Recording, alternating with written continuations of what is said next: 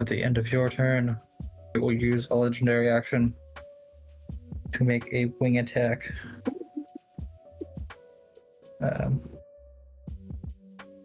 If both of you can make dexterity saving throws. Absolutely, I can.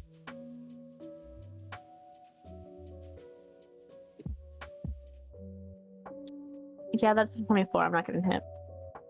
A 15. This is cracked. What was the second one? 15. Okay.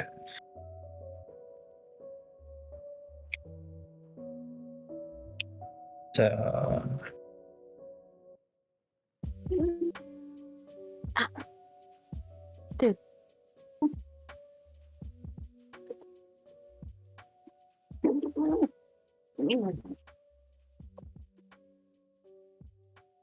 Rima and the ship both take 14 points damage. Wonderful. That's our third player. Welcome aboard, Doggo. He's emotional support. The duck's turn. The great Moby Duck shall use Nightmare Breath. We can get everyone to make a Wisdom saving throw.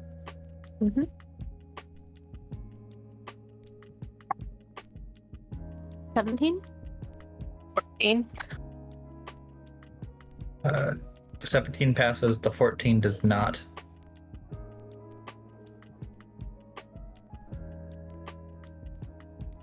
So got 33 damage, halved on the success, and you are frightened for 1 minute. The fail. So that's out a mighty quack.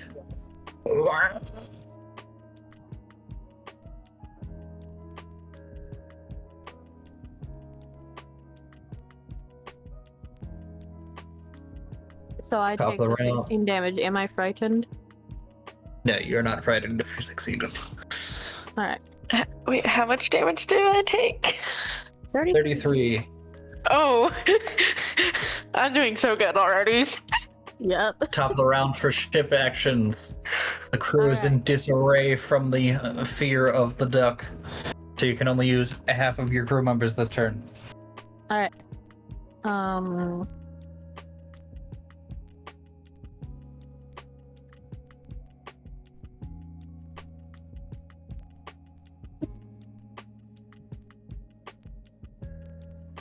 Okay, that means I can only use 12 people, so...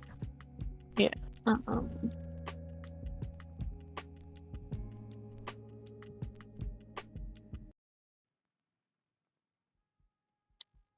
Let's have 2 cannons, someone repairing,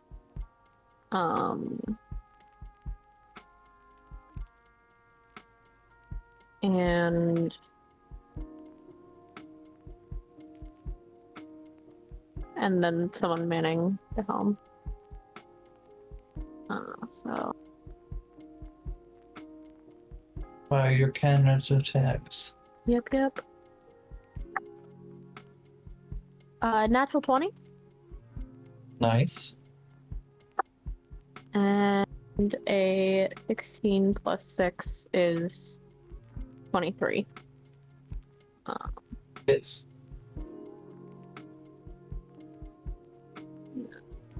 The damage.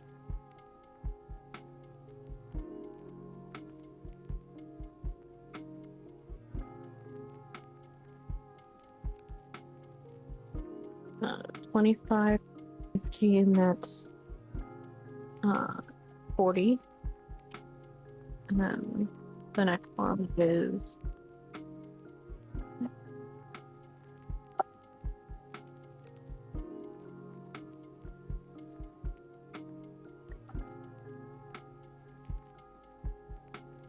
and 31. 40 and 31.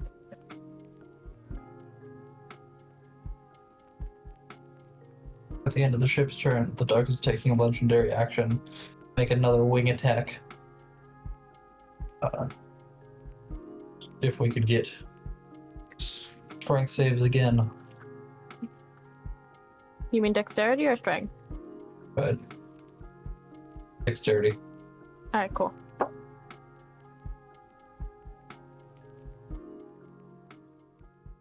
$23.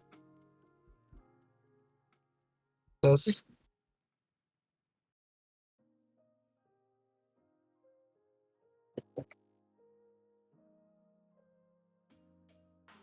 Hello, chat coming in.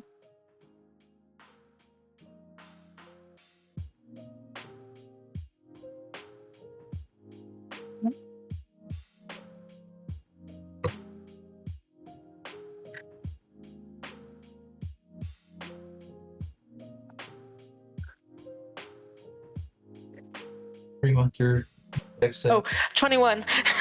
I didn't say it loud enough. Both succeed. Yay. Mm.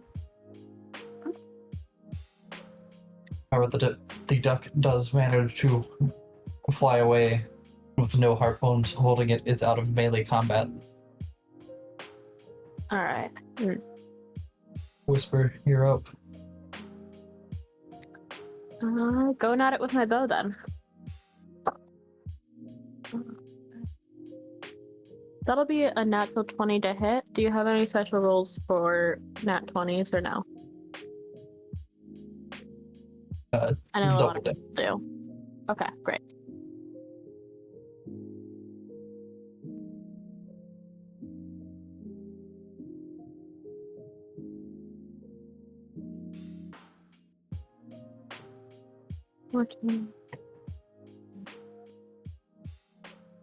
Yeah, it's not a melee, so I can't sneak attack, so 14 damage.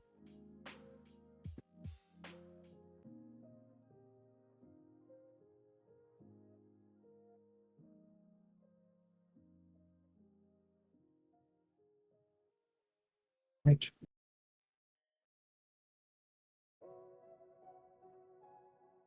After a couple cannonballs to the head and a dagger through its eye, it is severely wounded.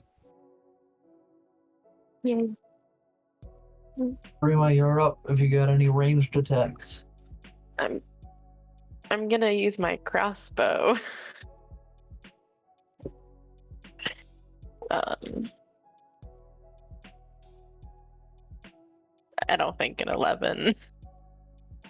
11 misses as it catches in the beak and bites through your bolt. Yeah.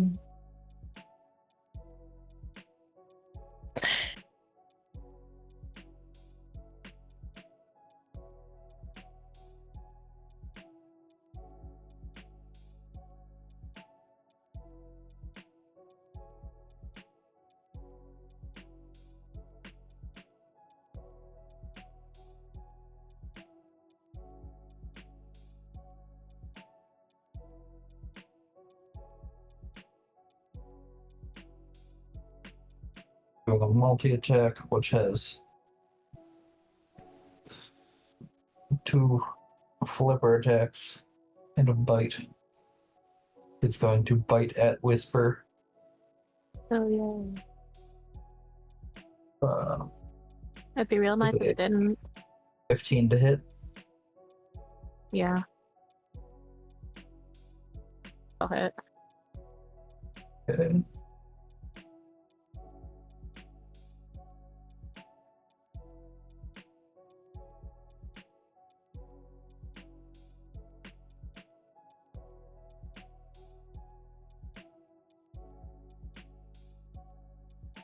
$29 points of damage. How many? 29. Oh. And with its other 2 attacks, it kicks 2 of the cannons overboard, leaving us stuck with only 1. I'm doing death saves. Yay. Oh! I can try to heal you when it's my turn. We did it. Ship's actions are up next, and we did have at least one person stationed for healing. Yeah. So Yeah. our crew member will administer first aid for 17 hit points, Yay. patching up some of those wounds. As the duck, much like many of your other crew members, has removed one of your limbs with its dreaded beak. Perfect. Yay. Thank you, crew member.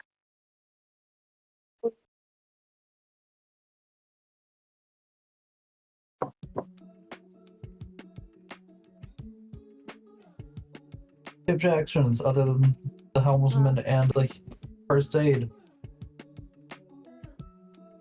Are we Do we firing have full cannonball crew or again, or still half? you have the full crew, but you only have one cannon. Okay. Yeah. Do we want to load harpoons? Yeah, let's do some harpoons. Yeah. So let's have 3 harpoons, and we'll use our one cannon. Yes. So for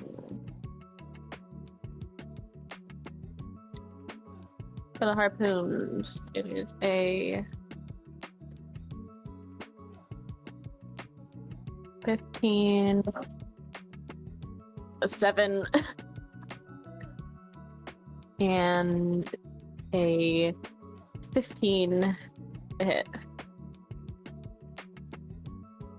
2 harpoons strike through the wings, but glide off out the back of the feathers, not quite landing on the beast.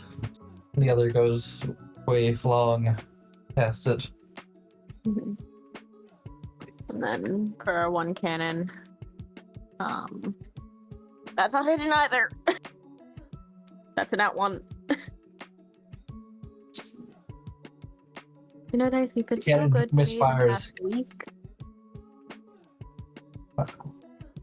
It misfires, blowing up part of your crew and a significant and a large hole in the ship.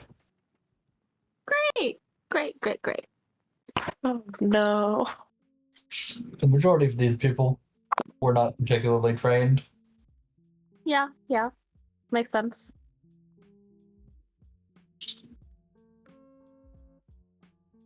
Whisper, you're up. Yep. Is it still out of melee range? Yes, we have not Alright. struck any harpoons to pull it down. Yeah, we've tried. We failed. That'll be an 18 to hit with my bow. You hit. Great. That'll be 7 damage. With an arrow through its other eye, you have successfully slain the Moby Duck. Oh, yay. Those cannons did way more damage than I anticipated planning this encounter. Yeah. My dice were real nice at the start. But that It was is so nice. And then they betrayed me. realistically what cannons should do to a duck. Yeah, probably. Yeah.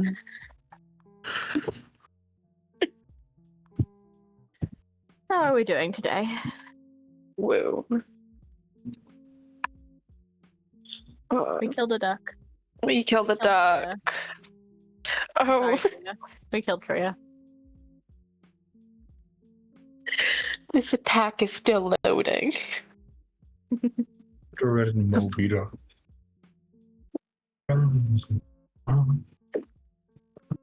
Okay.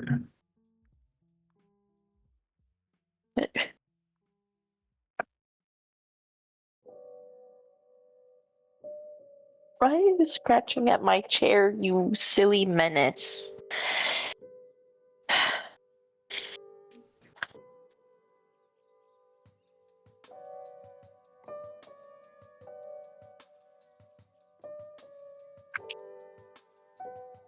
Don't quite have enough people for any of the parlor larps. Yeah, And- it's unfortunate. Does We can just yap for a bit. yeah, we can yap. I would like to.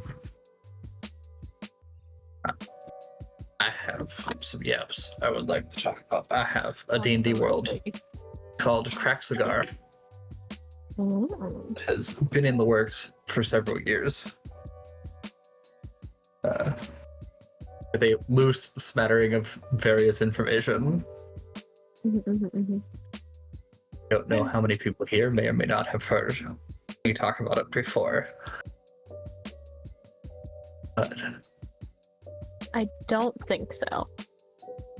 I could be wrong, but I don't think so. we'll pull up Google Docs. Now comes the question, where to start? Always the question. You want to start with things most closely related to Sherb because it's the Sherbathon, or the start of the world itself? It's probably smarter to start at the start of the world. Probably, yeah. Because there are some art commissions that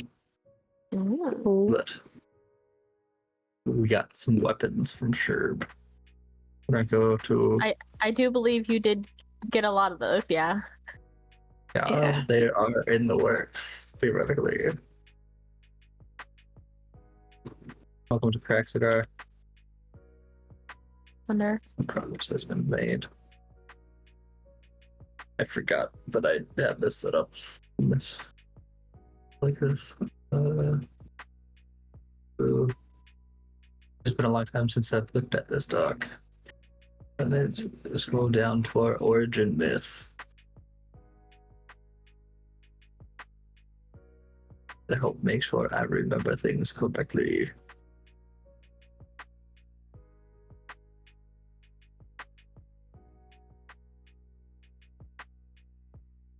That title is for the top of the. It's weird looking at things in columns instead of just straight down.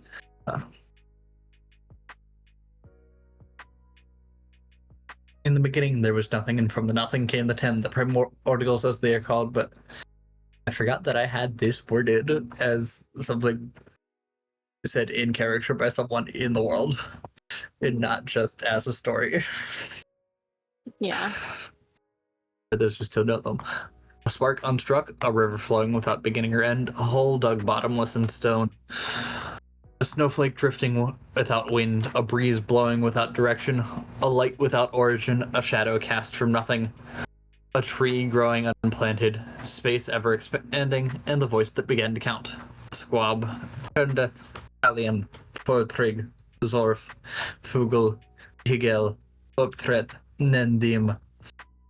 We did rename all of the numbers.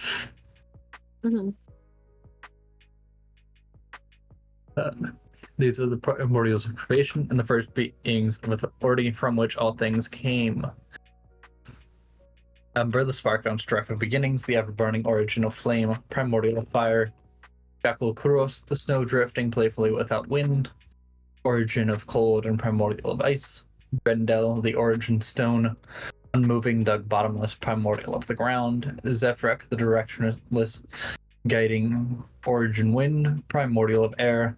Hydros, the ever-flowing river, primordial of water. Illumios, the radiant healing glow without origin, primordial of light. Shade, the origin and shadow of death, cast from nothing, primordial of darkness. Floratitia, the evolutionary tree unplanted, which bears the fruits of life. Origin of life, primordial of plants.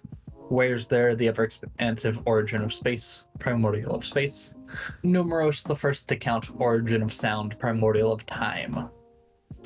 From the primordials were created the guides, the gods, the worlds, and all living things.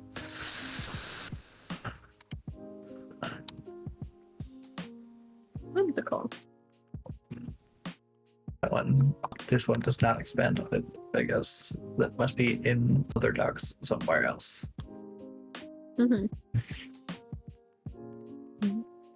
But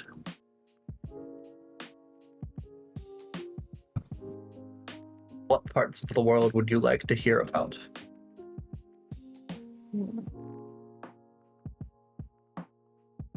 We'll occasionally Do pull you up want to hear information about as anything they- in specific?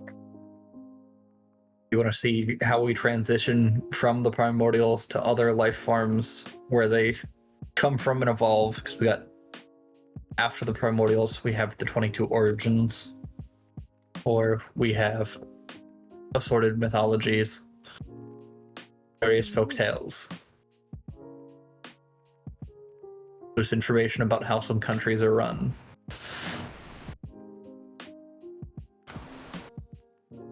There is currently a campaign running in the world in the country of Taro, which is a magocracy created by people who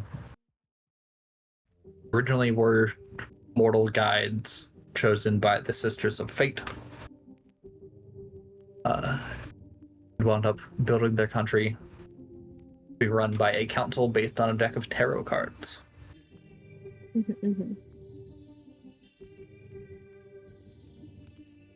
Which makes it really interesting when we look at the abilities that the tarot card artifacts have, because the tarot cards were built for the country. Yeah. The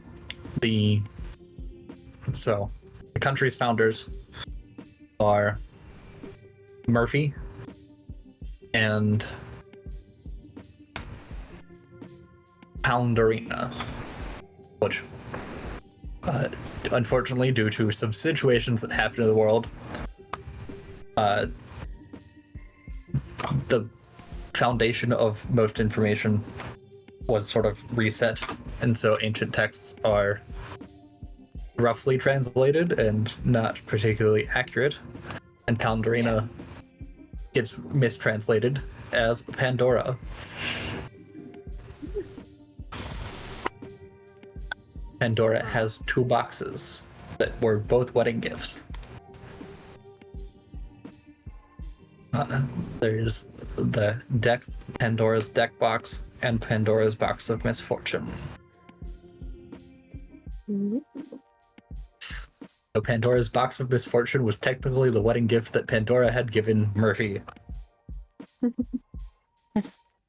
in order to help Murphy, because Murphy did not like his position. That while both of them were trying to explain concept of mortal guides. I guess I should explain better first. So in creation, after the primordials, came the 3 great guides: Sister's Fate, the Serpent of Thought, and the Planet Soul.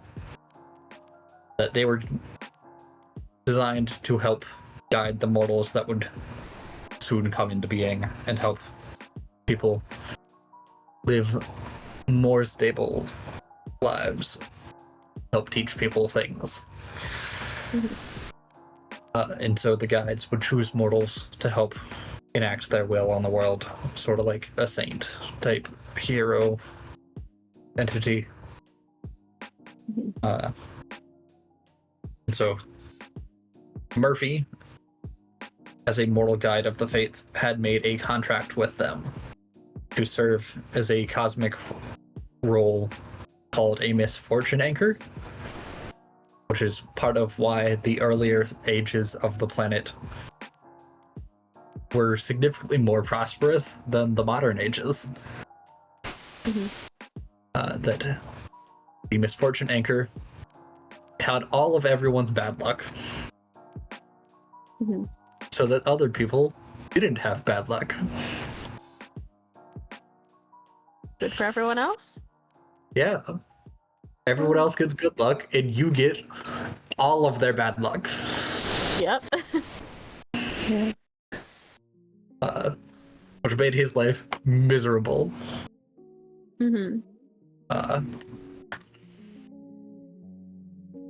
Part of other concepts of the world is that the world orbits in sort of a figure-8 pattern in between 3 suns. We have giant magical pillars that help regulate gravity and the weather, among other things, by essentially casting spells that function as magical laws. the idea for that was loosely based on the Ravnica Guild Pact. And so, whenever Murphy had eventually fallen in love with Pandora, and they were set to be married, Murphy wanted to get rid of his misfortune so that it would not bring harm to Pandora. Which is where Pandora's box of misfortune comes in, is that they were both apprentices under a great artificer, and they managed to get their master to build the box of misfortune that would help hold various titles and cosmic powers that could be bestowed to people. They put the misfortune anchor's role into the box and sealed it away. But eventually, Murphy wound up growing resentful of the time that he had spent as the misfortune anchor and wanted to spread the misfortune to others, and attempted to inscribe a new magical law on the pillars. So was thwarted by their master. That the master had a device that would help make it safe to inscribe laws and do so with significant ease, but that device was shattered and its pieces guarded by various people. But Murphy was trying to make Murphy's Law magically binding. Yeah. Yep. Anything that can go wrong will go wrong. Perfect. Is why he is named Murphy. Yeah.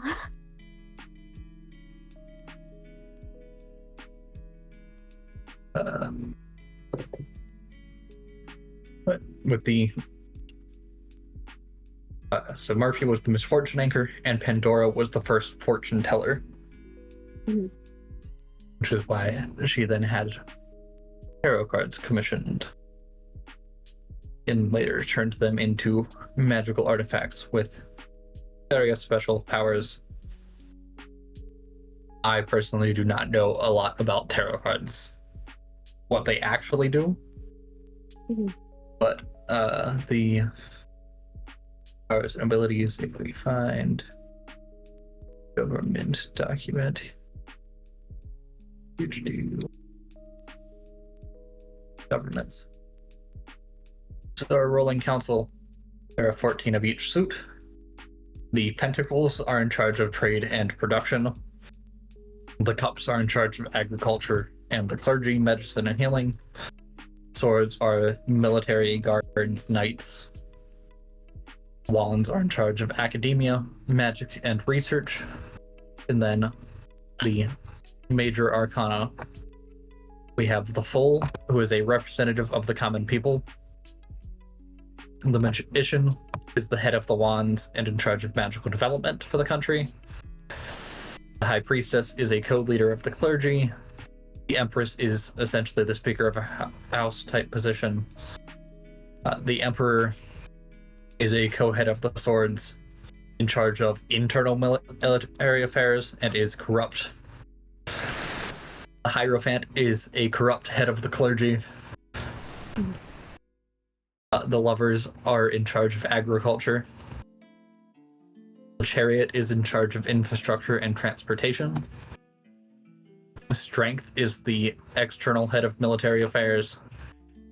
The hermit is in charge of ancient secrets, and those ancient secrets have corrupted him. Wheel of Fortune is a mortal guide of the fates. Justice is a co-leader of the legal system and serves as the final judge. The Hanged Man is in charge of diplomacy with other countries. Death is in charge of mortals and the revived. There are quite a number of those in the world. You got all sorts of magic resurrection spells, which cause various other issues. Because for spellcraft, instead of basing your spell components based on monetary values, it's based on weight. And there are certain plants that would allow us to grow diamonds as a plant that is usable as spell components that require diamonds, but is also still edible if you wanted to eat them as a normal person and not as a special race that is able to eat diamonds.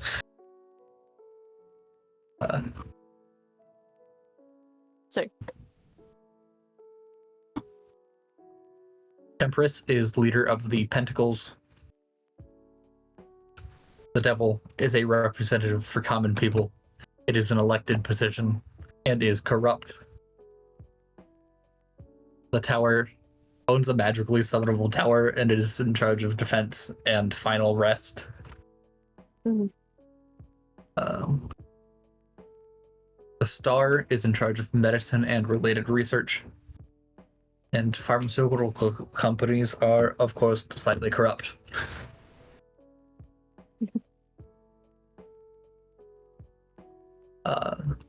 The moon is in charge of the treasury.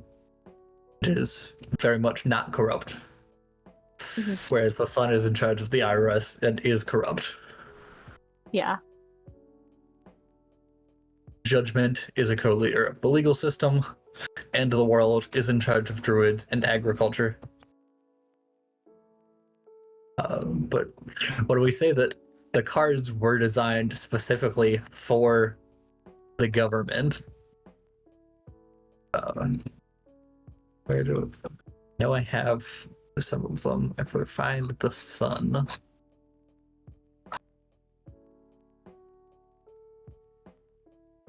Sun has an ability. Yeah, the sun. Sun's ability is the sun is a deadly laser. You can cast the sun spell as a cantrip. Perfect. Perfect name. When you can, when you can cast it with the card, or the card will hold the concentration for the spell, so you don't need to hold concentration on it. And it does not need to roll saves unless the card itself is the target of an attack. The sunbeam is active, or while sunbeam is active, you may also, as if it were a first level spell, cast sunburst centered around yourself, and are immune to its damage. The sun's avatar, I still need to write the effects for, and then tax of the sun. Once per day, you can use the command words, pay your taxes, your money, or your life. Where is the range? This affects a range of 120 feet. So anyone within 120 feet of you is affected by this. For any day in which they benefited from the light of the sun within the last financial year, they lose either 200 gold or 1 health. 1 year in this world is 1,117 days. It counts as fire damage for the purpose of immunities, but ignores resistance and treats immunity as resistance.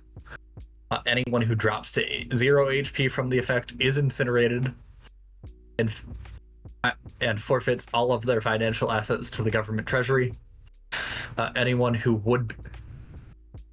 should pay taxes in Taro within the last fiscal year and has done so perfectly, accurately, and truthfully are immune to the effects. So make sure you pay your taxes appropriately. If you don't pay your taxes, you might be incinerated. That's crazy. That's perfect. Yeah.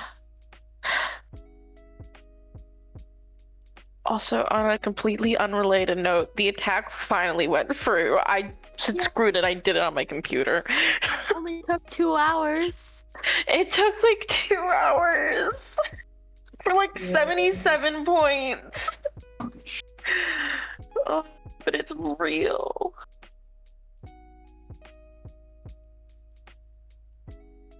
Anyways, back to your really cool D&D, your really cool world. Of all sorts of crazy stuff. We have Yeah. various ways in which to. One of the things in building the world is we wanted people to acknowledge classes and their abilities in game and be able to talk about them to each other. Mm-hmm. So there exists a system for where people get classes from and why the classes exist. That mortal races that live on the world could not withstand the presence of the primordials, or at least the majority of them could not.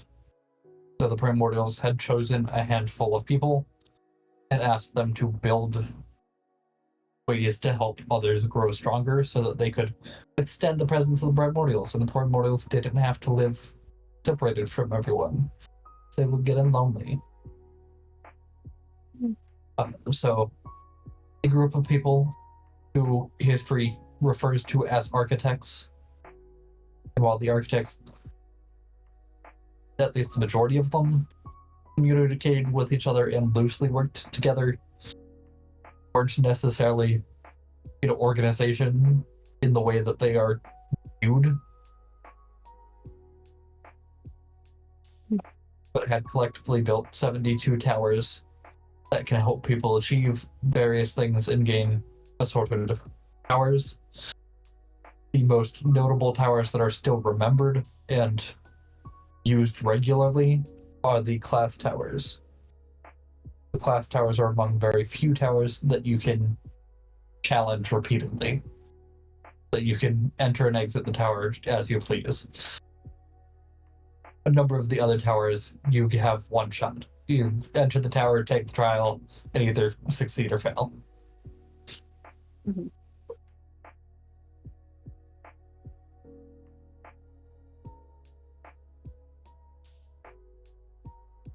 Alternatively, you can gain classes from various items.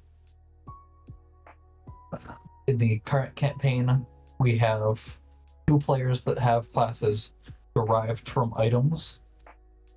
One of our players is a Clockwork Soul Sorcerer who has a mysterious gear embedded in their chest that they are receiving magic powers from. Whimsical. I would love to go into detail on that in a moment. Talk about the other one first to make sure that if they are in stream, they don't give the information about their item. Yeah. They don't want spoilers. The other is a druid barbarian multi-class who received their barbarian class from a plant called a rage seed that is now growing under their skin. Oh.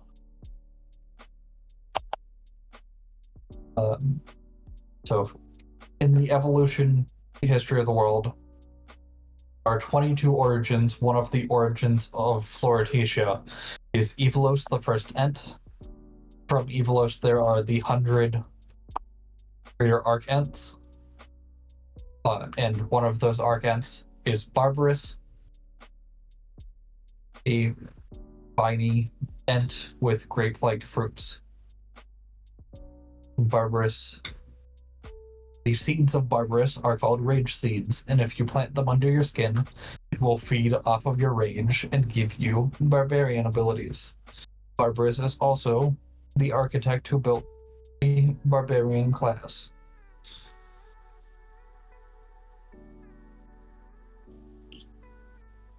It totally isn't a viney grape bearing, and purely because there's a book titled Grapes of Wrath that I have not read and don't know anything about.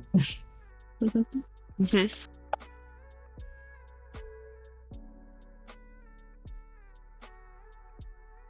That made my views of the Grapes of Wrath book are from Bogo Stray Dogs' Yeah. Grapes of Wrath ability. Yeah.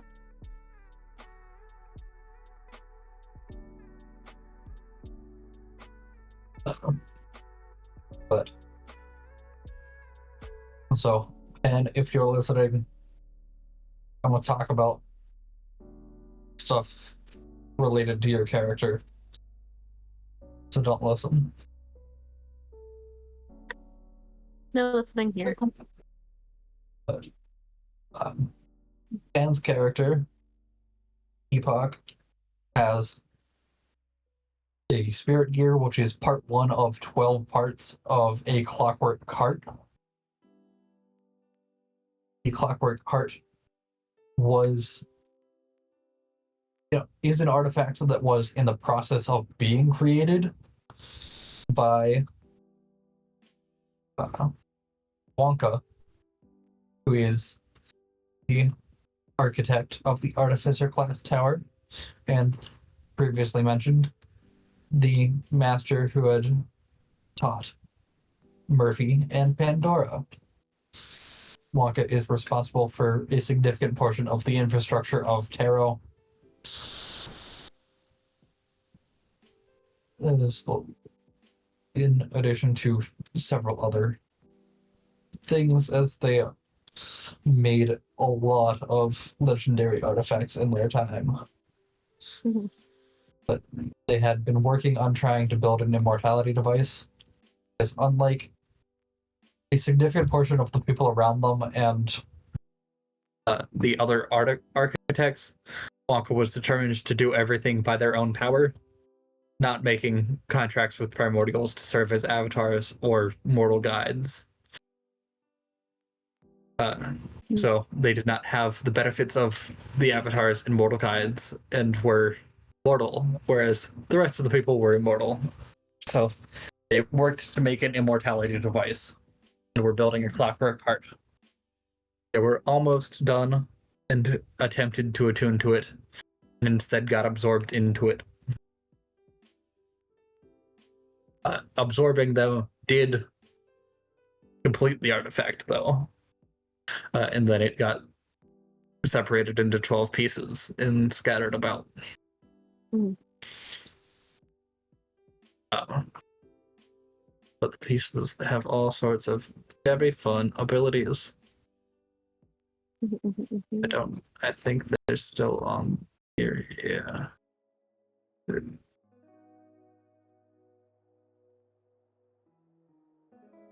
Well, here's you.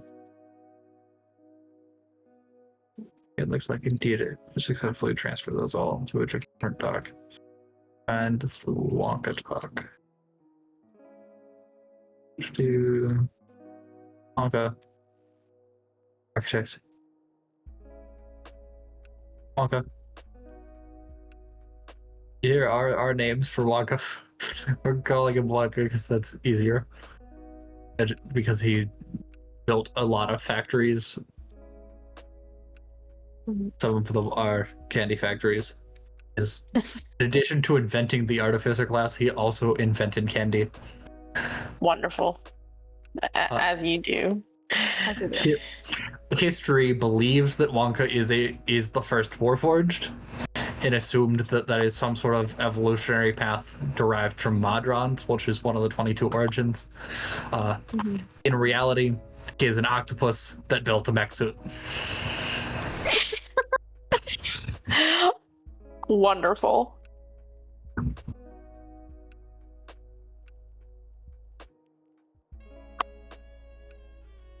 So,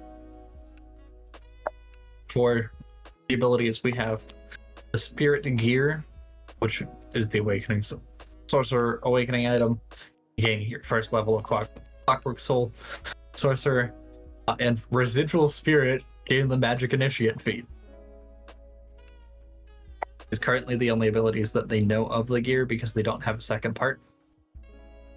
They also had for a while not suspected anything about this ability being called Residual Spirit. Once they gain a second part for this, then we have Magus's Wisdom, which for every 2 parts of the heart that they have, you have a +1 to your spellcasting modifier and DC. Next up, we have our Spirit Sound Tube, a handful of these parts function with each other for group functions. So like spirit sound tube and tooth comb make up a music box. The pistons, basin, valves, tank, and flywheel. No, I don't think valves. Piston, basin, tank, and flywheel. Steam engine.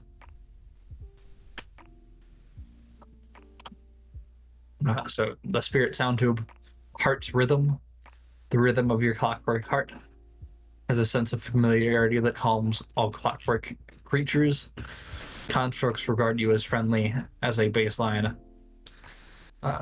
This is based on the song "The Girl and Her Clockwork Heart," or "The Girl and the Clockwork Dragon."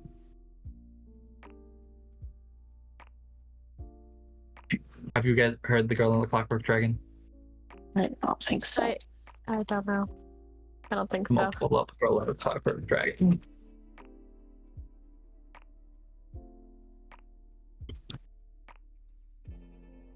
Music.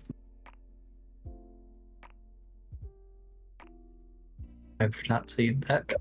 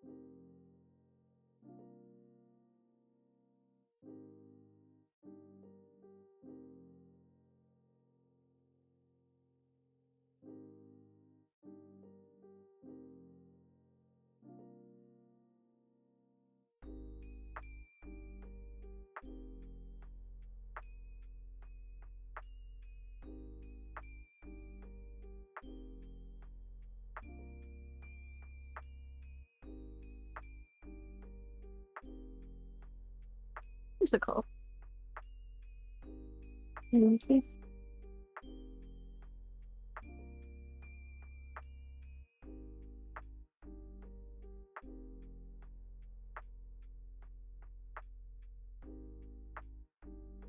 That's where the idea for that ability comes from. Mhm. Then combo ability, if you have both parts of the music box. The ability of the sound tube is Song of Soul Resonance. Any spell you cast targeting yourself can additionally target any other creature of your choice within 15 feet.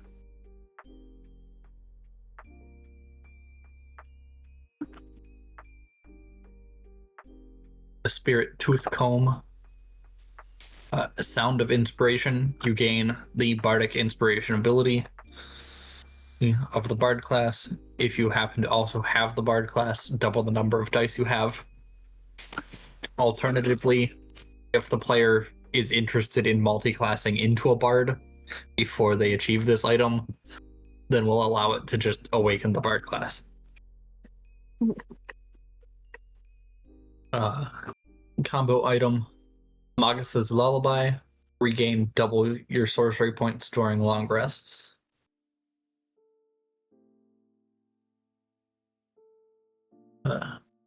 Part 4 is the Watch. Just a timepiece, the Watch has 6 charges. You can use 1 charge to cast Haste or Slow, 3 charges to cast Temporal Shunt. Still got time, you no longer need to sleep. Once per week, if you would die, the watch chimes loudly and brings you back to 1 HP.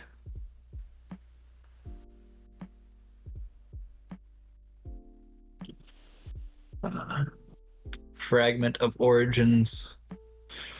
Once the entire heart is completed, there is a special crystal inside the watch that is taken.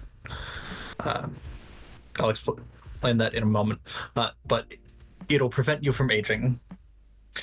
Wonka, while Wonka is an octopus, had a sibling who was some manner of humanoid and was a avatar for the primordial of time. And I don't remember if I ever named them, but the avatar for the primordial of time had gotten into a fight with an avatar for the primordial of the ground, which ended in both of them dying. That having significant powers from their blessings from the primordials, the clash of their forces wound up sort of fusing them together in a petrified statue that was broken into 7 clocks. Each clock represents a different type of immortality. That, like, one of them is immortality through undeath, such as a vampire, immortality through eternal youth, like Peter Pan, where you constantly lose your memories to stay forever young.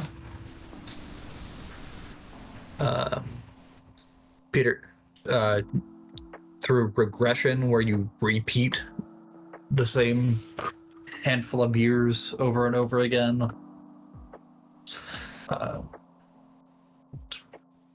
Mental immortality, where your mind will stay perfectly fine. You're going to, in some way, shape, or form, be considered alive, but your body's still going to age, and eventually you're just going to be a sentient pile of dust.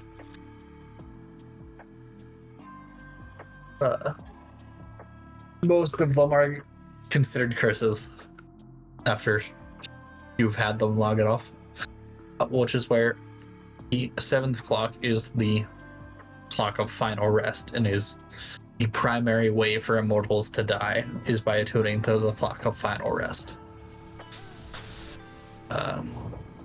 But in addition to the 7 clocks that his corpse became, he had 2 tiers which have powers of the Avatar of Time. That his brother being the inventor of artificing had made 2 watches, one that is used in the Clockwork Heart, and one that was gifted to another friend of Wonka, known as the Conductor. The Conductor is an avatar of the Primordial of Space, and is the person who invented trains. The Conductor's special ability as a primordial avatar is a magically summonable train that will fold space and be able to travel anywhere within 45 minutes.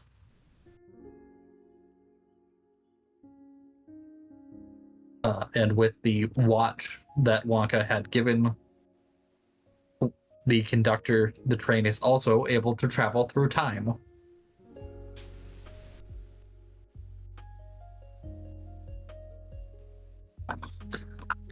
Spirit pistons. Piston force, your spell deal double damage. Also, and an additional 2d6 force damage. Power of the Heart. When the engine is running, you gain the Eldritch Blast cantrip and may use 3 sorcery points from either the basin or the tank to cast Pulse Wave, which will make sense when we get to those parts of the heart. Spirit Key. 2 on the palm of your hand. Because if we have a music box, we need something to crank it so that it can play music. But Familiar Skeleton. It functions as a skeleton key that the key can change shape into any key that you are familiar with. There are also a handful of keys that are going to already be on it based on the person who built the artifact. That way, the players will be able to unlock some ancient things in various ruins if they ever visit them. And one of the keys is technically a library card for the 4 great libraries. Mm-hmm. That we can get into later. Wand of Locks, the key has X charges. Oh, I need to determine a number of charges for that still. It has a number of charges per day. You can spend a charge to cast Knock or Arcane Lock. The Spirit Lock. Mind like a steel trap, your resistance to the side effects of unthinkable knowledge. Mental Lock, you can lock concentration of a spell into the item, allowing you to freely concentrate it on additional other spells. I like the idea of building a number of items that allow you to have multiple concentration spells running at the same time. Though in modifying the magic system, a number of the concentration spells also just no longer really need to be concentration spells. Because, like, looking through spells, part of it was, like, if it's a concentration spell, I need someone to be able to explain why you have to concentrate on it. So, like, if it's something that you are moving around constantly like a moonbeam, you're concentrating on it because of the variable of its location. That if you want to be able to move it while you're still casting it, then you have to concentrate. But if you just put it in one spot and get rid of the ability to move it around, concentrate on it. But if you can't move it around, your enemies are generally just going to be able to avoid it. Mm-hmm. Or then you gotta come up with strategies to box them into the moonbeam instead.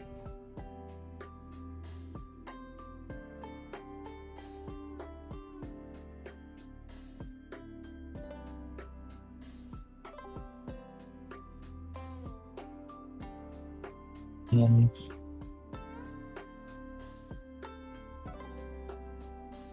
lock and key. As a combo, you can project a door in front of you from the keyhole of the lock and use the key to open this door, which will lead to a pocket dimension filled with various octopi puzzles and traps created by the Archmage that made the artifact. The pocket dimension at base includes a study, a lab, a kitchen, and a green room for tea. There are controls in the lab to adjust the time difference between the pocket dimension and the normal world at various set rates. And there are other things for that I guess it comes in from the spirit casing, but the spirit casing is just sort of the general shell of the heart to help hold all of these pieces together. The spirit basin is the water basin for steam engine, and you can store sorcery points in it equal to 5 times your sorcerer level. So essentially, as a sorcerer, you have sorcery points at the end of each day.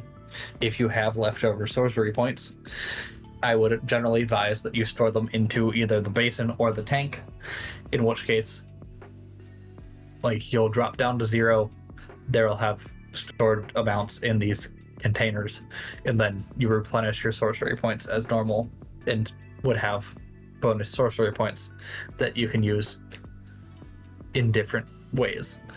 So sorcery points in the water basin can be spent at their normal value. So the ways you would normally use a sorcery point, you can use these ones just the same, or you can save them for other things. Steams that turn when the engine is running generate magical energy on your own, requiring no external source. Using the system of spell points that we had at the beginning of the campaign, you would gain 7 system of spell points, gain 7. Okay, so we're no longer using spell points, so it's just gain 7. Yeah. So every third round you gain 7 spirit or spirituality.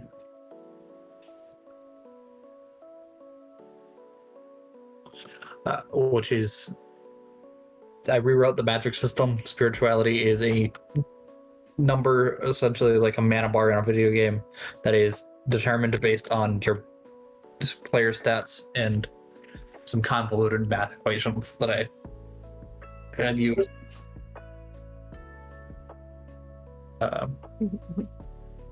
But it'll allow you to cast significantly more spells.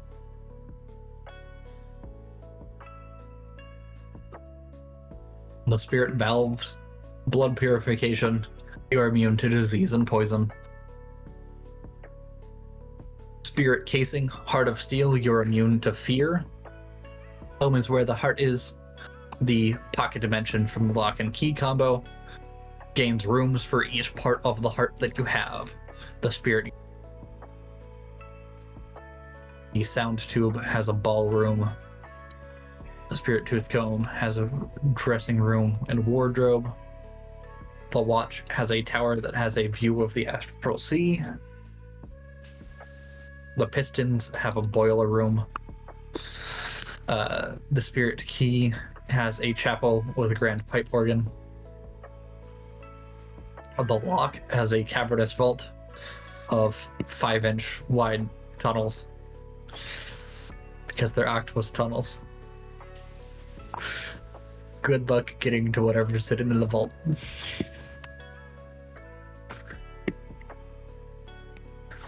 A spirit basin has a large bathroom with a giant tub that you like, anime tubs for hot springs and things, where it has a big fountain in the middle.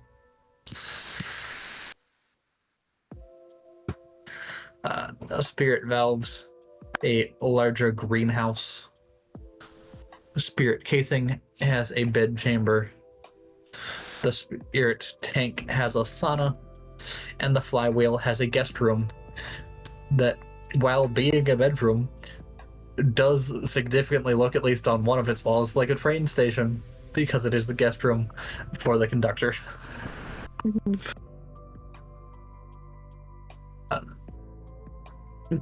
The spirit tank is a small fuel tank.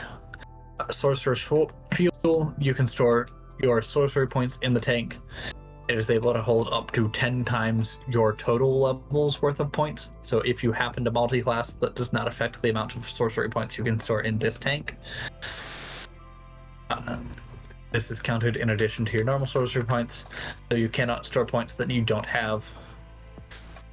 It can be spent from the tank at double the normal cost. So for any normal functions you would use sorcery points to, you would need 2 points out of the tank. Engine flame, if you have the basin, the flywheel, and the pistons, you can burn sorcery points from the spirit tank to run the steam engine. Cost 4 sorcery points per minute. While the engine is running, you can use sorcery points from the fuel tank for a variety of things. For 3 sorcery points, you can cast the Investure of Flame spell, and you can also additionally summon creatures one at a time. Based on the cost provided, you can spend 14 sorcery points for a fire and elemental Myrmidon, 22 sorcery points for an Ifrit, 10 sorcery points for basic fire elemental, 1 sorcery point for magma mephit, 28 sorcery points for a magma land shark, 1 sorcery point for a magman, 20 points for a texolotl, 6 points for a nightmare, and 6 points for a hellhound. And then spirit flywheel, energy wheel. Whenever you cast a spell, you can have a ring of energy form around you. The ring matches the alignment of the energy from the spell. Such as if you cast fireball, it'll be fire energy. If you cast healing word, it'll be a healing ring. The ring deals 1d4 of whichever sort of energy to whoever comes in contact with it, whether that be some sort of buff effect or harmful effect. Variety of versatile uses. You gain +1 AC per ring, and the ring lasts 1d6 rounds. Momentum reservoir. When the engine is running, you have a % chance equal to your sorcerer level to double cast your spells anytime you're casting a spell. So anytime you cast a spell, it might just shoot 2 of that spell instead. And then once the heart is completed, there's a handful of other effects that we'll get into in a bit. Some other time. Yeah.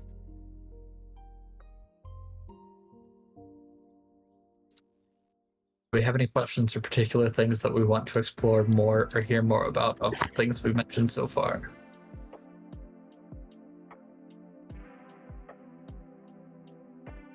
Not particularly. This is just very interesting to listen to. It is. I've grabbed a snack and I'm just listening. So, as far as evolution, find the other commission chart.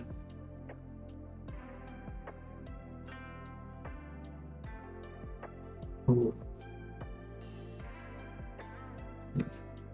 Sorry, I have not have commissions out that are in the process of being drawn at some point, various stages. I'll pull up Discord. Sure.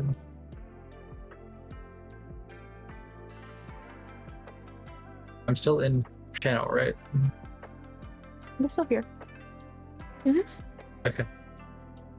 I was just because of the green tab at the top.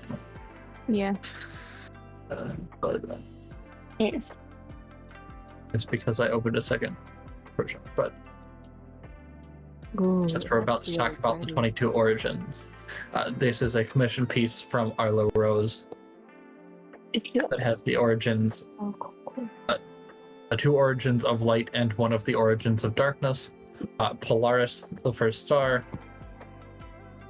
Mirage, lights of illusion, and dark reflection.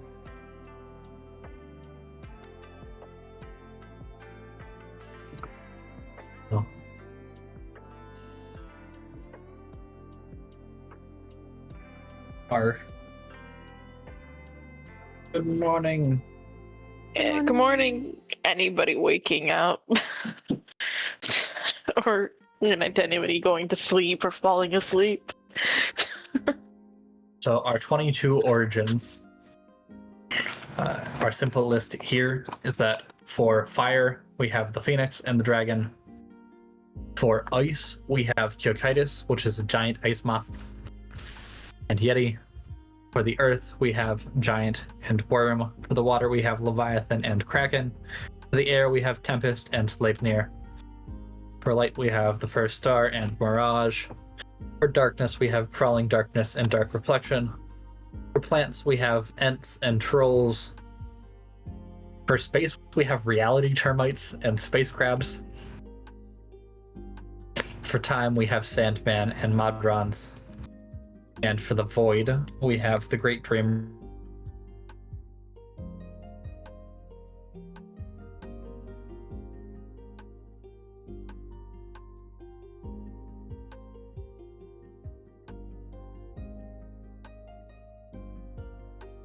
Oh no. I heard disconnect noises. Oh, it was me. I don't know what happened. Okay.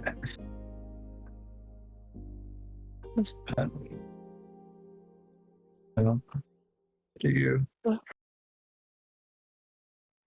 Yes. Trying to scroll past descriptions for what they look like. Creation. The beginning. Yada. The origin races came about later in creation. At least on this document, I was skipping over. No. What? Oh no. Dream failed to start Sherb. Yeah. I can no longer see anything. Okay. I'll just let that stream.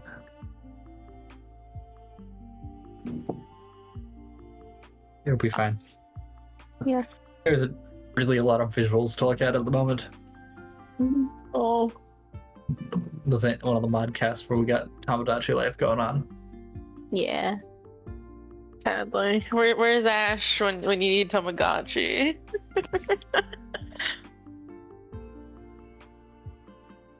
Hopefully now that we're going long enough where I'll have a couple other days where I'll be able to be in Modcast, I can see getting on the island.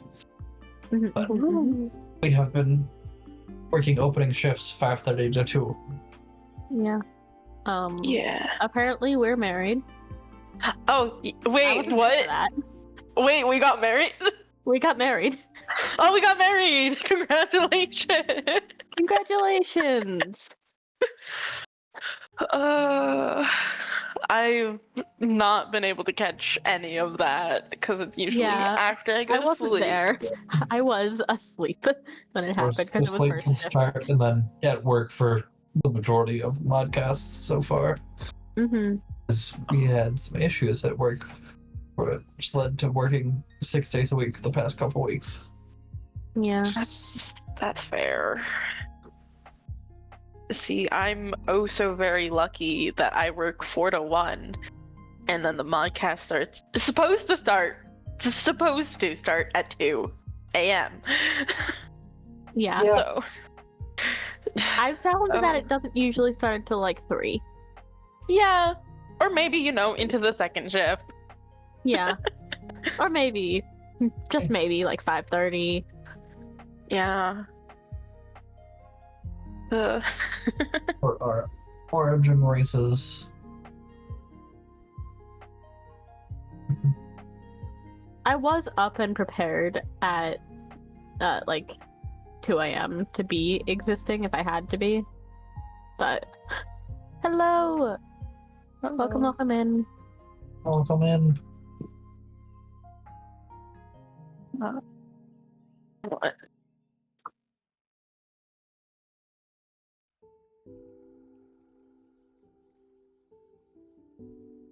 So, creation for the origin races. The origin races come about later in the creation myth. To skip over some things and summarize that part, Floritisha gifted 2 fruits to each of the primordials and 2 fruits to the void. that the primordials came from. One fruit was to develop naturally into whatever evolutions the presence of their authorities would cause. The other was crafted with design and intention by the primordials. At least that was originally the purpose. Not all of the primordials crafted theirs with as much intention and design. They have varying levels of consciousness.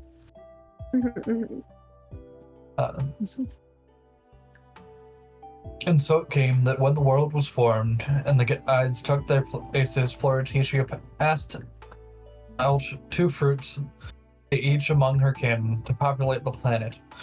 One to ripen with whichever evolutions their presence would naturally bring about, and one for them to mold in whatever image they so choose. Under Ember's care, there came the second flame of existence, as the first fruit taken the form of an egg hatched into the first phoenix, which has yet to be named. Pure fire of creation given avian form, it is from them that most birds come. And by design, with inspiration from their admiration for the guide of thought's scales, Ember crafted Arthur, the first dragon, to which Ember entreated the responsibility to collect and share the knowledge and wisdom their scales represent.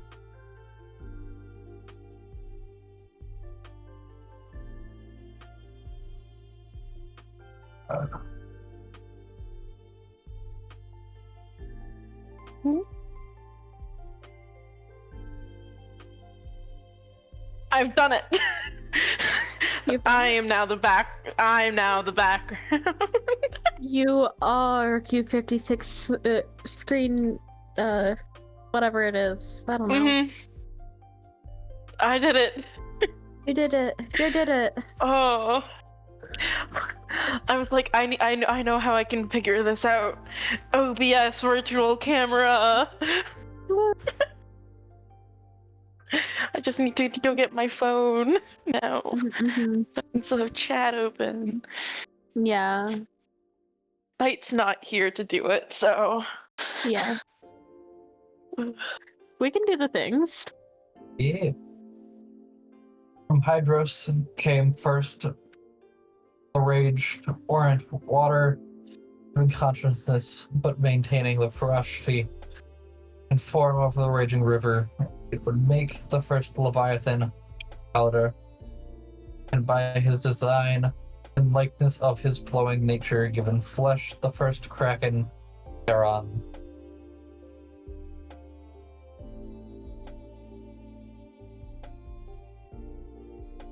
I didn't remember that I put it on this time. Grendel was stubborn and paid little attention to the seeds given him. So it happened that the sorting winds carried one in rubble to rot, and the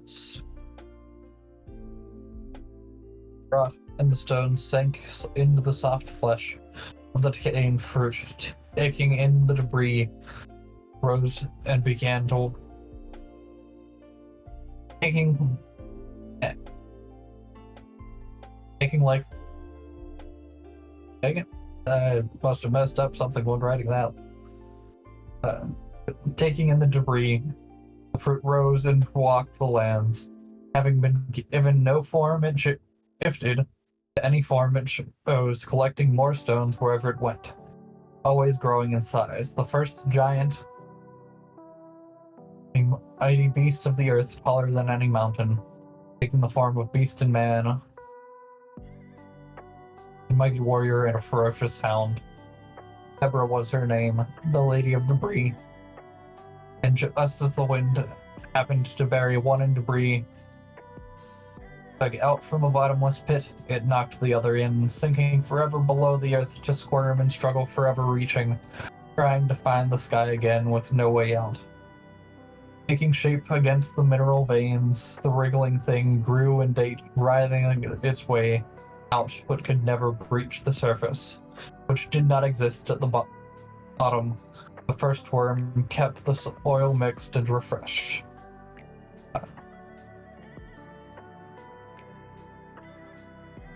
Those are the only proper myths I have written for the origins so far, but I do have more on debris. And the debris that began to walk felt abandoned by its father, for it was the forgotten rubble of creation, and so she strove for acknowledgement and recognition. At first she grew in size. Any loose stone into grew in size, gathering any loose stone into her being, until she could grow no more, as any rocks not part of her father or part of her or the planet. Then she saw the way that Ember forged the world and found a new way to grow through observation and skill. Watching that which is fire, she built the first mortal forge to learn the arts of smith and smelt, and from her sweat there came the fire giants, and from theirs the dwarves. And when she learned all that there was of crafting, but was still not acknowledged, she saw her sister Tempest and the storms which brought change. She learned in her great height to gather the clouds and call the lightning. Her hair became cloud giants, and scars of lightning along her body became storm giants. Then she watched her brother Evelos, how he cared for his descendants, and how they cultivated his fruits. So who did she try to cultivate the land, and this became the hill giants.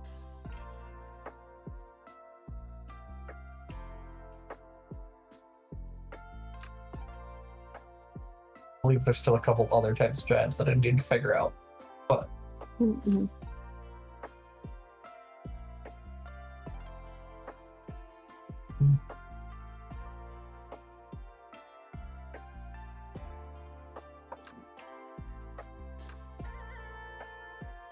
I'm looking at my die shop on the queue for the first time in a bit, and people have been paying me for the dies, apparently. Oh. I've been left iron and emeralds.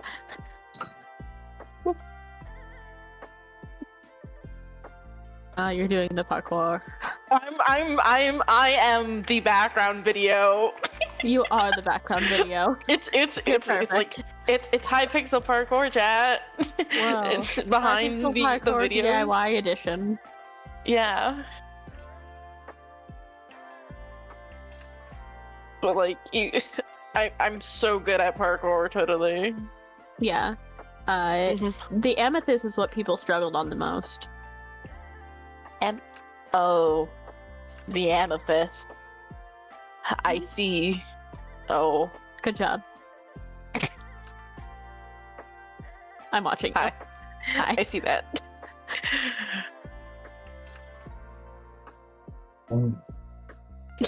And think they had to go all the way back to the honey when they fell. I'm so knew it. It was that. Good job. I love failing the easiest drum. Good job. Was there? Oh, that's. There are your blocks here.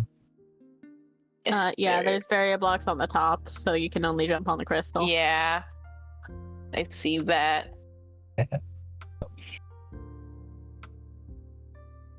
Oh, I made the advancement. Sticky challenge. Yeah, I didn't get to watch it. I didn't get to watch it because I was at work, even for most of the challenges, and I'm sad about it. Have you seen what today's is? Like what happened today, or what's going to happen today? In a few hours. I think I would have to recheck. I just sent a message about it like an hour ago, because I don't know if we still need prep things for it. But it's hydrate, grab snacks, stretch.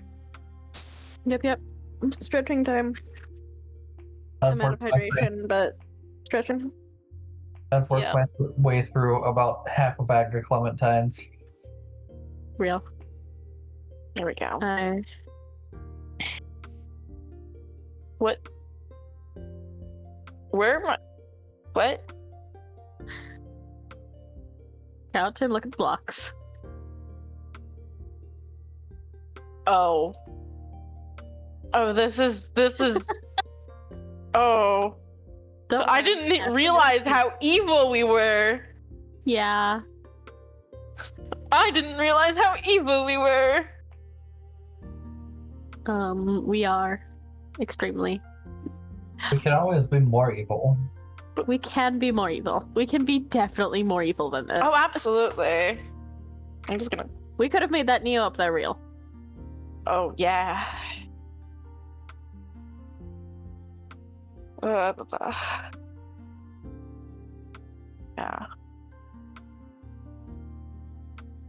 Hello. Other things we've done are we had a musical chairs in the Coliseum. Oh, that was in the Coliseum? That's wonderful, actually. Um, What was the lore on Q the other night with Sen taking over? Because I was going to sleep as that was happening. you know, I'm not entirely sure. Who knows? Um, I always keep getting just like the tail end of that. yeah. I also came in at the tail end. um, Among Us. yeah, it's destroying the property value. It's yeah, a little bit. A little bit. Why is there so many goats and boats? Goat I got cheese. cheese. Goat cheese is delicious. Okay. Other things we've done, we had a scavenger hunt in the ancient city while they were being attacked by wardens. Yeah. That was a little bit evil. Yeah. It's okay though. Sen's Church is over there. Oh, Sun's Church. I don't think I've seen Sun's Church properly. Sen's Church. Let's go. Let's see this. Church of. Okay. A certain duck has taken over Sen's Church. Ah, I see. Who? Oh. As the duck should. Offerings for Sen. What is the bingo board? Oh, that was the first challenge we did. Yeah, why is Tusen brought to you by the Bingo Board Association? A lot of people repurpose the books. So they couldn't change that text. What is?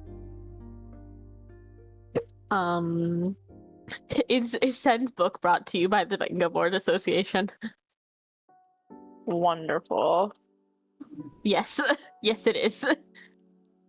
Oh, love the random amounts of hot tubs everywhere. It's because we kicked Sen out of our hot tub. Oh! Lovely. As you should. Bully the senator. Have you seen the mod tub?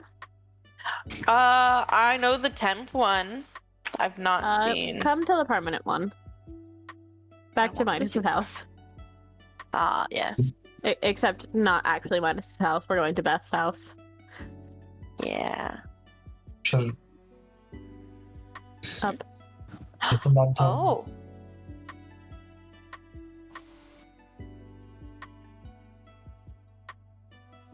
Welcome to the mod tub. It's very nice. Oh, this is so much wonderful. Hot springs. Yeah. We also had a second scavenger hunt that was less evil, where you just had to find like 3 clocks hidden around spawn. Yeah, I was trying to watch a bit of that earlier. Yeah, we were... Let me show you where the last clock that was found was, because we were all laughing because like 9 people passed it. What is it? The one in the It's the one in the castle. Yeah, in the class. Yeah, I saw the screenshots about that. Mm-hmm. This link. There's a QR code now though. Yeah, do you dare? Do you? I do. Have you? Insert Insert into emptiness. Yeah, I've added that song to my liked playlist, and it does just spook me sometimes. Yeah. Yeah. That is a very silly spot. And what else have we done? It's only day 7. I can't be forgetting these already. We had the bingo. You know about the bingo. I do know about the bingo.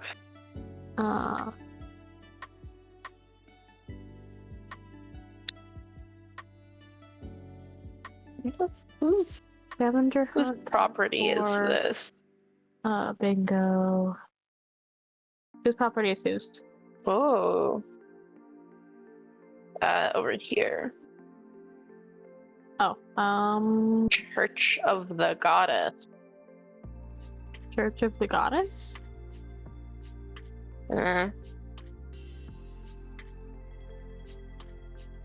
Okay. Okay. This one might be. This seems like a player build. Yeah, this one is a player build. Yeah. This one is Behold Duck and Mossler Arson. Yeah. That's cool. That's looking. Yeah, I think this one is the Phantom that's a goddess, apparently. Ah. Mm-hmm. There was like a small thing over here or something like that about it. Yeah, there was something at spawn or what I saw at some point. What is? This is a Okay, tree. that's like a weapon. Nice tree. Property that- of the Nasties. I don't know. I love seeing people's lore and what they're doing Yeah. with no context. Oh, this bridge is so cool. Mm-hmm. What did these signs say? Bridge of the Community XP. Okay, there's an XP font. That's fun. Yeah. Community XP farms. No, that's fine. That's just pretty. Yeah. I love when spawned this cycle. Oh, they've got a message board.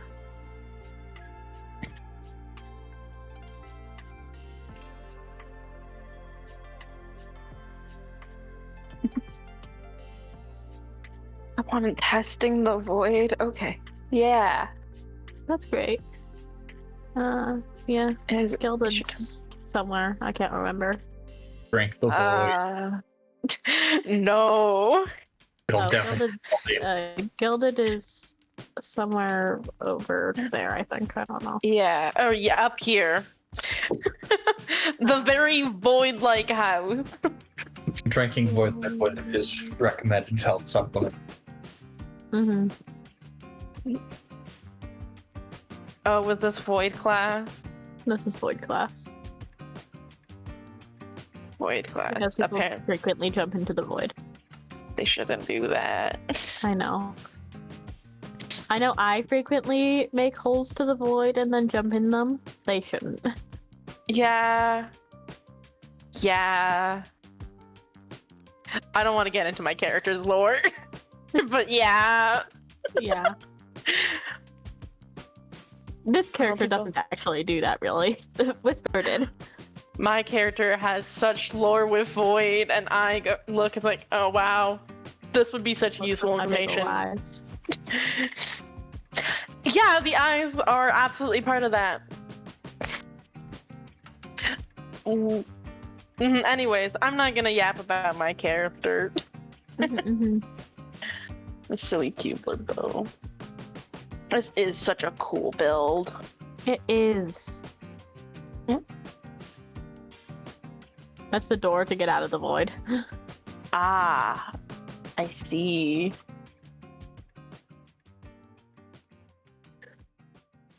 That's Chat, fun. I'm full sprinting, so I'm pulling you up on my phone. Yeah, I have chat on my phone right now. Yeah. Chat, They get welcome to my phoned up. phone. I want to go down.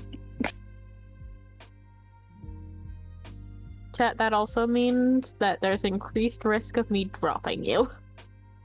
I do that quite often. Sorry, the random hole into the trial chamber. Yeah. On my way down. Hello. Oh.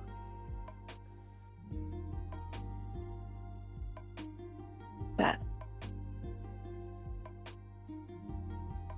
This is such a cool Hold on. place. Woo. The void. Did you just make that 8 on purpose? Yep. Oh, you already edited the sign. Wonderful. I edited the sign, then jumped in. And then I Oh, teleported back. Thank God keep inventories on. Yeah. Wait, how's the normal keeper way out? This way. Ah, but below. I'm just gonna fly up. That looks cool.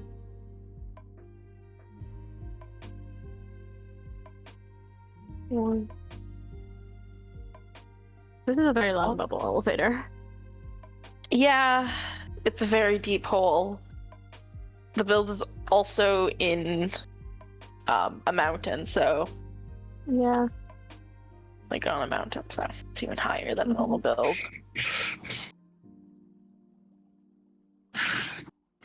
All the builds this cycle are so cool. R. We've got Is there so any- many people. This is the least amount of people I've seen on the queue since it opened. There's 4 people in total. Yeah. I mean, Going from last cycle where at this time I would have been alone on the queue if I was on the queue. Yeah. Or there might have been like one AFK person.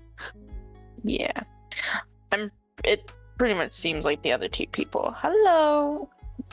Chat. I know at least Rex Weird was awake a bit ago. Yeah. Why is there ladders over here?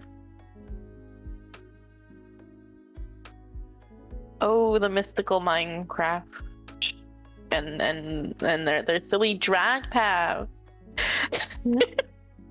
There's signs that they've been. Mhm. I did not mean to emo. Yeah. It's up to the karaoke. Oh no, don't worry, I can. Picture evidence. Yeah. I have so many emotes. What's All of them. Oh. Yeah? You playing on your Switch? What you playing? Yeah. Tamagotchi Life? Yeah, Tamagotchi. I can also. Oh, if I don't move. Or is this not? It does want to be nice. Lightning. You are magic. I'm magic. You are Ajax. Yeah, totally. There's also the silly. Yeah. Which I can move around as creative fly, by the way. Which is silly. I like the ones that you can move around in creative fly for some reason. Because this is silly. You got that silly running. Yeah. Run on the air. The only thing I have is this. That is a good one, though. Yeah, I can fly and read. Yeah.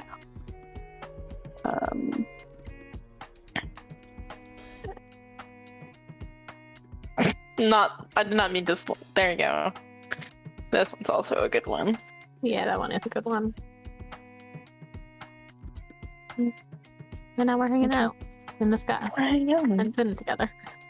Yeah. Wait. Oh, this one's not a movable owl. Yeah. There we go.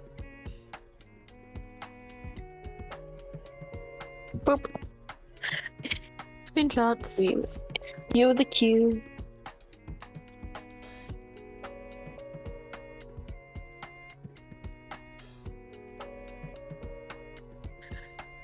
The menace cat is being a menace.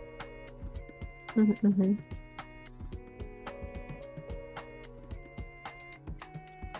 The dog has laid back down for a bit. Let's see. That's good. Yeah.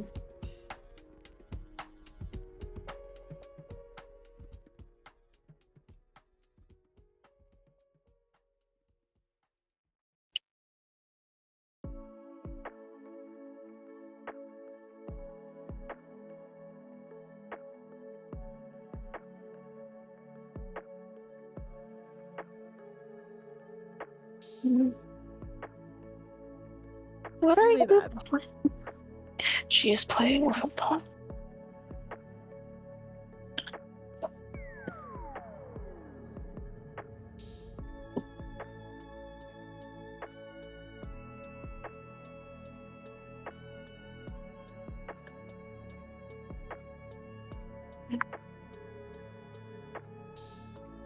I could get more emotes.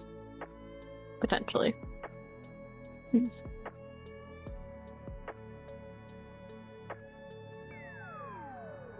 One second. I need to remove the bottle from my cat's possession. Mm-hmm. No, you cannot play with a water bottle. Stop. Why not? But I wanna. She is a menace and she will play with anything that she can. She has a bunch of toys. She plays with garbage instead. Yeah, checks out. She is my menace though.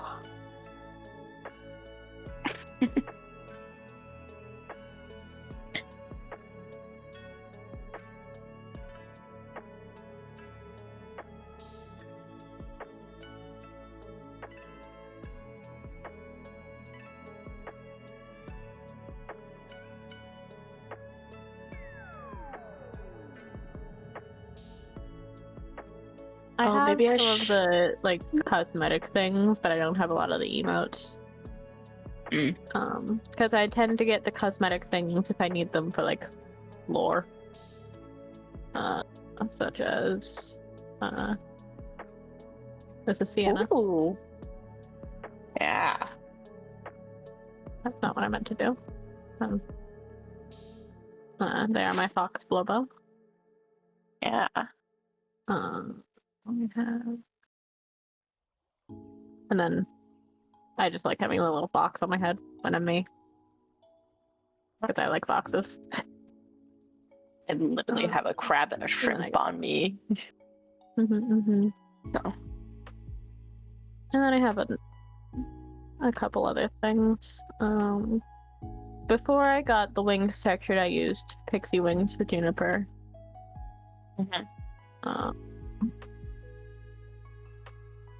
I was wearing the rabbit ears last cycle. Yeah. Because of the things. The sillies. Yeah. The sillies.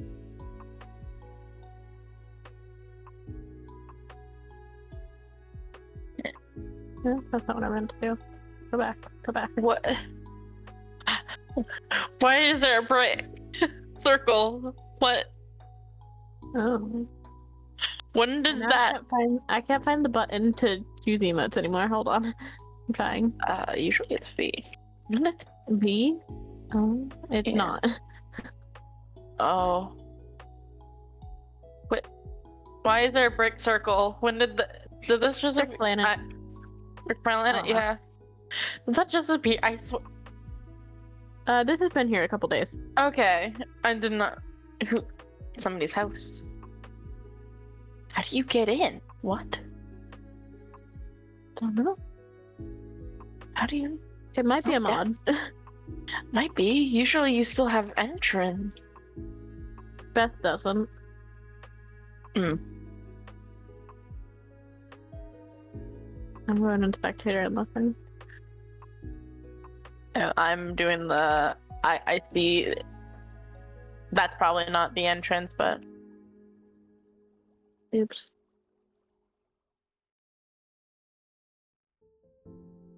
Huh. They probably do just like break a block on the top to get in.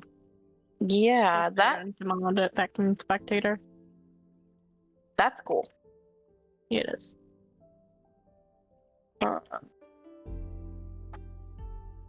Yeah. So it'd be a lot easier if this was a mod build, because it's just a world at its circle. Yeah, it does just look like a world at its circle. What mods would you want if it could have mods? If On the the cube had cube? mods? A good question. I think the builders would have a lot of fun with like, oh, the biomes we go and stuff. Oh, the biomes we go. Yeah. Farmer's Delight. Let people have food. That one customization, the one that they utilize for models and stuff, all the funky models. I'm blanking on the name. Workshop.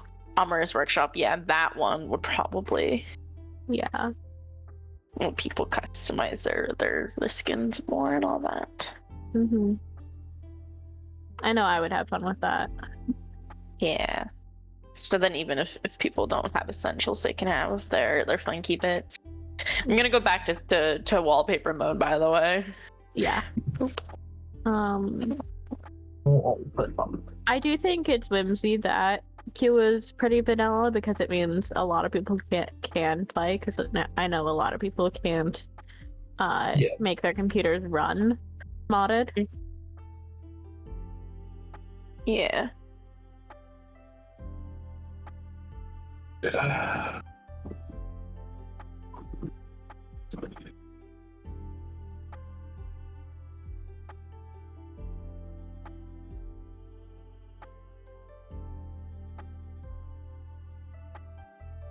it could be whimsy. Yeah.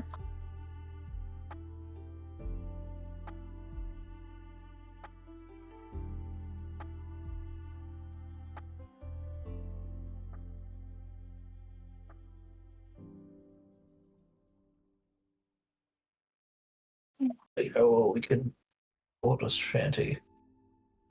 Just looking up the lyrics.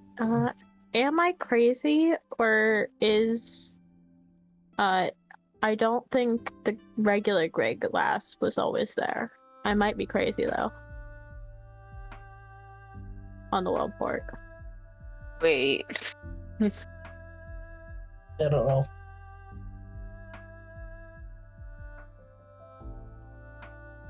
I only hopped on Q for It's more obvious on the back. Yeah, even on the front. Is that normal? I don't know. Wait, I have a screenshot of that I can actually just pull up and image, please. Yeah, image free. Browse my files, please. Literally. There you go. I just want to zoom in here. Maybe.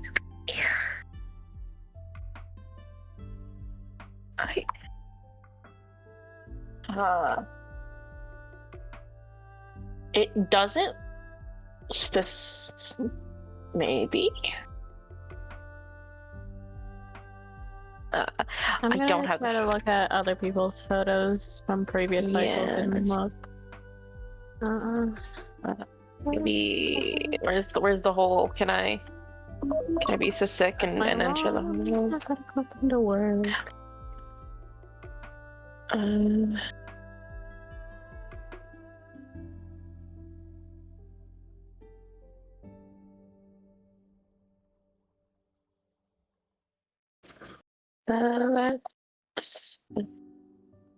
Well, I definitely have different shaders. I'm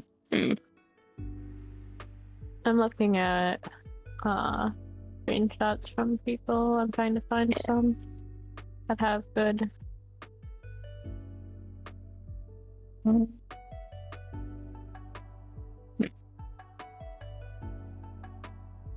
I think so. This image is now getting removed. Yes, I'm sure I want to delete the image.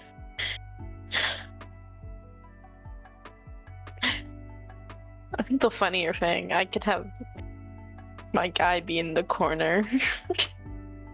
Mm-hmm. Well, we have many guys here. Okay, what? I ended up on the wrong layer. Okay. Hello, Charles.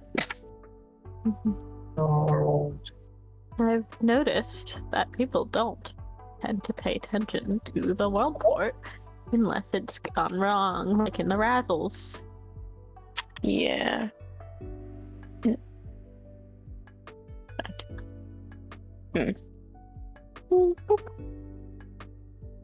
And I don't have any of the old world downloads on me, so I can't go to check them. It feels normal. It might be that we're just looking at it, but who knows? It's probably just normal, but I want to know. Where's any of the Quicksilvers when you need them? Asleep, hopefully. Probably asleep, yeah. sleep is important. Which I could probably get going to do that soon. Yeah. I work again at 4. Woo. Shockwell. Oh, hi, Laka. Does is there more light gray in the world port, or is this normal? Is there more regular gray in the world port, or Like, is it gray? Is this is it normal?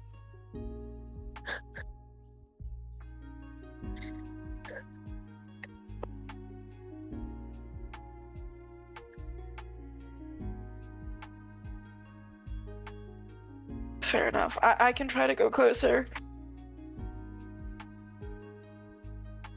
Hello.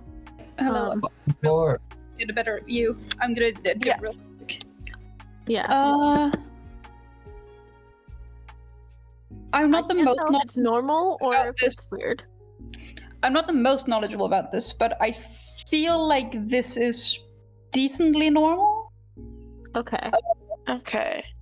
It might be a little darker than normal, but I haven't looked too closely after the. I haven't really looked since the portal Razzles. turned all rainbow and stuff. Yeah. I think this might be normal. Okay. Okay. I would have to double check with Ash and or Sage, who are the most insane about it. But like, Yeah. from my non-expert opinion, I think it's pretty normal. Okay. Okay. I'm That's gonna good. continue with writing my essay. You go do right. Go write your essay. A lot of things are going weird. That's not one of them, I guess. Hopefully. Hopefully. Later, It's turns bad out if it was something going not. weird there. It's real bad. Ah.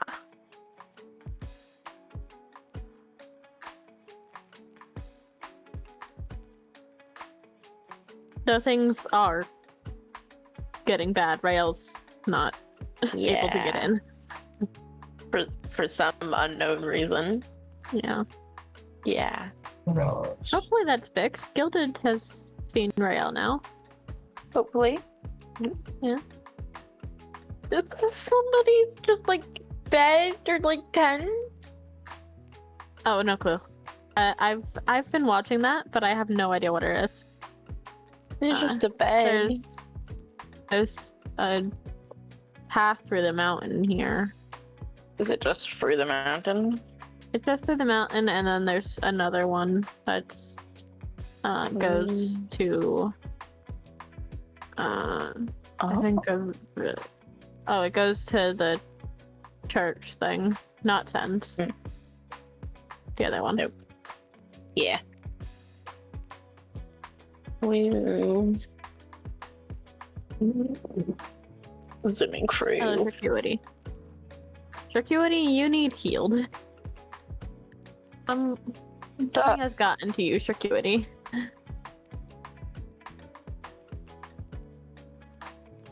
Okay.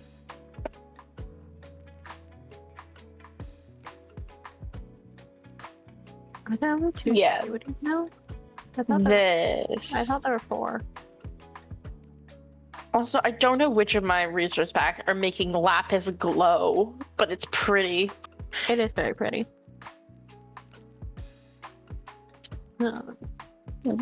That's just a normal chicken.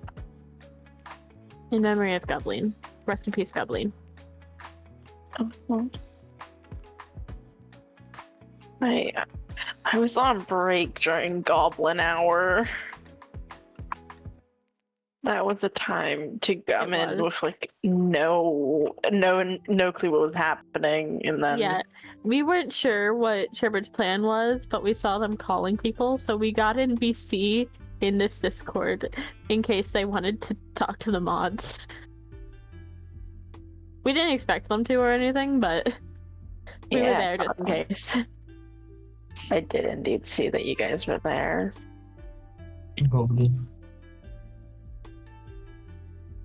Hello. Fishery. Yeah. Wondrous. Hmm. In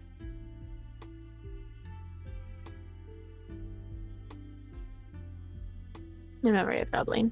Rest in peace, Goblin. Yep. Oh my. I'm taking Okay. a Goblin. So fair.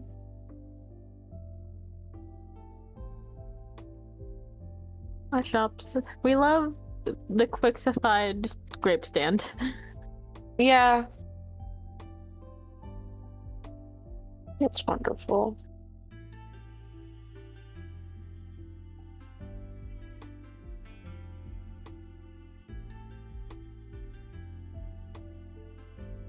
So many cookies.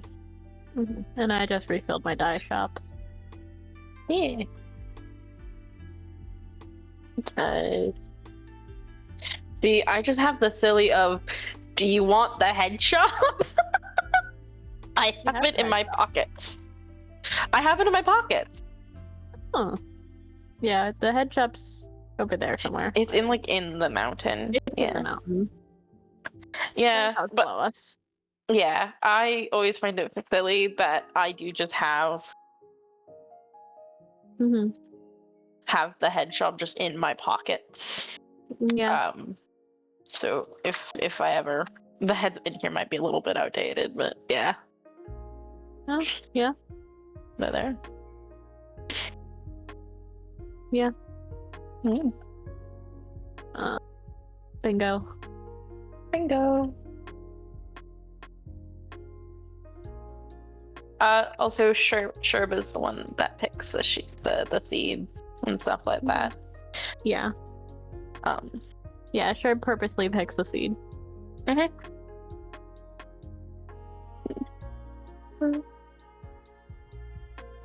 Really is just deciding to rain, and that's kind of silly. Yeah. Are there any other little things around spawn area? Where's the baby bell cheese? There's the baby bell cheese. Cheese. Cheese is good. Cheese is so good. Cheese is so good. I was surprised that they ate eclairs. And not baby bell cheese.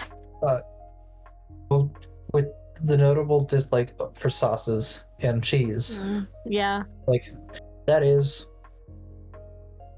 Generally, eclairs have a chocolate ganache on top and pastry cream filling. Which would be actually very similar to sauces. Yeah. And the primary flavor of both the pastry cream and cheeses is dairy fat. Yeah. Yeah. I didn't see the cheese of today. I know what it was, but I didn't see it. Yeah. The cheese of yesterday, I mean. Yeah. I think it's probably safer if we stick to hard cheeses. Mm-hmm. But I'm curious what it'd be like if they get to soft cheeses. Yeah. Oh, it's the funky mountain with the outpost. Hmm. You know what? The store I work for has a large cheese department. There we get Yeah. funky.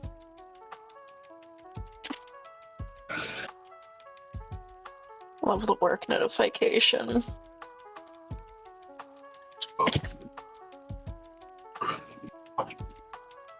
Okay.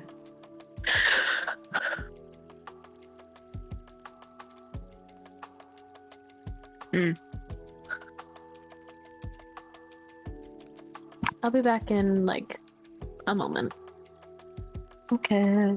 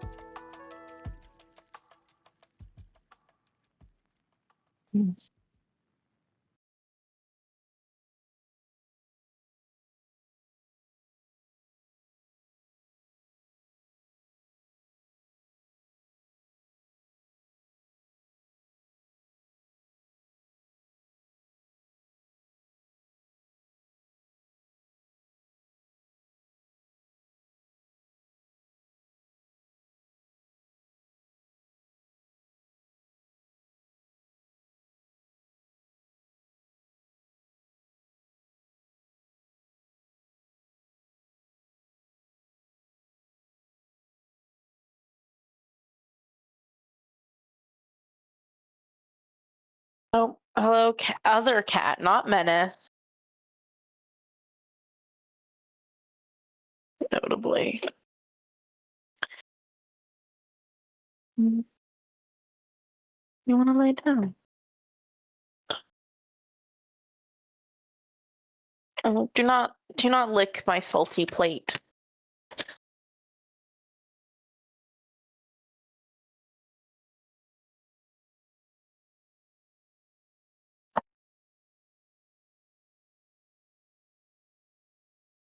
Okay. You sit so nicely on my desk.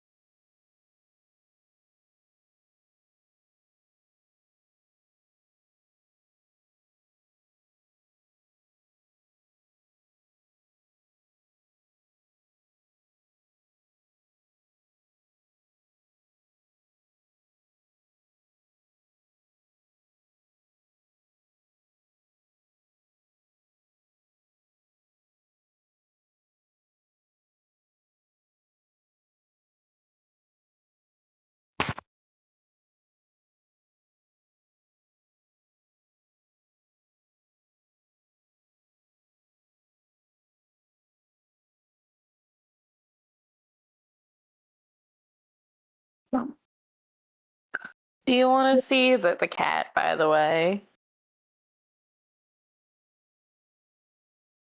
Oh, the cat is deciding we are going up.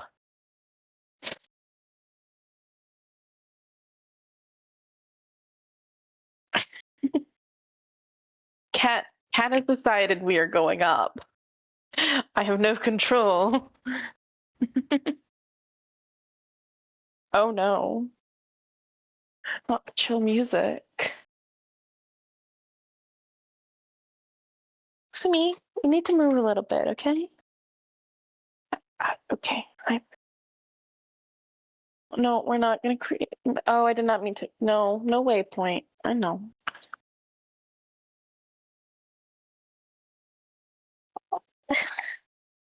Yes, yes, I know. Hello.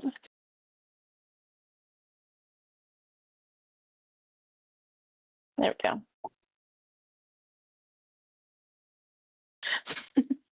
So fair. Um,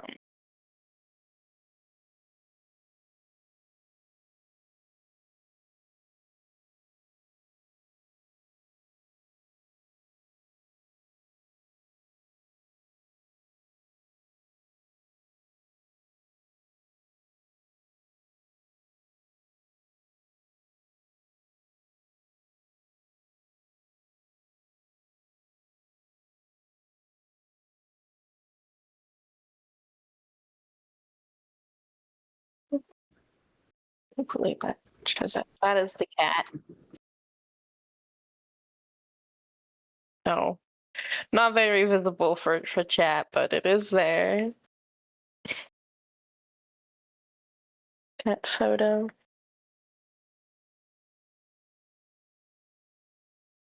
Okay,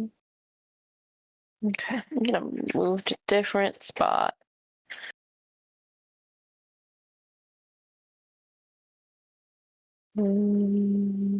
Let's do here.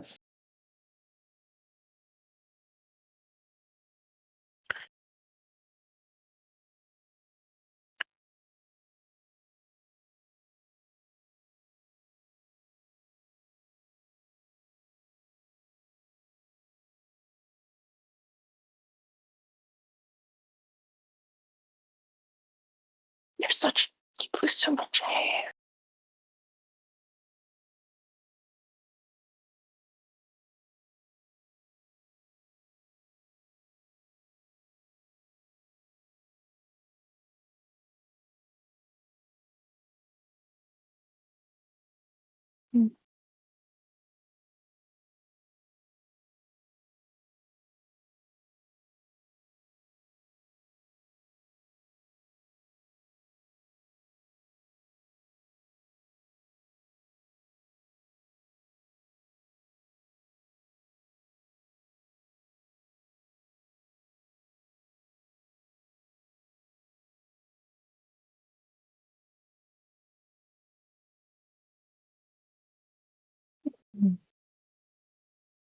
So, how's everybody's day going? Night, day, time? Hello. I realize technically we should fill the silence with something if no music is going on.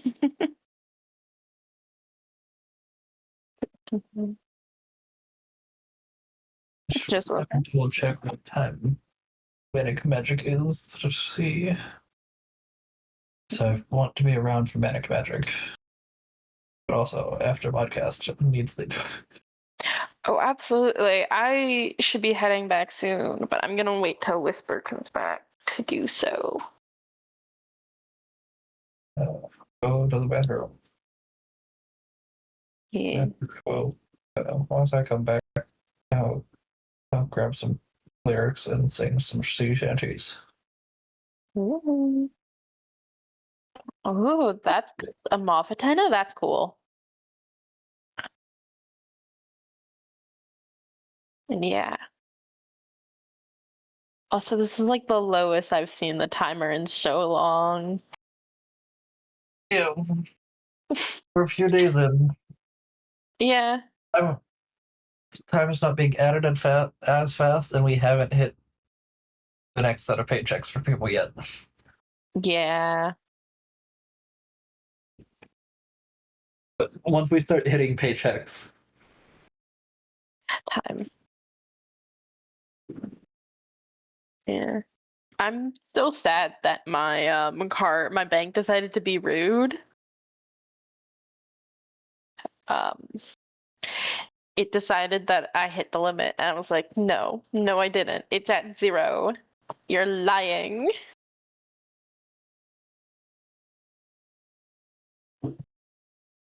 Once my bank is nice again. Who knows?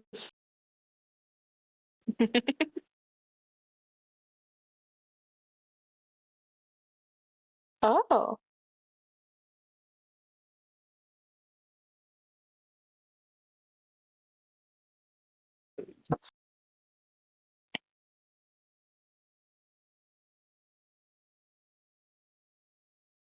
That's fair. Okay, you got this. Look. You got this. You got this exam.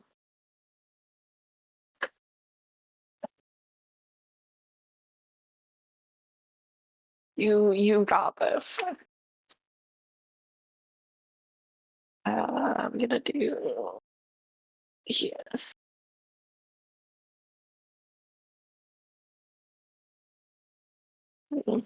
Wallpaper moved.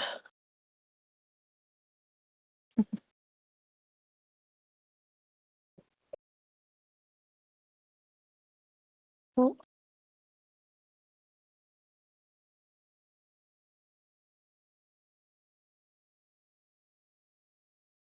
Have a turn. Hello. Sorry I took so long. that's all right. I am probably gonna go. Yeah, that's fair. I'm sorry. No more wallpaper.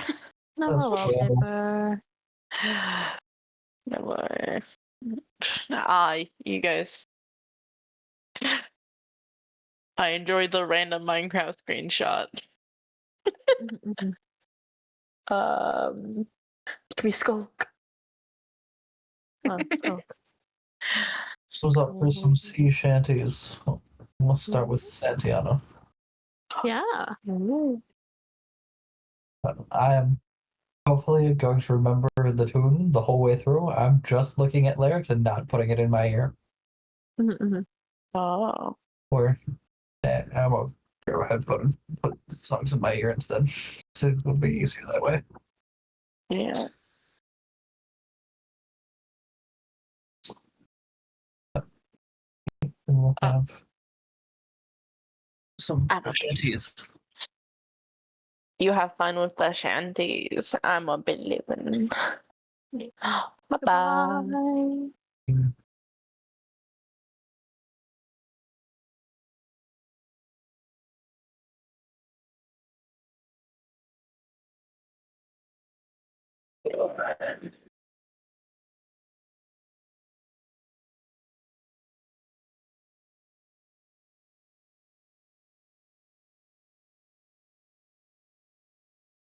And then there were 2.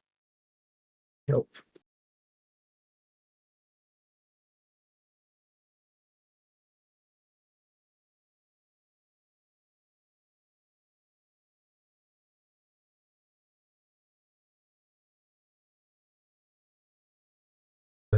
And away we'll go away, Santiana. Even up and away we'll go.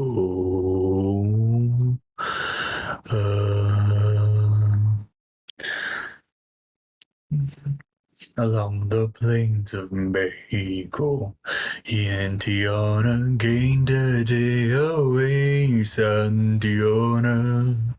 Only out of the west they see along the plains of Mexico. Either up and away we'll go away, Santiana. Heave up and away we go along the plains of Mexico. Fast clipper ship and a bully good crew away, Santiana.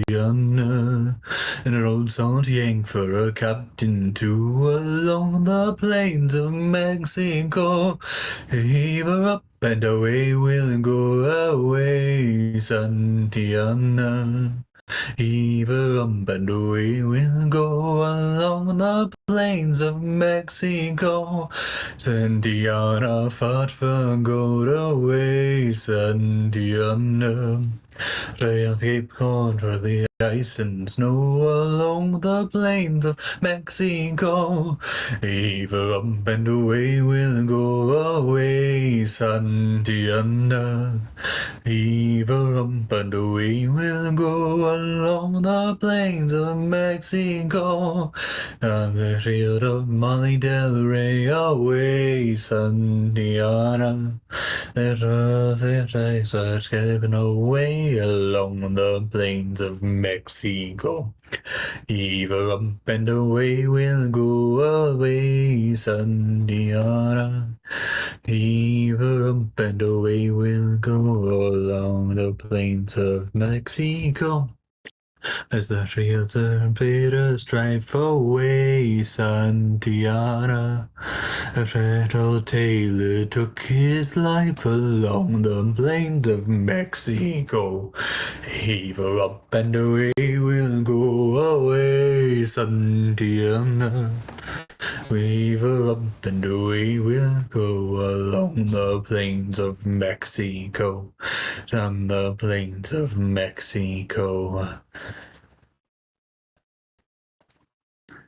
Santiana, now we mourn. Away, Santiana. We left him buried around Cape Horn, along the plains of Mexico. I should have stuck to a version that I was used to listening to. They slowed down way more at the end than normal. Next up is Spanish Ladies.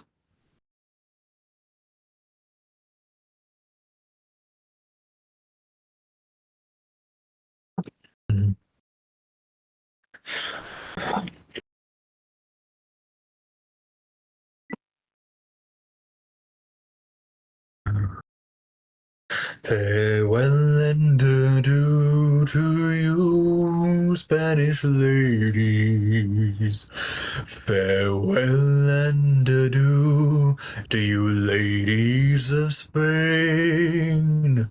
For we've received orders to sail for old England, and we hope in a short time to see you again.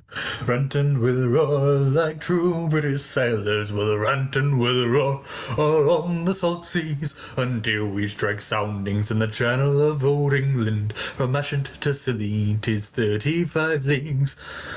We hove our ship to with a wind from southwest, boys. We hove our ship to, great soundings to take. 'Tis 45 fathoms with a white sunbeam bottom. So our main yard and up channel did take. Ranting with a roar like two British sailors. We ranting with a roar all on the salt seas until we strike soundings on the channel of old England. Ushant to Scilly, 'tis 35 leagues. We sighted was called the Deadman, then Plymouth, the South and the White. They sailed by Beachy, by Fairley and Dover, ran round the Rossworth and Light. Ranting with a roar like true British sailors, we'll ranting with a roar all on the salt seas until we strike soundings in the channel of old England. From Ushant to Scilly, 'tis 35 leagues. And her was made from the Grand Fleet anchor, down the round, and with all the right. Show you up the century ride. The Renton will roar like true British sailors. Will Renton will roar all on the salt seas until we strike soundings in the channel of old England. From Ashant to Scilly 'tis 35 leagues. The man will up his full bumper and let every man drink up his full glass. A drinking be merry and drown melancholy. And the true-hearted lass will rant and will roar like true British sailors. Will rant and will roar all on the salt seas until we strike soundings in the channel of old England. To Scilly 'tis 35 leagues.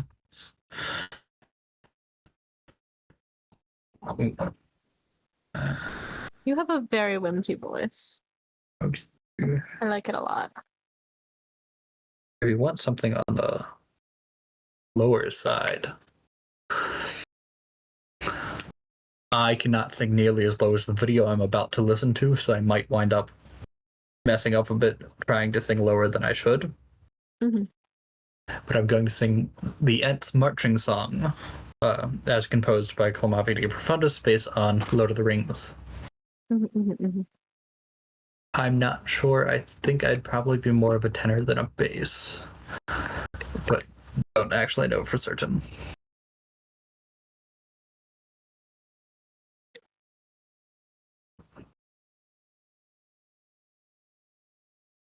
You will have to wait to see the Box of Doom,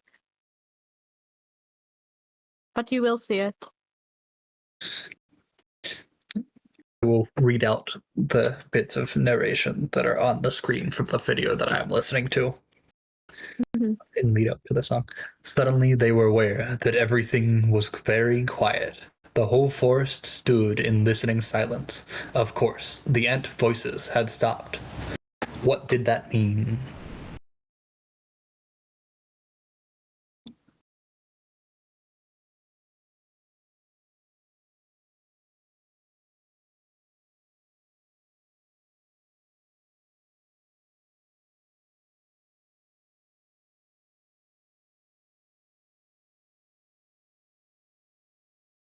And with a great crash came the great singing. The trees quivered and bent as if a gust had struck them. There was another pause, and then a marching music began. Like solemn drums, and above the rolling beats and booms, there welled voices singing high and strong. Come, we come with roll of drum, da-room, da-room, da-room, da-ra. We come with horn and drum, da-room, da-room, da-room, da-ra. Da-da-doo.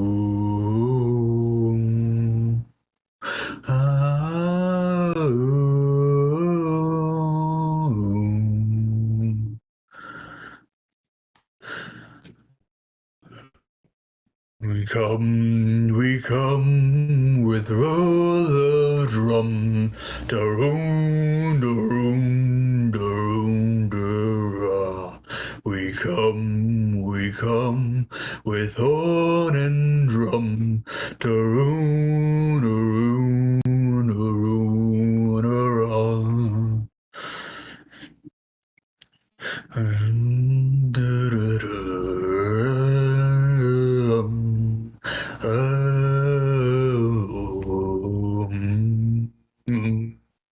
Rise and God, the wise and God be ringed, and barred with doors of stone. The wise and God be strong and hard as cold as stone and bare as bone.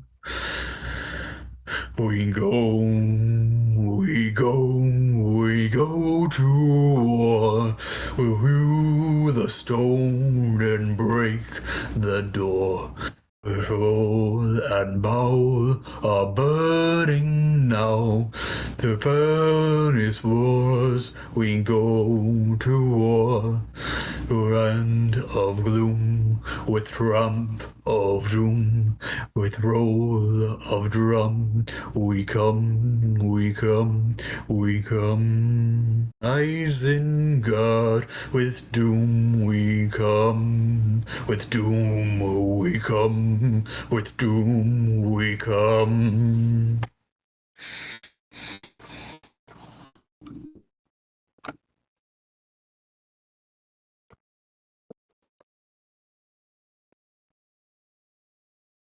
Next up, I'll put a sea shanty election by Cammy Cat. So if the video I'm listening to is 20 minutes long, I will skip ads whenever they wind up appearing, but may wind up pausing in the middle of a song if an ad shows up. Yeah.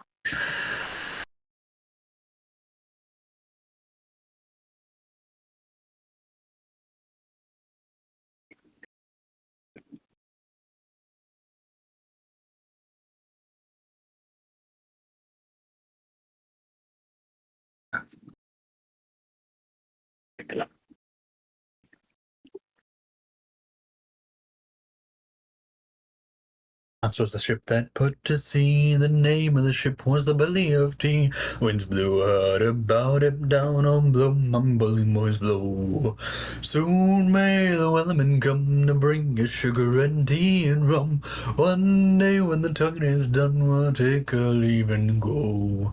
She had not been 2 weeks from shore when down on her right well bore. The captain called old ensign for he take that whale in tow. Soon may the weatherman come to bring us sugar and tea and rum. One day when the tugging is done, we'll take a leave and go. Sure, the boat had hit the water, the whale's tail came up and caught her. Thence to the side, harpooned and fought her when she dived below. Soon may the weatherman come to bring us sugar and tea and rum. One day when the tugging is done, we'll take a leave and go. Was got no way was free, and the captain's mind was not on greed, but he belonged to the whaler's creed, and he took that ship in tow. Soon may the wellerman come to bring us sugar and tea and rum. One day when the tugging is done, we'll take our leave and go. 40 days or even more, the line went slack, then tied once more. The boats were fast, there were only 4, but still that whale did go. Soon may the wellerman come to bring us sugar and tea and rum. One day when the tugging is done, we'll take a leave and go. I've heard the fight's still on, the whale's not caught, and the whale's not caught. The wellerman makes his regular call to encourage the captain, crew, and all. Soon may the wellerman come to bring us sugar and tea and rum. One day when the tugging is done, we'll take a leave and go. Soon may the wellerman come to bring us sugar and tea and rum. One day when the tugging is done, we'll take a leave and go.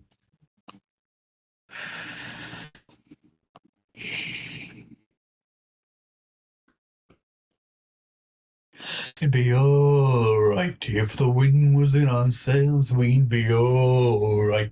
If the wind was in our sails, we'd be alright. If the wind was in our sails, and we'll all hang on behind, and we'll row the old chariot along, we'll row the old chariot along, we'll row the old chariot along, and we'll all hang on behind. It'd be alright if the wind around the port, we'd be alright if we make it around the horn, we'd be alright if we make it around the horn, and we'll all hang on behind, and we'll row the old chariot along, we'll row the old chariot along, we'll row the old chariot along, and we'll all hang on behind. It'll be night's watch below, wouldn't do us any harm. Well, a night's watch below wouldn't do us any harm. Well, a night's watch below wouldn't do us any harm, and we'll all hang on behind. We'll row the old chariot along, we'll row the old chariot along, we'll row the old chariot along, and we'll all hang on behind. A drop of Nelson's blood wouldn't do us any harm. Well, a drop of Nelson's blood wouldn't do us any harm.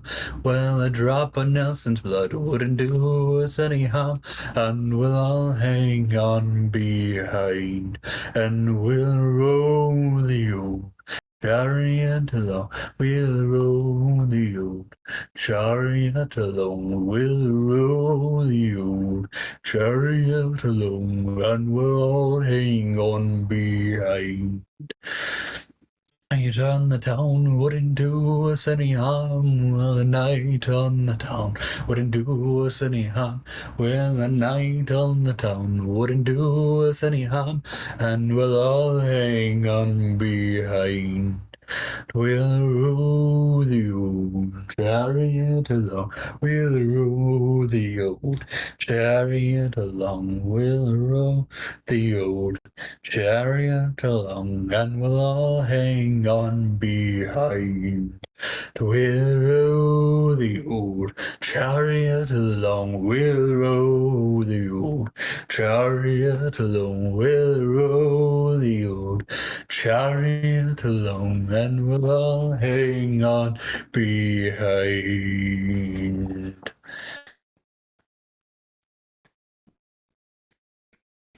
The a cappella songs that I'd really be interested in learning, unfortunately, cannot be sung by one person. It's just not possible. Mm-hmm. But whenever we get to song redeems, I will be redeeming a song called Fire, or Elements Fire, by... Look up the name. I think I know that one.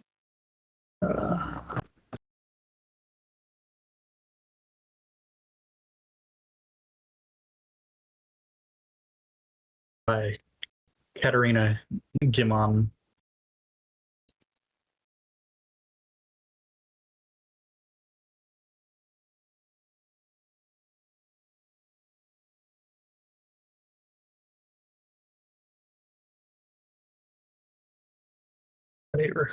It requires a chorus for it to work. Mm-hmm.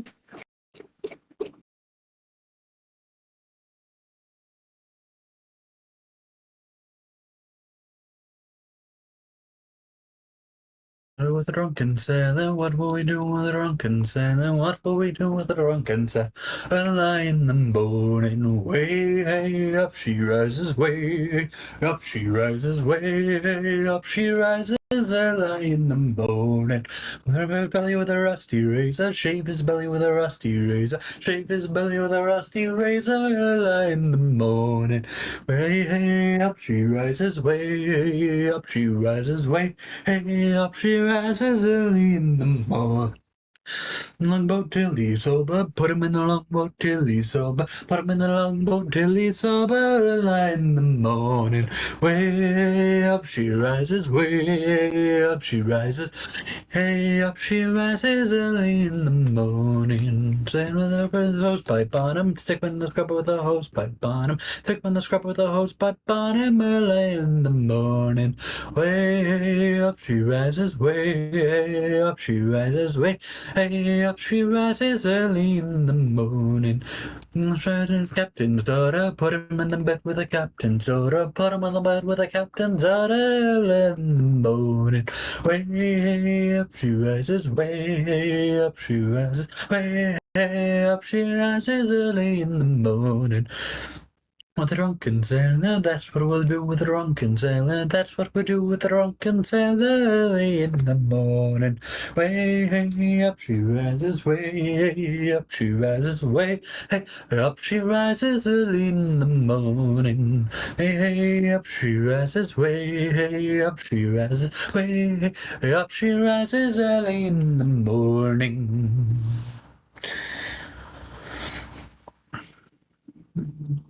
Friends and companions, come join me in rhyme. Come lift up your voices in chorus with mine. Come lift up your voices, all grief to refrain. For we may mind never all meet here again. Here's to health to the company, and one to my lass. Let us drink and be merry, all out of one glass. Let us drink and be merry, all grief to refrain. For we may or might never all meet here again. It's a health to my dear lass that I love so well. For her smile and her beauty, sure none can excel. There's a smile on her countenance as she sits on my knee. There's a man in this wide world as happy as me. It's the health to the company and one to my lass. Let us drink and be merry, all out of one glass.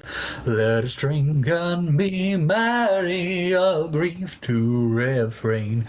For we may or might never all meet here again.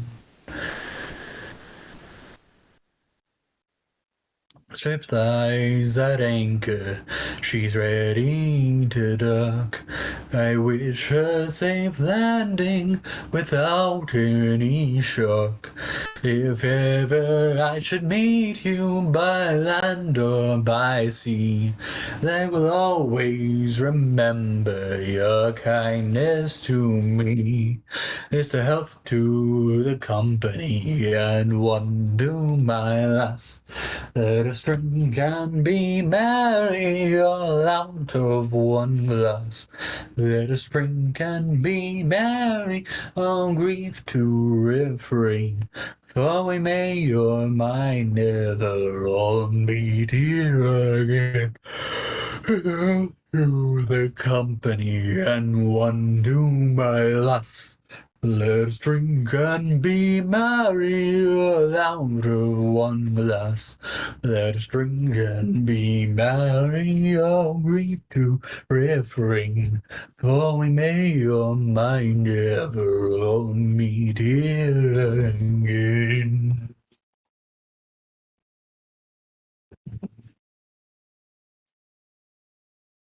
Yes, well, beware, daughter of the sea, beware, I heard him cry. His words carried on the ocean breeze, he sank beneath the tide. Blood-soaked shores of Kalimdor, their sailors fought and died. Each admiral fell after fall, as he left his side.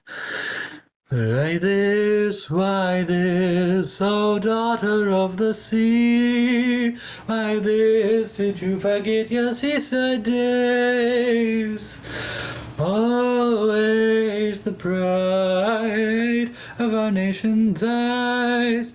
How could she go astray? He did flee across the ocean breeze.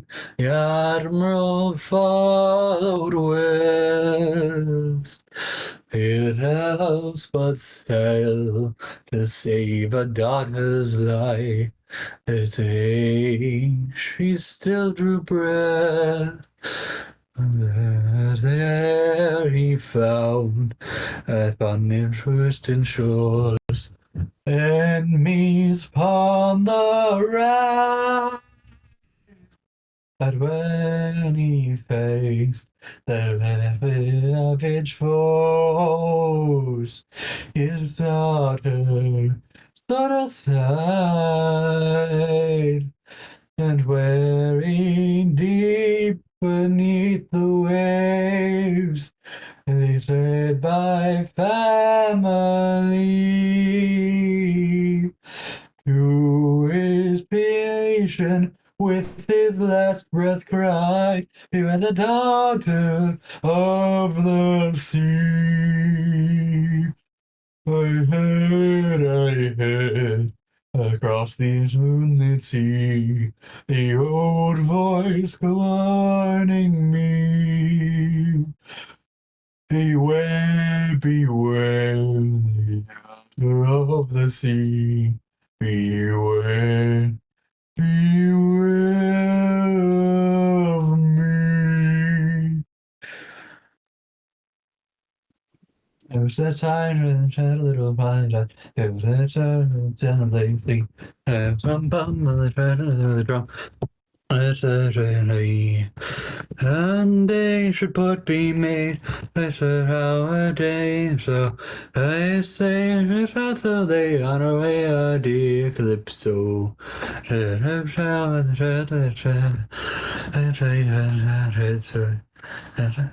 I don't know this song. Oh, we're gonna skip the video here and find a new one.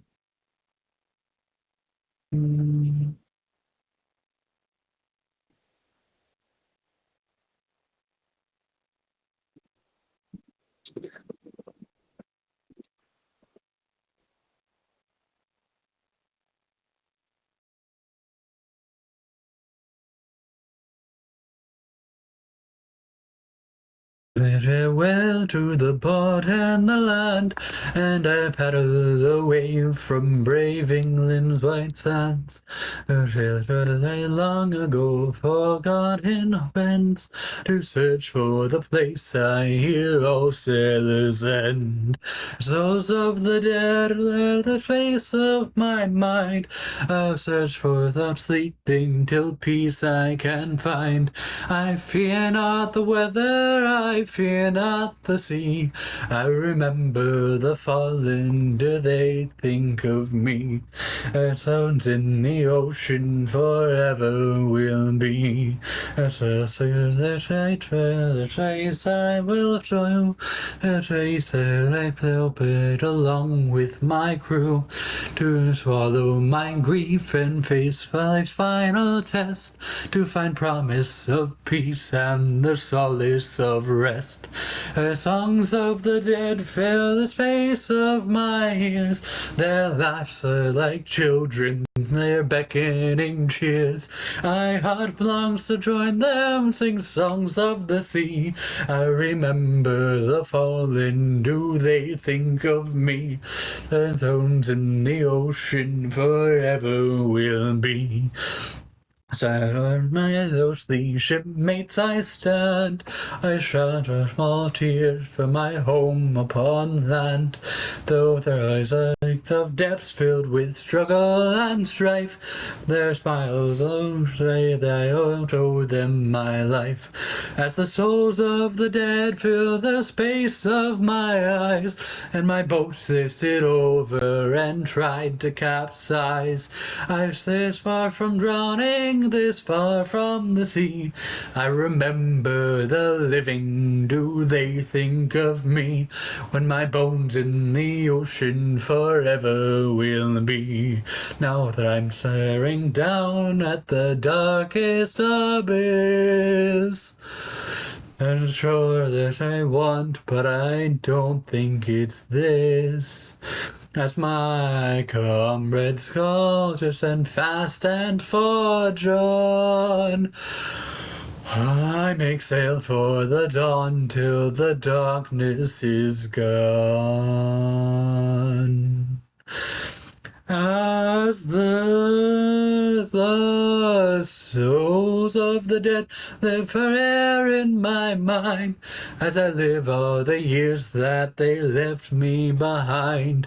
I'll stay on the shore, but still gaze at the sea, and remember the fallen. Do they think of me?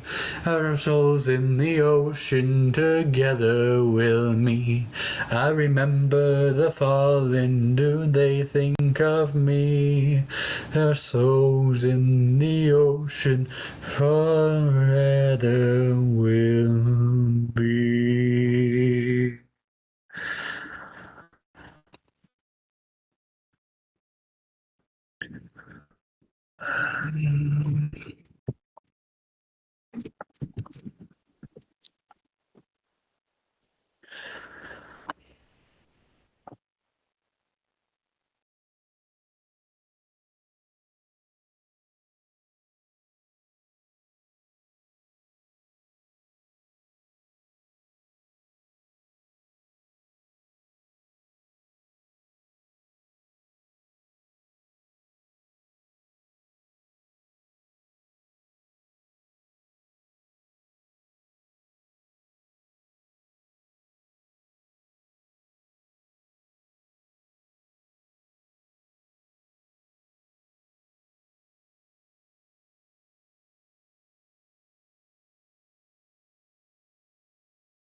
Request for shanties you would like me to sing, feel free to list them and I'll pull them up.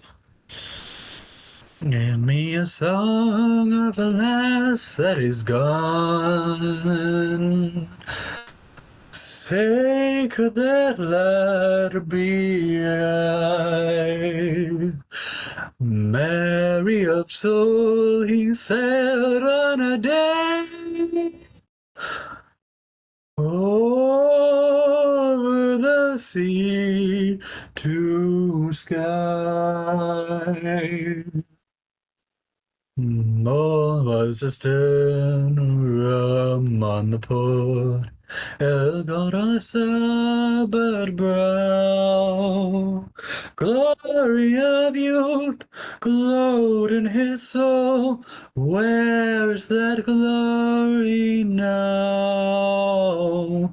Sing me a song of a lad that is gone. Say, could that lad be I? Marry a soul, he said on a day over the sea to sky. Give me a tale that they're there. Give me the sun that shone. Give me the eyes, give me the soul. Give me the lad that's gone. Sing me a song of a lad that is gone. Say, could that lad be I? Merry of soul, he said on the day over the sea to sky. Billow and breeze, islands and seas, mountains of rain and sun. All that was good, all that was fair, all that was me is gone. Sing.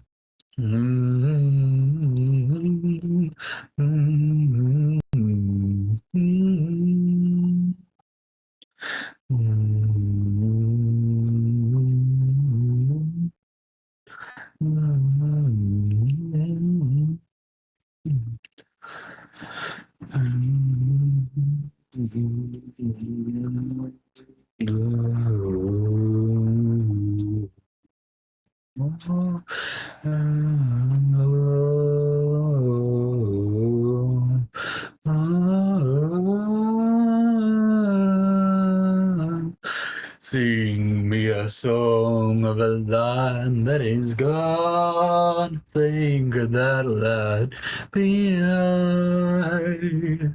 Various soul he sailed on the day over the sea to sky.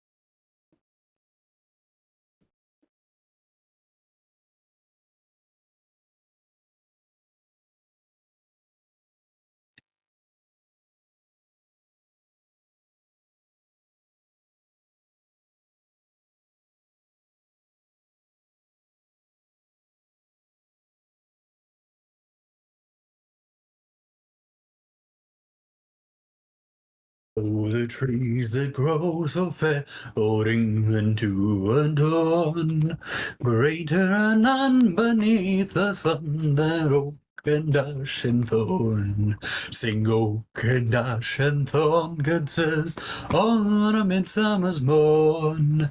Surely we'll sing of no little thing in oak and ash and thorn.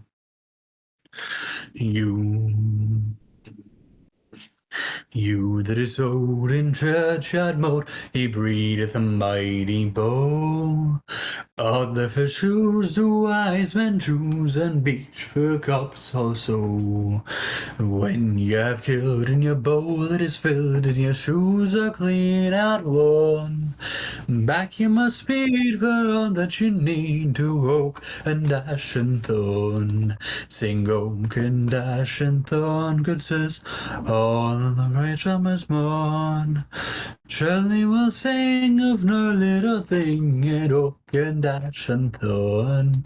Sing oak and ash and thorn, good sirs, all on a midsummer's morn.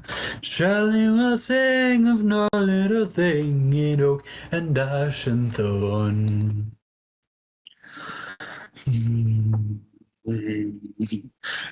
She hates mankind and waits till ever a gust be laid, to drop a limb on the head of him that anyway trusts her shade. And whether a lad be sober or sad, or mellow with hell from the horn, he'll take no wrong when he lieth along neath oak and ash and thorn. Sing oak and ash and thorn, good sirs, all on a midsummer's morn. Surely we'll sing of no little thing in oak and ash and thorn. Oak and ash and thorn, good sirs, all on the midsummer's morn. Surely we'll sing of no little thing in oak and ash and thorn.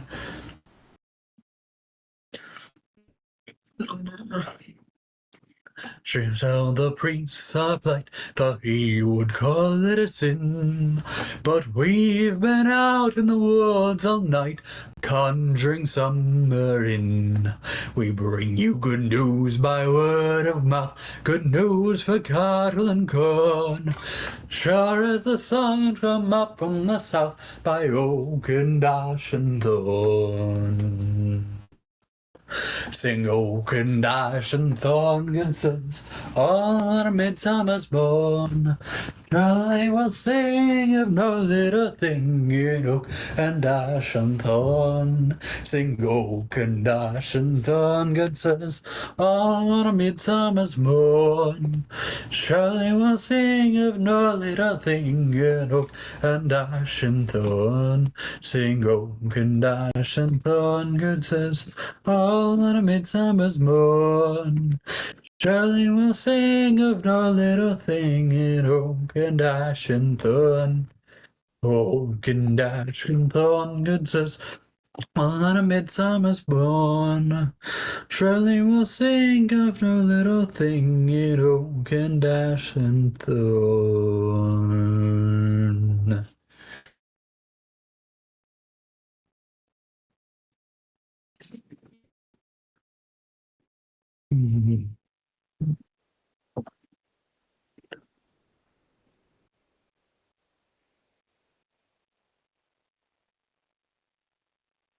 My dog was just given a treat. So he's happy now. But to make the horseshoe, and as my hammer thus, he should ask the anvil what you require of us. The hammer asked the anvil, and she at once agreed that they should meet together in the way that I decreed. And its sparks are flying, much and strong. I am the blacksmith singing the hammer and the anvil song. That I make a breaker for taking on the main. That hammer and the anvil relented once again. There I sat there together as I prepared the cast. They braced themselves for impact like a sailor on the mast. And its sparks are flying, passion strong. I am the blacksmith singing the hammer and the anvil song. That to make a sword for fighting on the fields. That as I know the hammer is a nobler thing to wield. Otherwise humble tradesfolk choose a quieter life. The gods of war come to the door of the hammer and his wife. And its sparks are flying, passion strong. I am the blacksmith singing the hammer and the anvil song.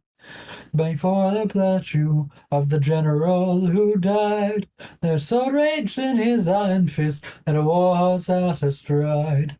And though I knew they'd try me, when I nearly a hammer in his fist and an anvil by his side, and its sparks of flame, passion strong. I am the blacksmith singing the hammer and the anvil song. Well, the merry blacksmiths, warning take by me. Stick to your country horseshoes and the wonkers for the sea. The gods of war come calling.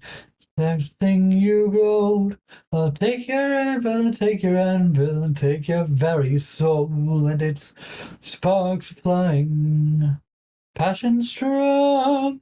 I am the blacksmith singing the hammer and the anvil song. Sparks are flying, passion strong. I am the blacksmith singing the hammer and the anvil song.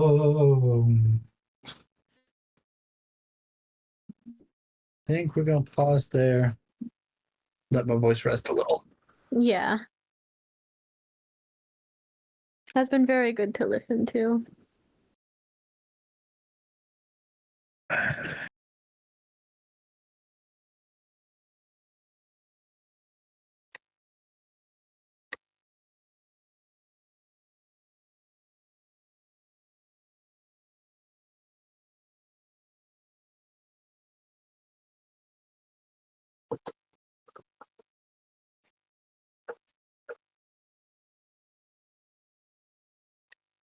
Chat, what are y'all up to today?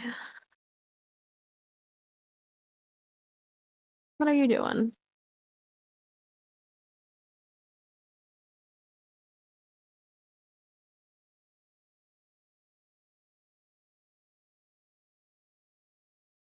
I know a good amount of people are either just waking up or up now or about to head to bed.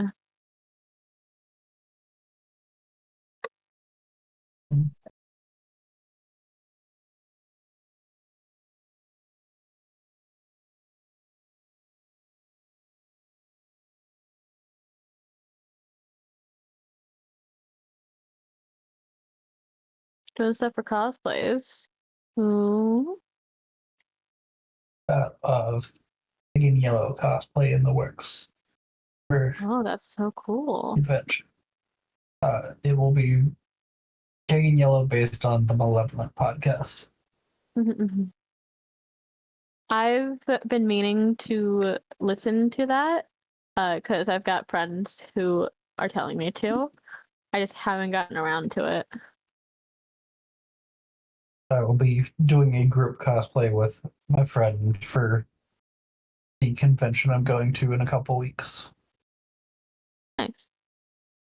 I have a couple hundred snake vertebrae, and I'm going to paint the yellow sign onto them to pass around.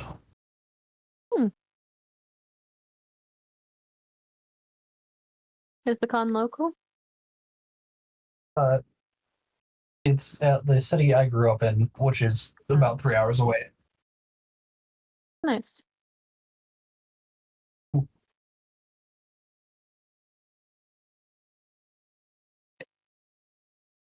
Want to hear? Want to hear the stats for the of the weapons that I commissioned Sherbert to draw? Mm-hmm. We have at least close to a final draft of one of them, so I have the stats for it set up. This weapon is a rapier made with aurora light crystal, sound crystals, and some element of the star origin. The Aurora Saber is a legendary artifact that requires attunement by, or not by anything. The sword itself does not require attunement. It requires that you are attuned to the Nine of Swords tarot card. Mm-hmm. Funky. The sword is a +5 rapier with 50 charges and regains 30 charges at each day at dawn. Captain's Armament. This sword is linked to one of the or tarot cards artifacts of the Taro country. It can only be used by its card bearer and can be stored in the card's tattoo, taking place of the generic sword images of the tarot card. Transformation. As an action, you can transform the sword into its spirit beast form, rolling its own initiative and taking turns freely as an ally under your command, or you can transform it back into a sword. Sword spirit. The sword is sentient, even in its sword state, using the mental stats and personality of its beast form. As long as the sword is aware of your allies, it will not accidentally harm them, even with abilities that may passively do so normally. Mm-hmm. Sonic Vibrations, passive. Deal an additional half damage for all of your basic attacks, and deal half of your normal damage, even if you missed by 3 or less. This damage counts as thunder damage. Brilliant Radiance, passive. The sword lets out daylight brightly within 60 feet, dim for an additional 120 feet. This effect is optional when it is stored as a tattoo. When a creature enters this light for the first time or starts its turn in the light deals 3d12 radiant damage to enemies and heals 3d12 HP to allies. This light destroys undead CR 12 or lower.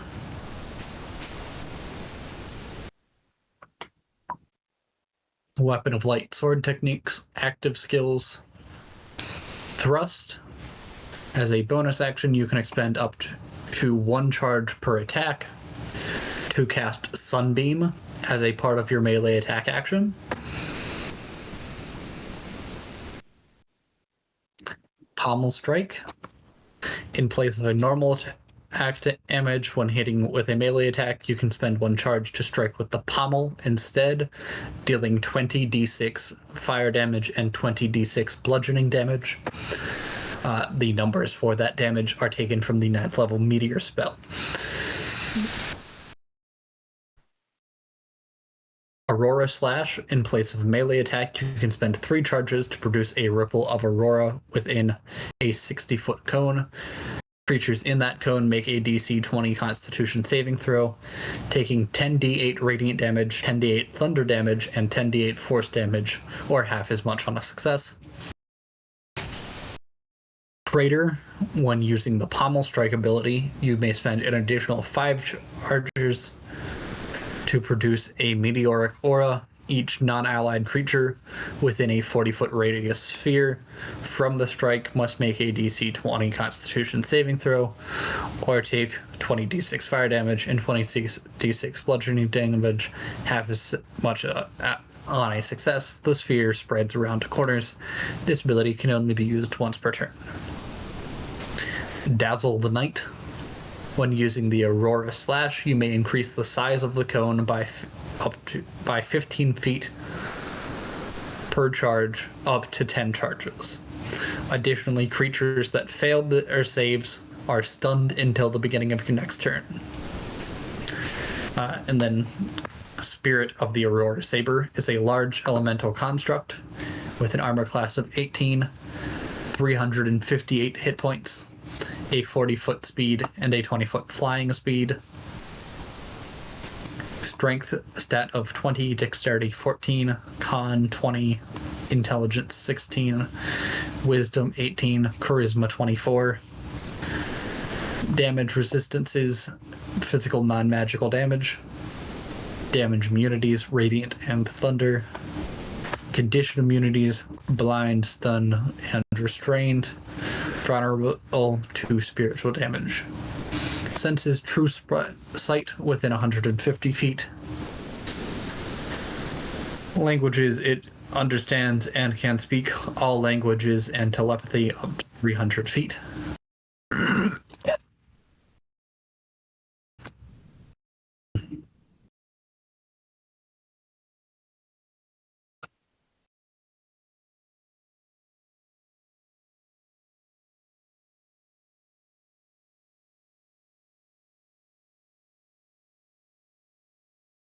Challenge rating is not listed. Appearance is a large quadrupedal spirit with sharp wavy claws and a beautiful face, rigid silver spines protruding from its back, shimmer as they take in and push out air, emitting sounds like a pipe organ. Personality, a ferocious war beast with the compassion of a good shepherd caring for their flock. Abilities. In Truth, a sword. If the spirit drops below 0 HP, it reverts back to its sword form and cannot transform again for a week. Predator of the Night, double all damage during the night. Siege monster deals double damage to objects and structures. Brilliant Radiance, the sword spirit lets out daylight. The same as it was in the sword form. Sonic vibrations. When a non-allied creature starts its turn within 5 feet of the elemental, it takes 3d10 thunder damage.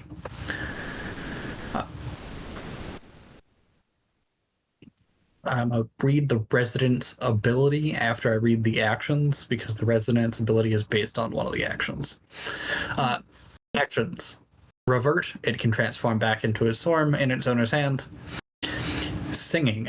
The spirit sings a verse of one of the following songs, applying its effect to all targets capable of hearing the song within a range of 300 feet.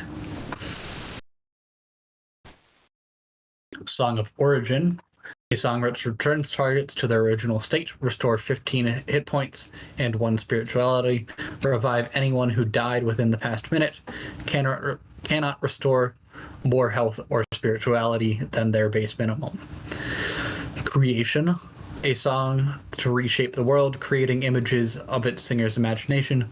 An armor of light forges itself around allies, providing +3 to AC and 30 temporary hit points. The light envelops their weapons, causing them to deal an additional 2d8 radiant damage. The armor is destroyed when the temporary HP is gone. A Song of the End.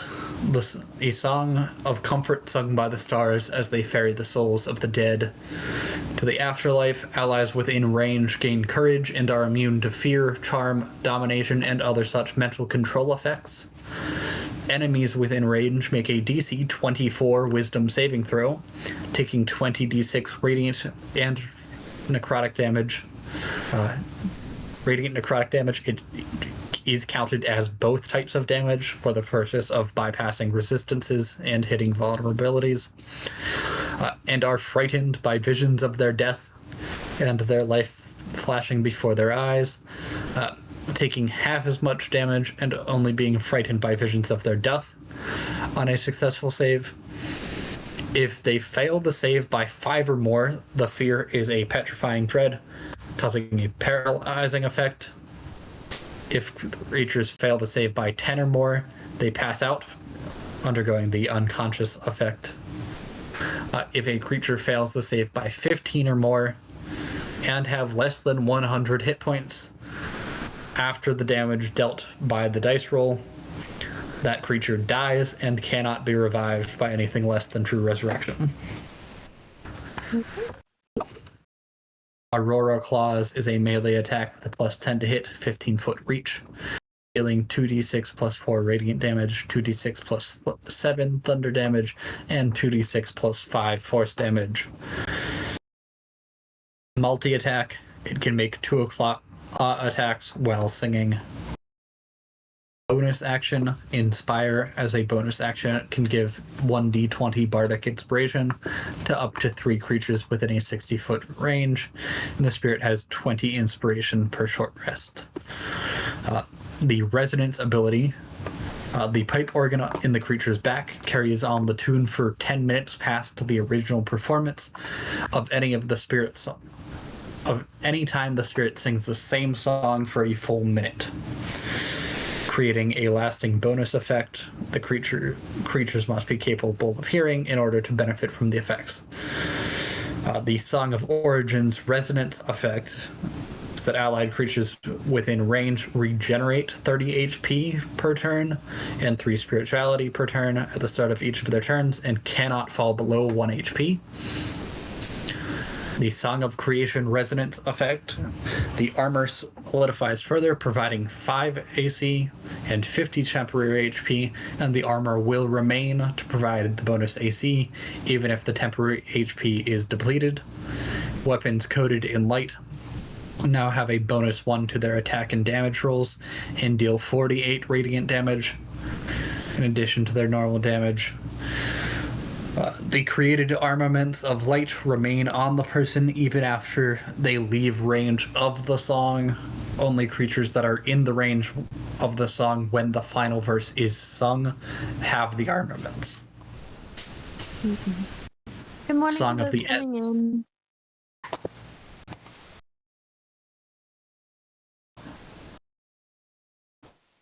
Good morning. Come on. The Song of the End resonance effect. Allies within range gain courage. Enemies within range cannot be revived and must make a wisdom save at the start of each of their turns, taking 4d10 radiant necrotic damage and are frightened. Failure.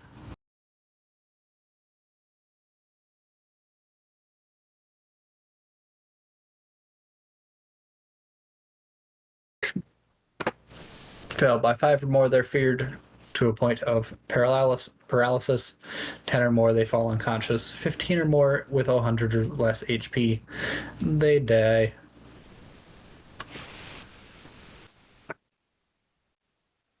It is a mighty war beast. And powerful sword.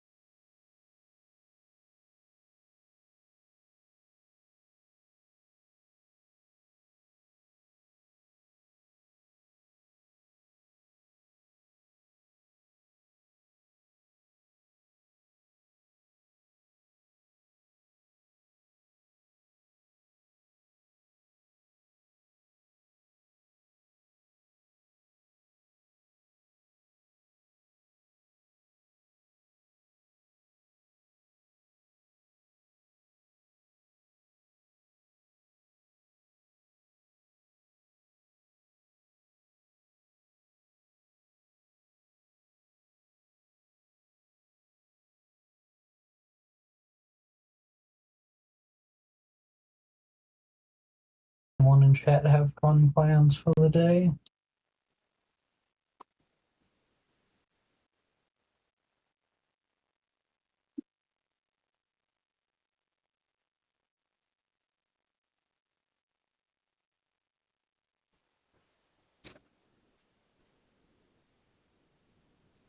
Yeah, chat. What are you up to today? What are you doing? Other than watching the Sherbathon, of course.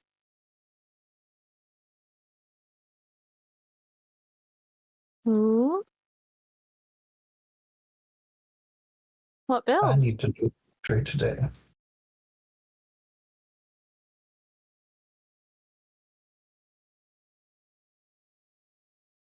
Yay, building.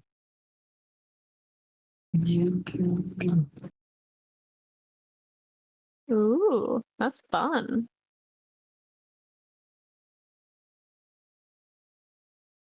Good build. Ah, I see, I see. No inspiration there, totally, totally.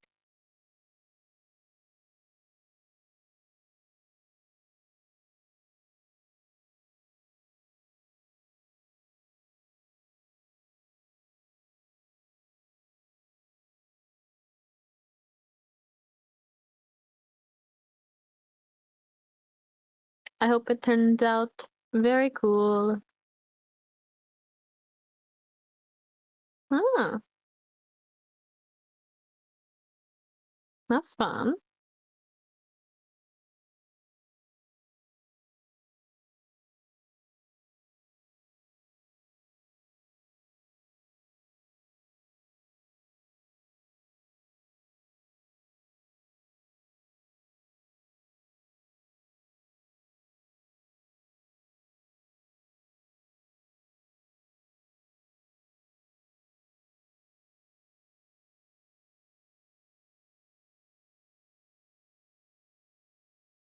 Mm-hmm.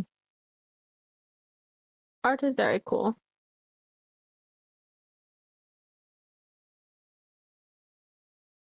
How is Art Fight Nation doing?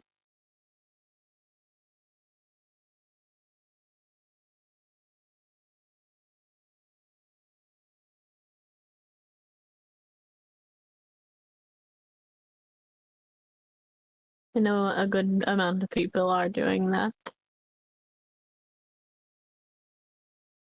I'm technically doing it, but I haven't actually attacked anyone yet. Okay.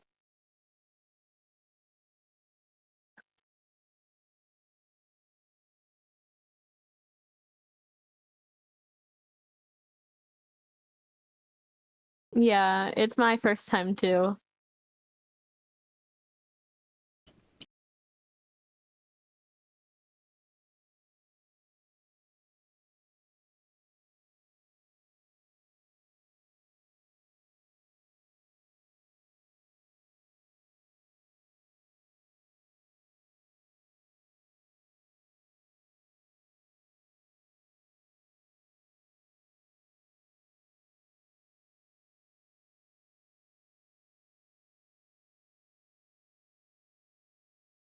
Hello. How are you doing today?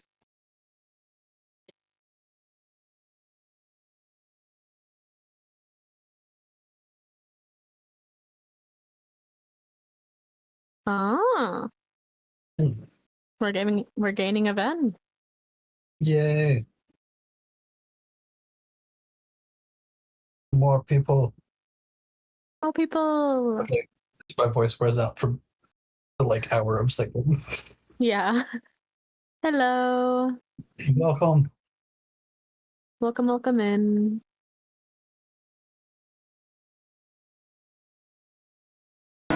Hello. Hello. I'm outside, so my mic is crunchy. Ah. Me, Vinny underscore, just went to a concert. Oh. Oh, What yay. concert? It was The Neighborhood. Oh. Fun. It was very whimsical. Yeah. And I would simply like to say, when I get home in like an hour and 30 minutes, if Sherbet Quake 56 is not awake yet. You will be hearing from me. I'll give you a little recap of the concert. I thought I'd come in and say hello. Oh. Sounds fun. Yay. It was very whimsical. Yeah. It like 56 probably will not be up yet. Yeah, they wake up. The traffic is crazy. I'm gonna dox myself. I'm so fully in the city still. I'm standing in town hall. I'm waiting for my metro train. But usually I'm gonna get home at like 1 a.m. my time. Usually Sherbet Quake 56 does not wake up until like 2:33. Mhm. So Hopefully, Sherbet Quake will sleep in. Sherb sleep? Just sleep. Sleep Quake Hopefully. 56? Sleep Quake 56, that's what we're hoping for. Okay, I'll be back later. Be whimsical in my steed. Anticipate try. me. That's all good. Bye, guys. Bye. Yeah. If they schedule We wise, have a task. they're planned originally to sleep at time, Yeah. which were about 3.5 hours later today. Yeah. They'll probably So- sleep in a bit. Hopefully, they sleep in a bit. Yeah. I did a full sleep. And they were still awake when I woke up. I am going to run downstairs and grab a container of ice cream. Yeah. Chat, vote what type of ice cream. Should I get strawberry or cookie dough? Mm. I vote cookie dough.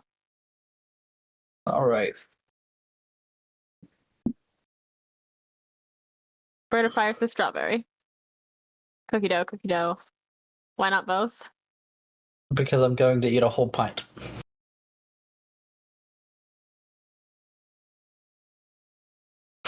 Since I'm grabbing a carton of ice cream and just finishing the whole thing.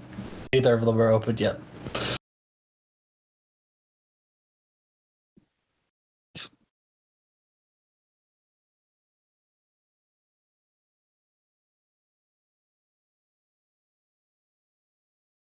Cookie dough is winning.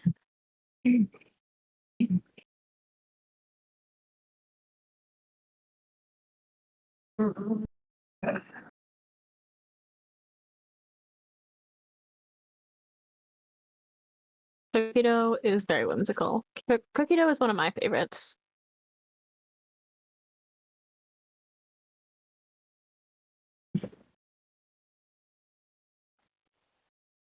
I wish the store-bought flavors had more variety. Yeah. Homemade ice cream has so many fun flavors. It does. Strawberry rhubarb was pretty good when we had that. Mhm. For those who are unaware, I went to culinary school to study baking and pastry chef arts. Fancy. So, in the college program that I went through, had a summer portion of the program for a summer dining experience where the students ran a cafe. The cafe functioned by reservation. Family members of current students had first choice, then school faculty, then alumni, and then it was open to the public to make reservations. Which they ask for a donation of at least $20 per person. Or they ask for a donation of at least $20 per person for the alumni and family members. They say more so that it's required when opening it to the public. Yeah. With all of that money goes into a scholarship program.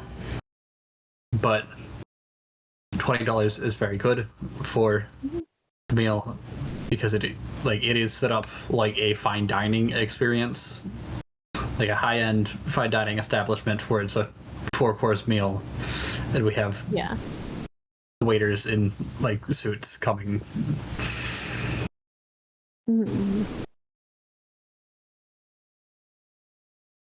the other thing to note is that while it is intended to seem like a fine dining experience, it is also students, and sometimes they make mistakes.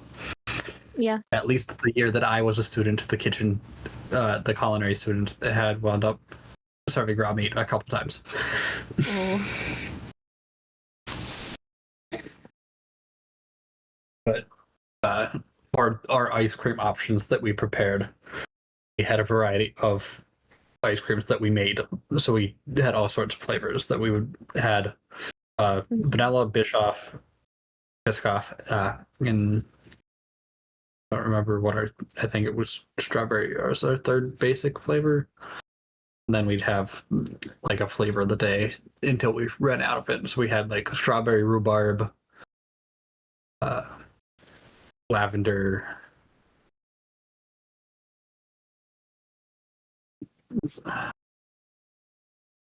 peach, and peach and mint. Mhm. Yeah, making custom ice cream had all sorts of good flavors.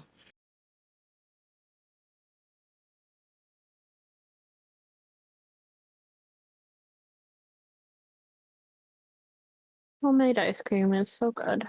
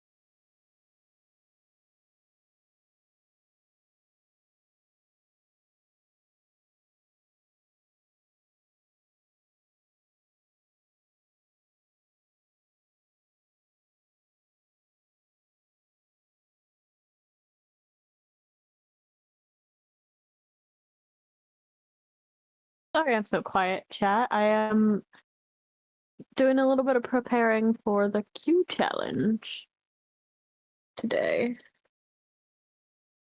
while I am here.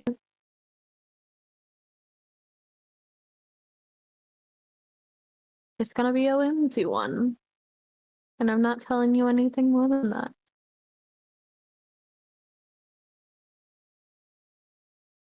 Except that there's probably going to be some people to make lore out of it, but that's everything.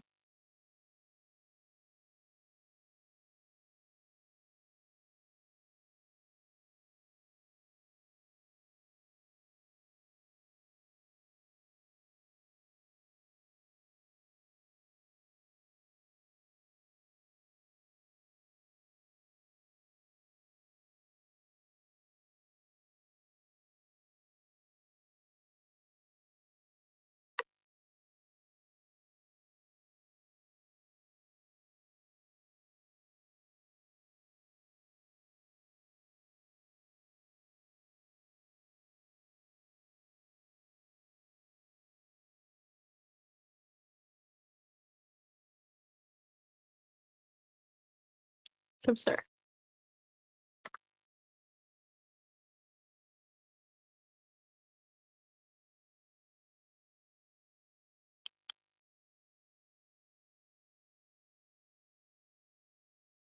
Damn it, I log out for 5 seconds and I need to restart my launcher. Great.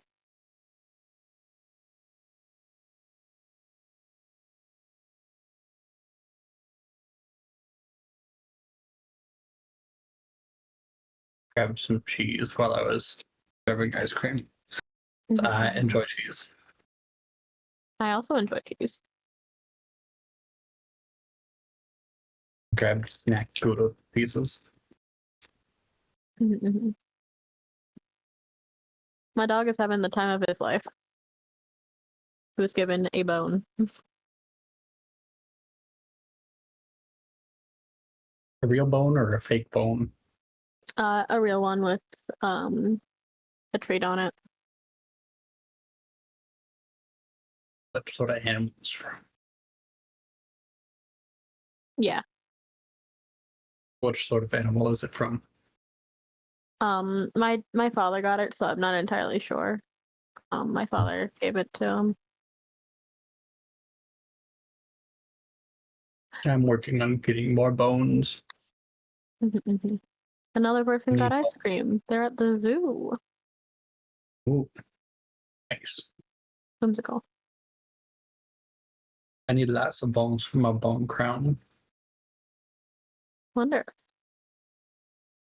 Currently, my bone crown is a muskrat skull and a string possum vertebrae on some golden wire. Mm. But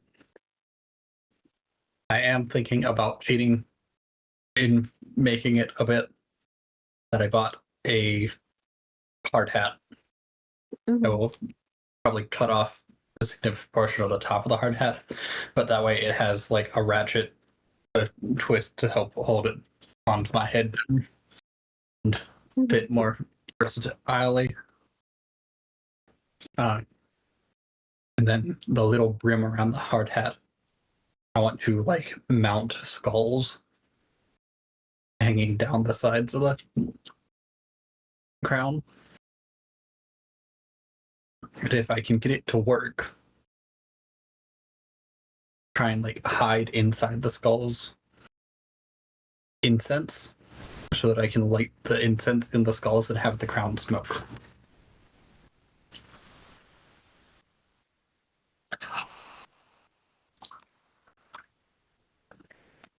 Or at least those are my thoughts of what I want to do for the crown.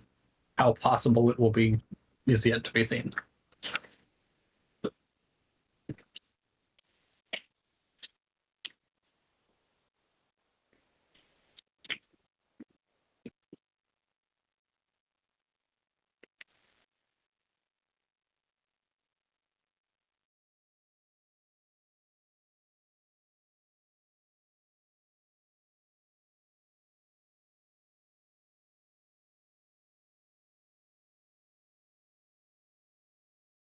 Hey, so guess whose internet just went out?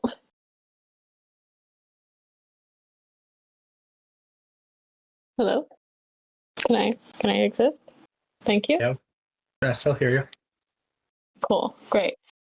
I'm on my phone now, waiting for Wi-Fi to come back. Internet should kick in a minute, so should be chill.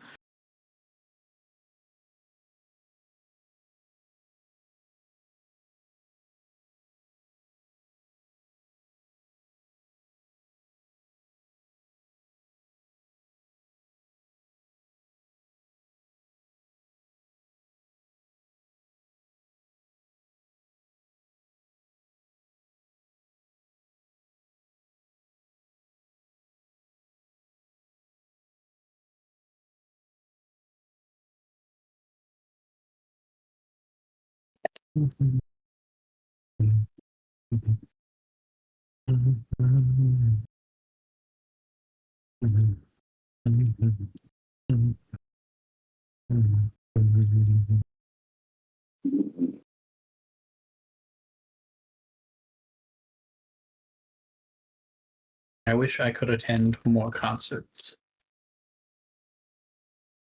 But all of the Yeah. concerts that I'm Attending more concerts would be whimsy, but unfortunately, concerts are expensive. my issue is less the price and more location. The concerts that I'm Yeah. seeing advertisements for concerts coming up in the fall that I would love to go to that are nearby. Mhm. They're in my city, but my home city is 3 hours away. Yeah. So it's where I can in a there- night in bed when I have a work lot the next of morning. yeah. A lot of concerts are in one of two cities in the area here. And they're both like an hour away, but I don't have a car, so I have public transport, and there's not public transport to one of those cities. So it's frustrating. I do have a car, so if it was only an hour away, I would do that in a night. I have done that Yeah. for the concert I went to. Mm-hmm. Yeah. I go to the one I can use public transport for. But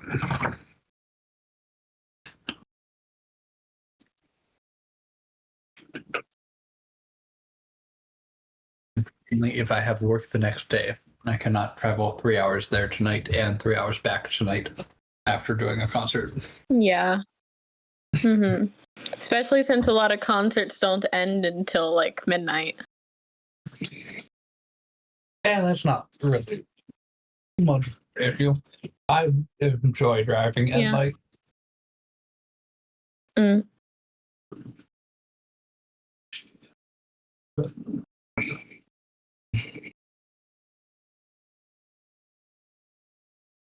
Oh, great. My internet's back on. You're going back to my computer.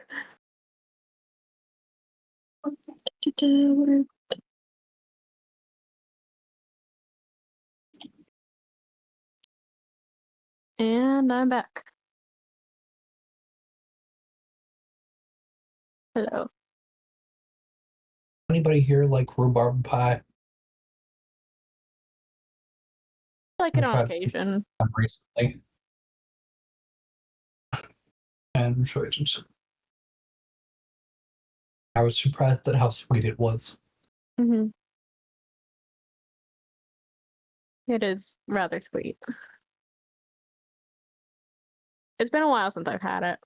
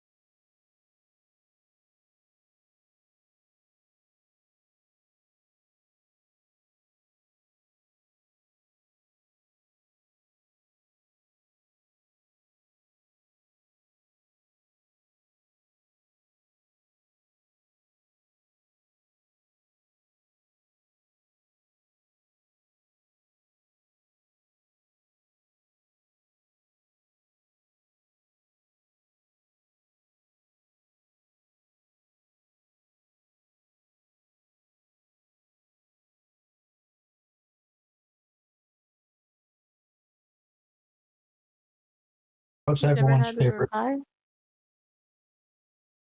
What's everyone's favorite sweet item? Whether that's some sort of candy, confection, baked good pastry.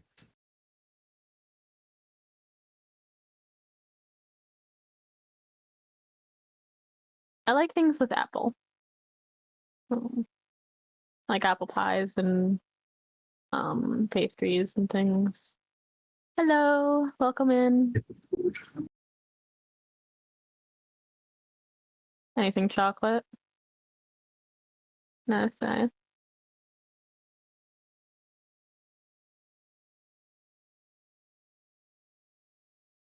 Pancakes and cheesecake. Good, good. What kind of cheesecake? Classic or?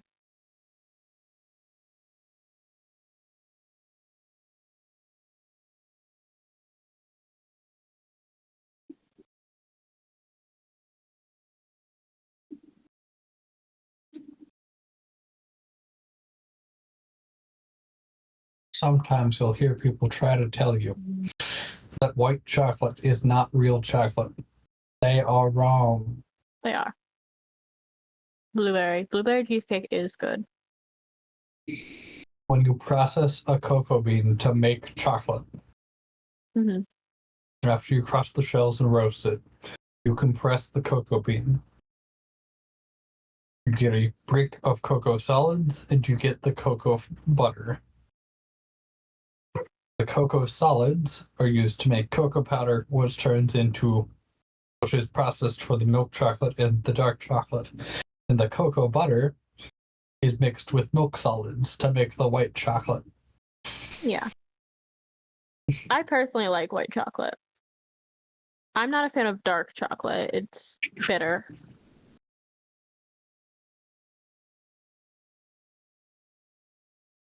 I generally don't like dark chocolate. I prefer sweeter things, but I have Yeah. gotten better about it. When Mm-hmm. going to culinary school, I got better about a lot of things that I was picky about. Yeah. Like, I'll eat it, sure. If it's there, I'll eat it. It's just not going to be my first choice. Though there are some foods that I do not understand the hype for, Yeah. that like got to try in culinary school and would never try normally because they're super expensive. After trying them, like, why would people buy this? Like caviar, Yeah. it just tastes like the ocean. It's just From very what I've salty. seen of caviar, I think the texture would bother me. It is excessively salty with Mhm. almost with it's like excessively salty in a hint of fishy flavor is Mhm. not good. Yeah.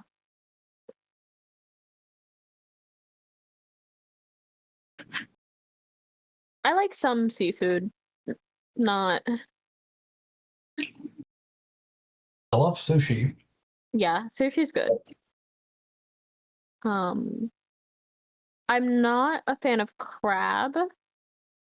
But that's because I had like terrible crab the first time I ever tried it, and just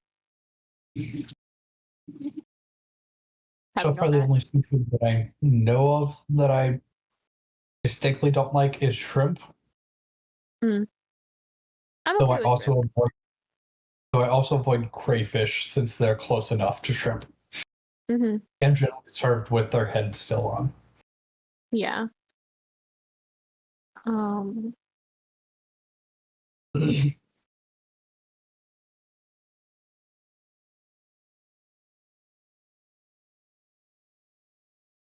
Well, it depends on the fish eggs because I like salmon roe.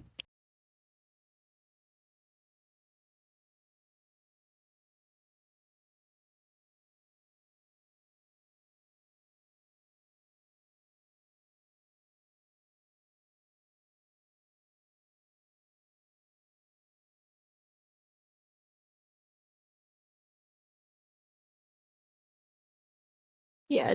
Do not eat the thing you're terribly allergic to.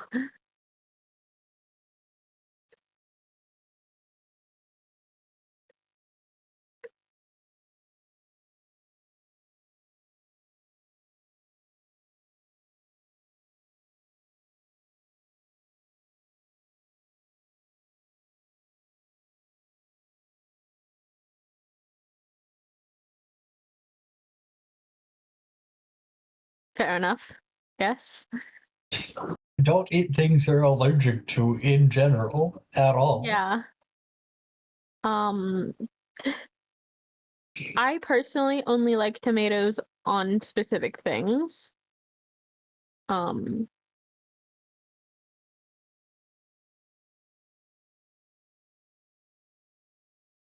like tomatoes are good in certain situations, but in others, no. No, thank you.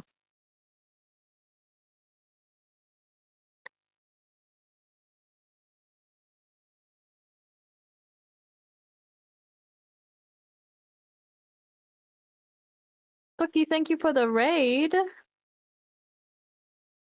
Welcome in, Bookie. Welcome in.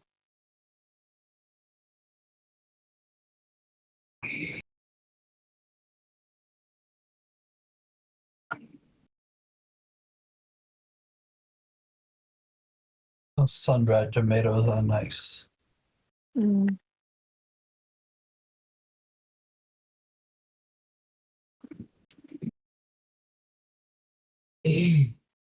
Bookie, if you're not too tired, you should totally join us.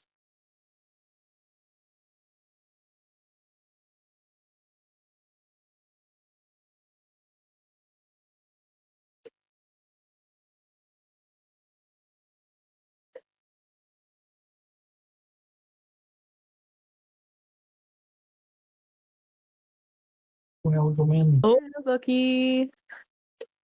I am. Green. My hand hurt. Fair enough. Oh. I'd be drawing for 3 drawing? hours, 30 minutes. Yes. Wow. I'm in the middle of drawing Alexi. Ooh, Yeah, as per request. I see. I got three or four attacks done. Fun. I was Is watching a whipped. little bit. As I could see, I was there. you were in there. I was in the Let there. me I was pull up working. stream. So I can see the chatters. Mhm.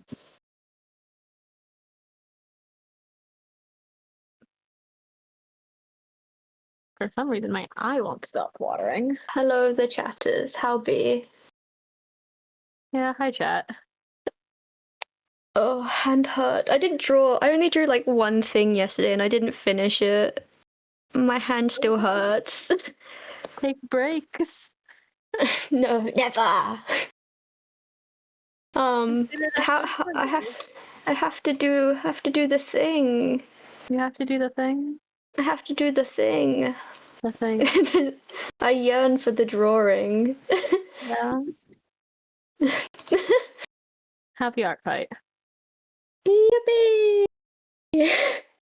Last night was yes. I ran the TMA one shot. That is the what I did. Mm-hmm. The TMA one shot was very fun. I enjoyed it a lot. Also, hello, Emrys. How be? Alive. Yes. Real and fast. It was We missed you started at the one shot. Slash silly. Yeah, I had work. Yes. All fair and good. Get that bag.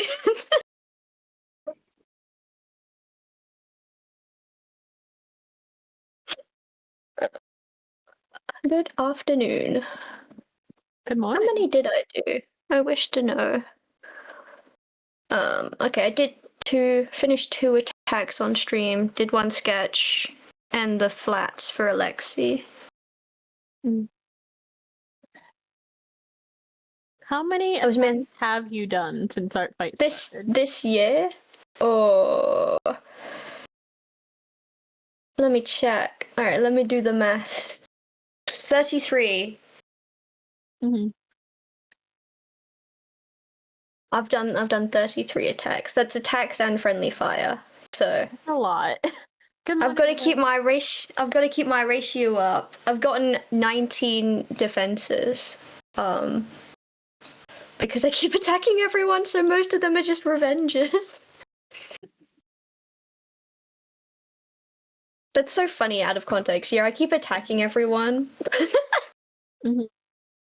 I'm really just a violent human being / silly. Who's violence? Violence.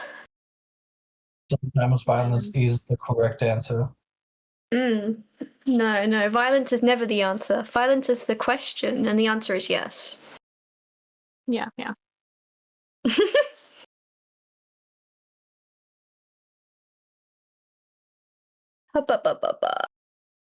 The Sherbathon is very good because I finally get to raid Sherb because I'm Yeah. never up when I normally stream. Yeah. It is Uh, sure. It's a whimsical time. Yeah. You do stream rather early in the morning. I do. For- Unfortunately, for us. most of the We're time I am Americans. British. uh, Alright, I know I joined, but it is midnight. So, Yeah. I may go to the Eeps. Yeah. Go to See you in 8 hours, guys. yeah. Actually, I won't be able to be on hours. Modcast. I'll be in Train Nation. No. Yes. Alright, I dip. Have whimsical modcasting. You too. Well, you're not modcasting. Have fun. That's the default response. Good sleep. Thank you and goodbye. Goodbye.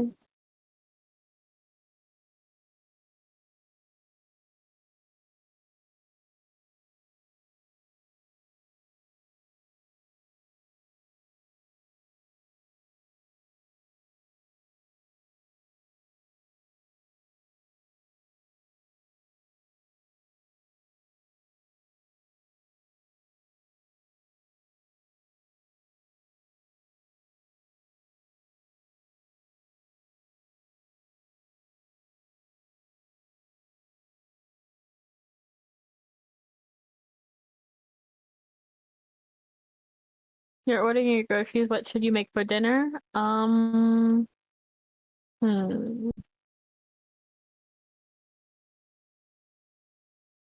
What do people make for dinner? Shit.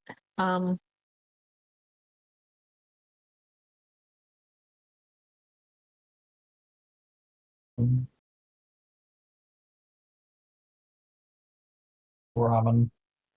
Ramen. Emptied up bowl of ramen. Like soft boiled You- ramen eggs. hmm You should make chicken homework for dinner.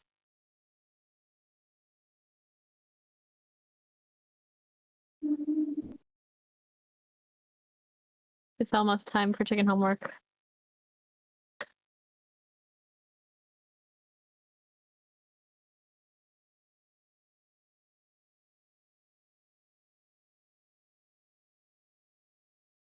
Losing a culinary program and has to make chicken homework before it starts up. Nice. It's almost August. And then you will make chicken homework.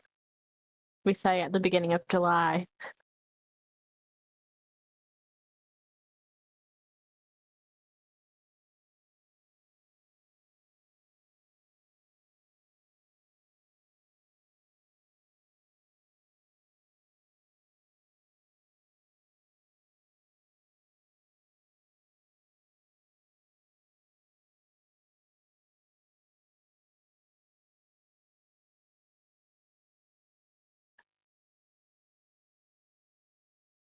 No.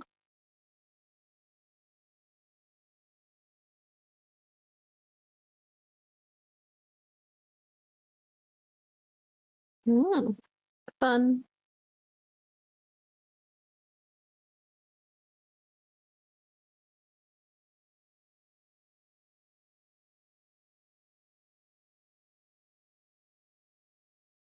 My beds. Why are my beds gone? Who knows? Oh, my beds aren't gone. They're just invisible for me for some reason because I'm glitching out.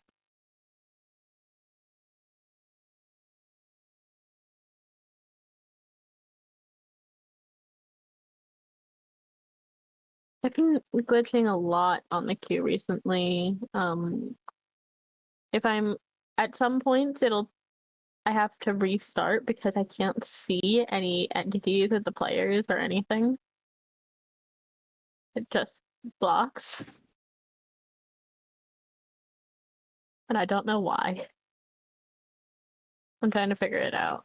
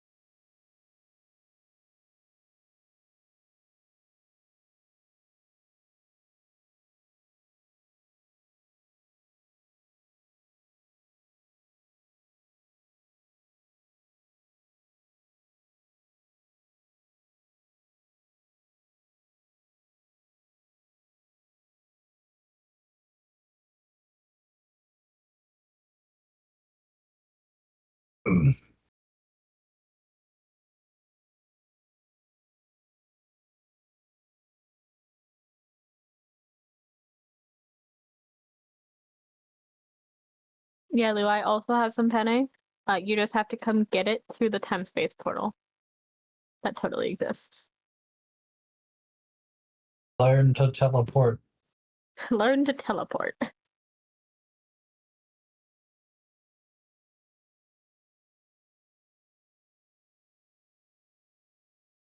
Yeah. I'll see you in a moment. Totally.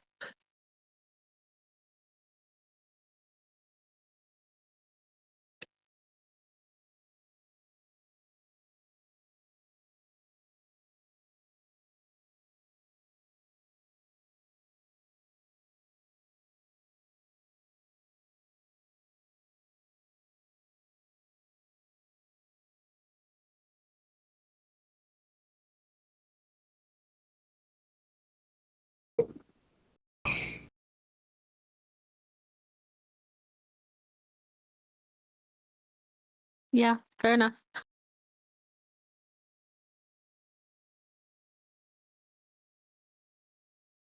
Exactly. Did I actually end up making those brownies? I can't remember. It was like a year ago. Oh, I did.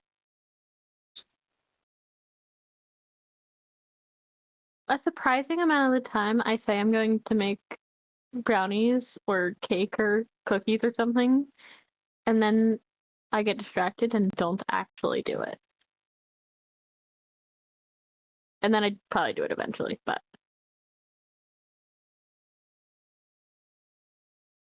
uh-huh.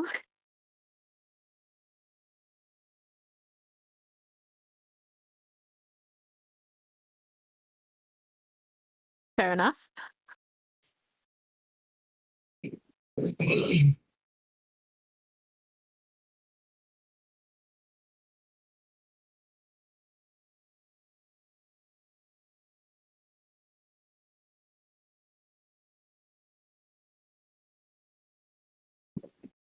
Yeah.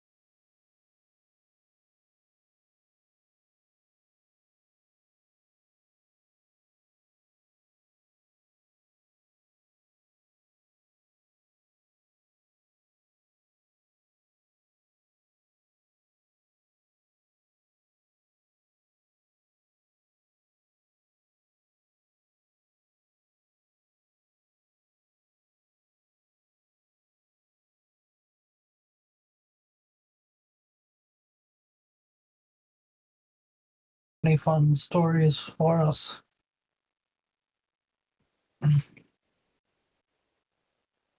Any fun summer plans for all the people in college currently having an available break and vacation?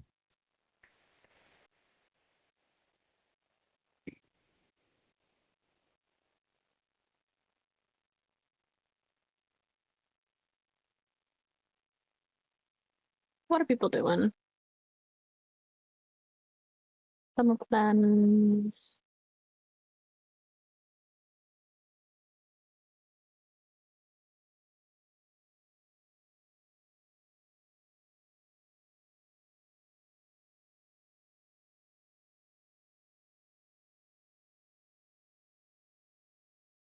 Mm, I see. Good morning. They're making moth wings. Whimsy. Welcome. Yeah. Welcome back to the land of the living, How are you enjoying your stay? allegedly living. Some people claim we're alive. Some people also claim that we're human. It's up for debate. Yeah.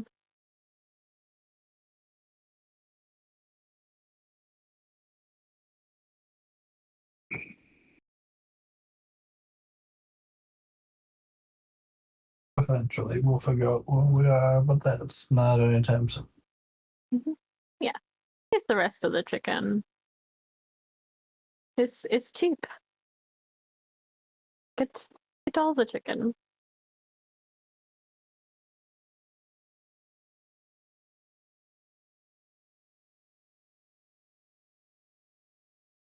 You wish it was Saturday? Oh, I wonder why. It could be Saturday if we try hard enough. Why do you wish it was Saturday, Evan?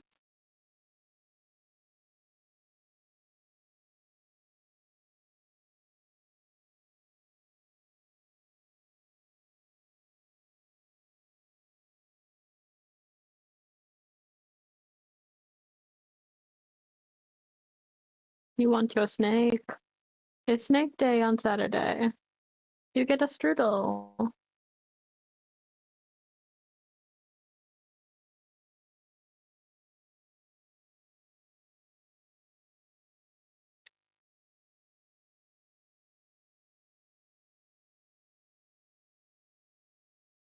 But today is only Tuesday.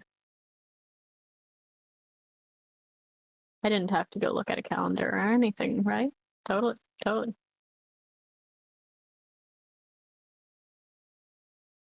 Oh no. No cilantro.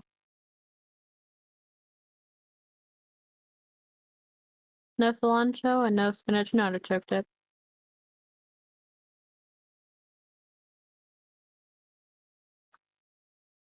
If you could only eat food based on one color for the rest of your life, what color food would you choose?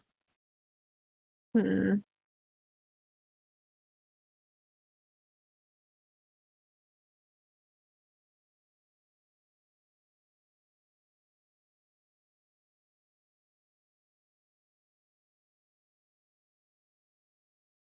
Yeah, can we use food coloring?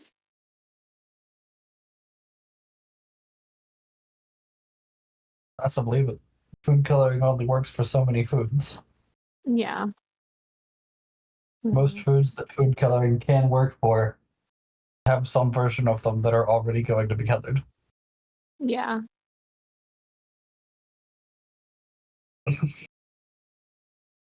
Yeah, realistically, brown is the smart answer.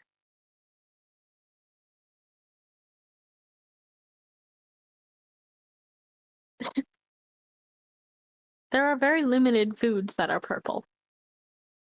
There are also very limited foods that are brown.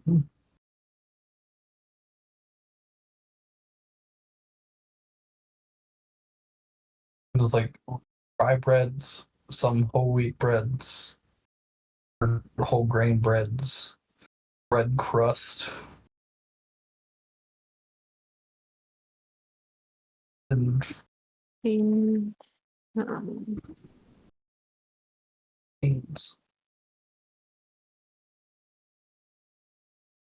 Pasta could be brown if it tried hard enough. It's pasta. It is brown if you think it is.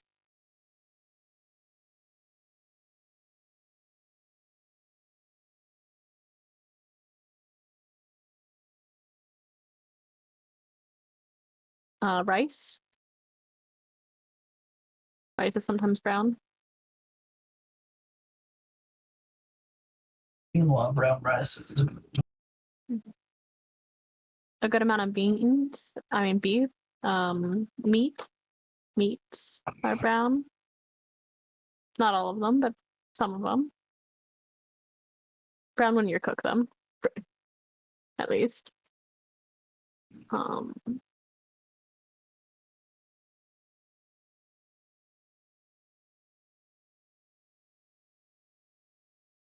Potatoes. a potato brown. I feel like they're mostly more of a white color inside. Mhm.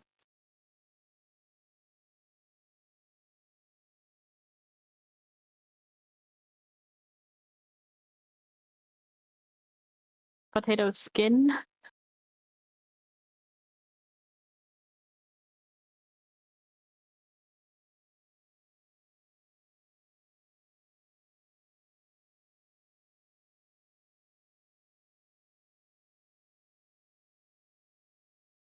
Um,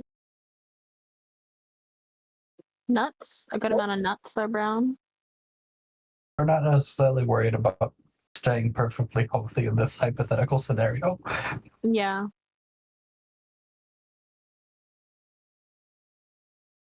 Potatoes are brown because I believe they are.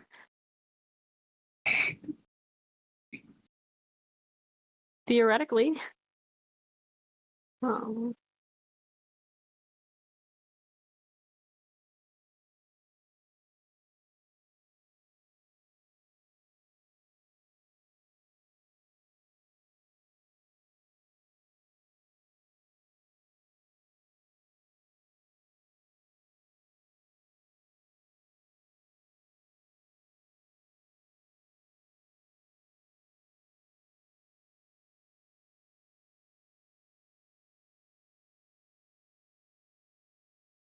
Coconut. Sometimes brown. On the outside it is. Not on the inside, but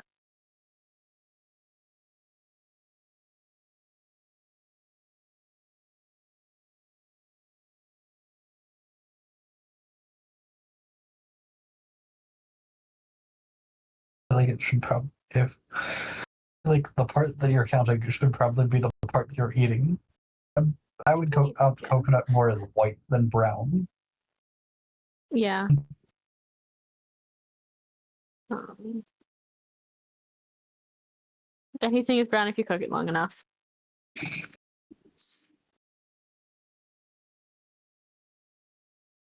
That would be horrible.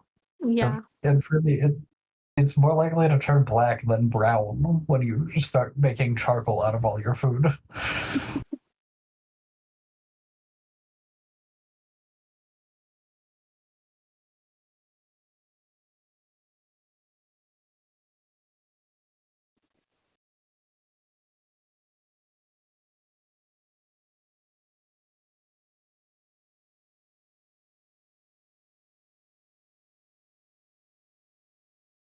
If you wait until fruit is bad, it's sometimes brown. But I don't think you want it by then.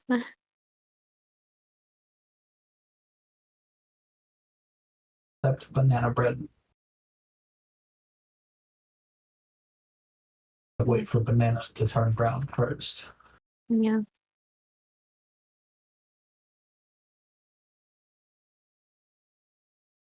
Anything can be brown if you deep fry it.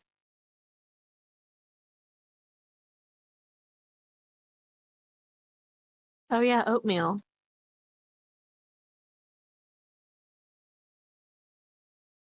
And some cereals.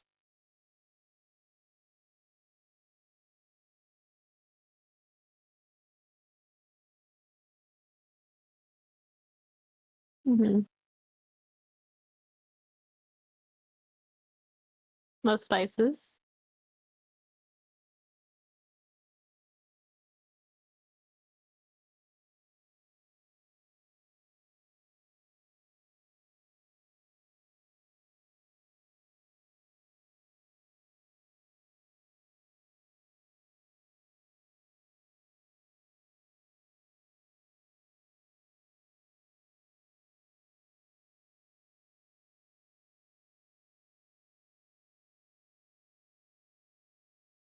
You can still have coffee. That's important. I like coffee. For me. I hate that. It's important for me. I prefer tea. Mm-hmm. Yeah.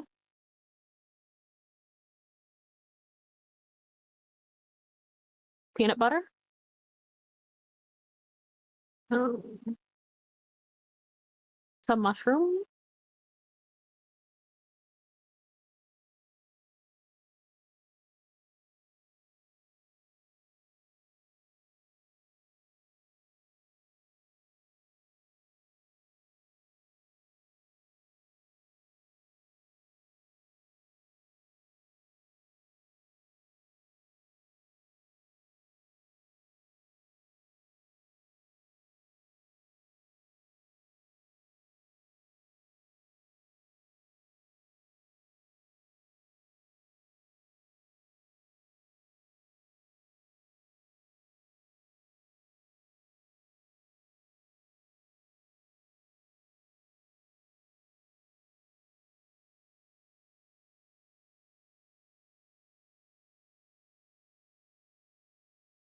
Pancakes? Pancakes are good.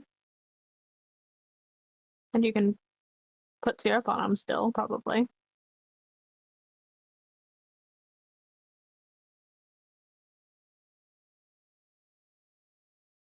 Would s'mores count if cooked correctly? Toasted, probably. Like charred, no.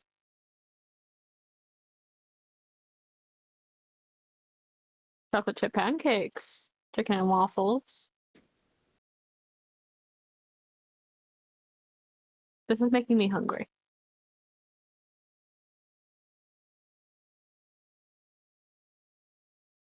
I'll eat later.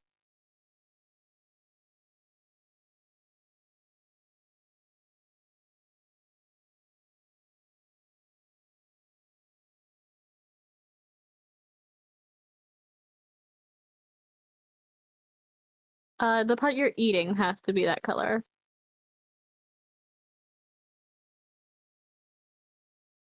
Would a burrito count since the tortilla is brown? No, I think the fillings would also have to be brown. It has to be like majority brown. I think.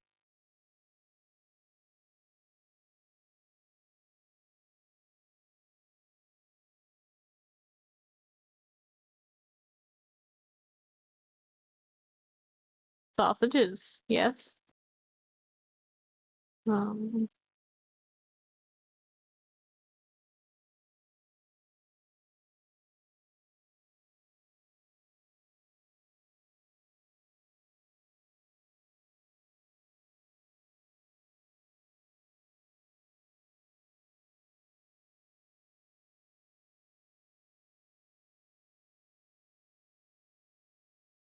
Grapes could count.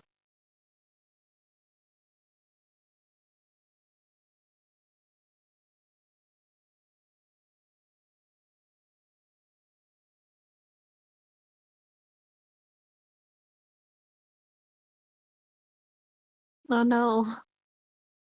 But they have your hot sauce.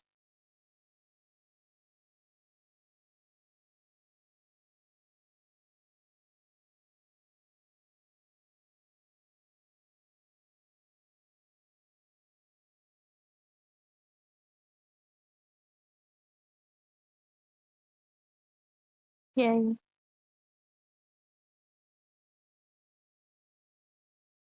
I'm sorry, they do not have the other things.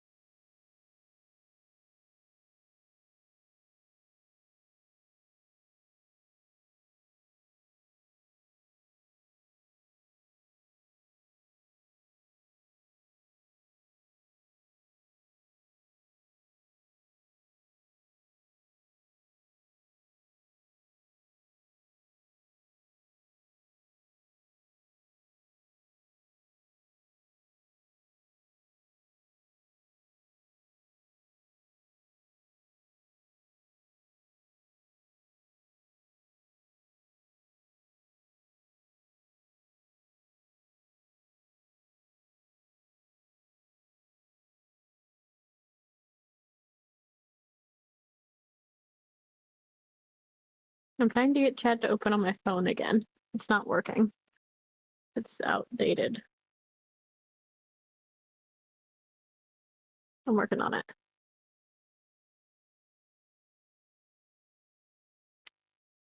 There we go.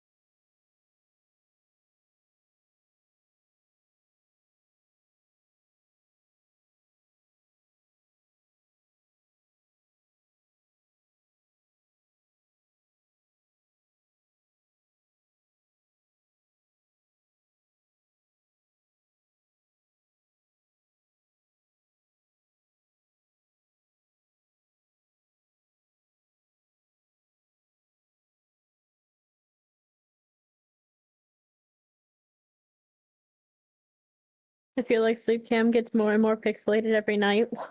It probably does, yeah.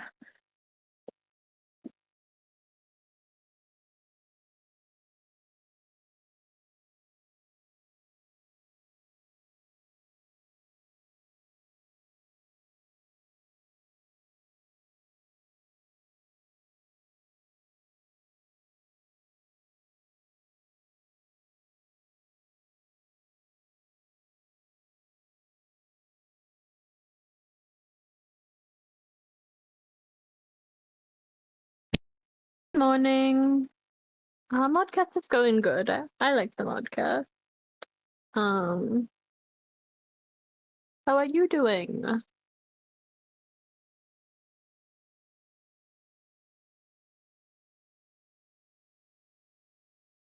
It's just us yapping tonight. We did a bit of D&D earlier, but we didn't have enough people for the parlor LARPs, unfortunately.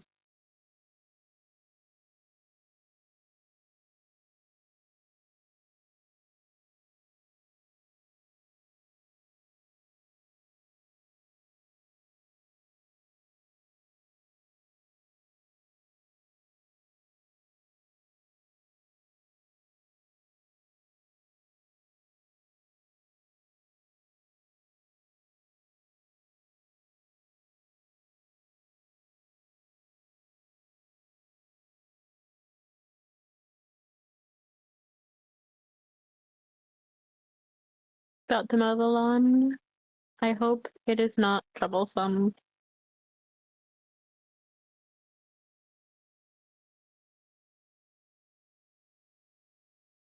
Camera is a little bit security camera core, yeah.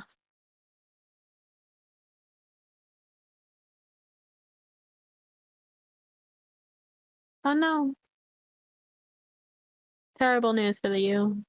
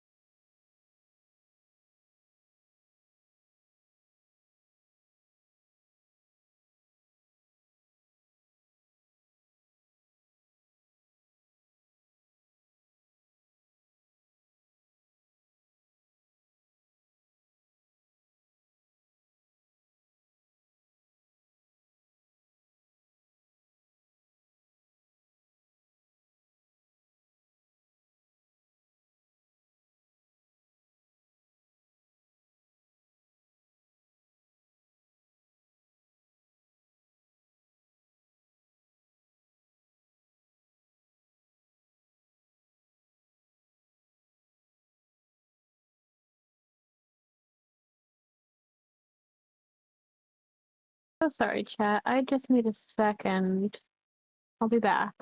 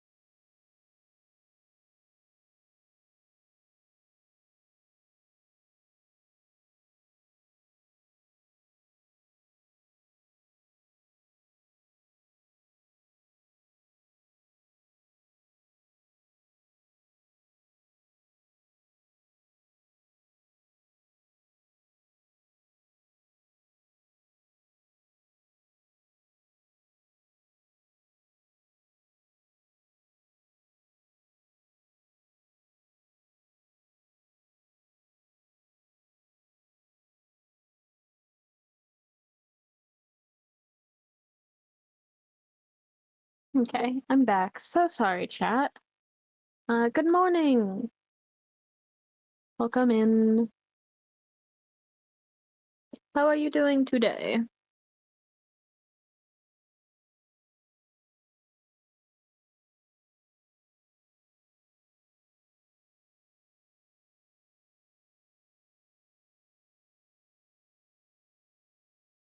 Wondrous. That's also sort of what we're doing on Madcast tonight. We're just vibing. Mm,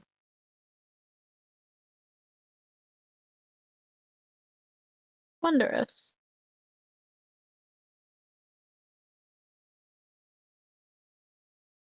You lurk, you lurk.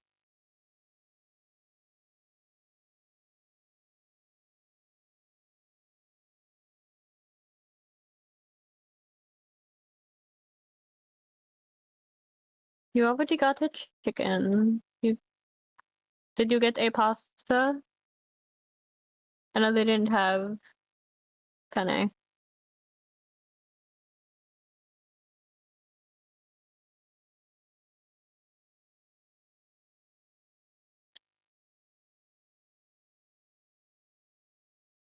Hmm. Chicken, pasta, and tacos. Hmm.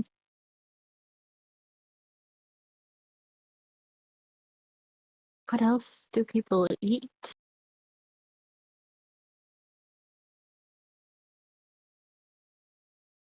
What is dinner?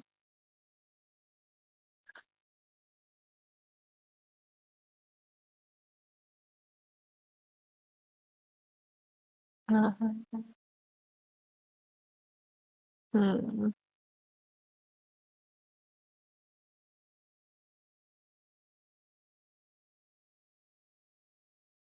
Oh, you have thoughts. You have brain cells. I don't have those currently.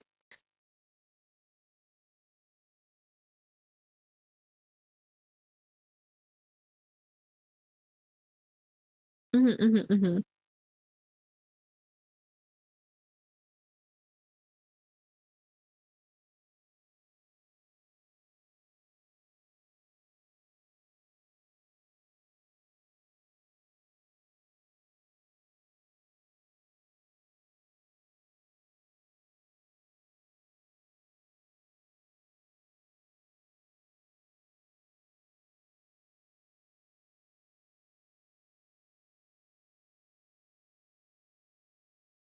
Yeah, a lot of the time I don't have a set thing. I just sort of wander the aisles and find what looks good at the time. So I never know.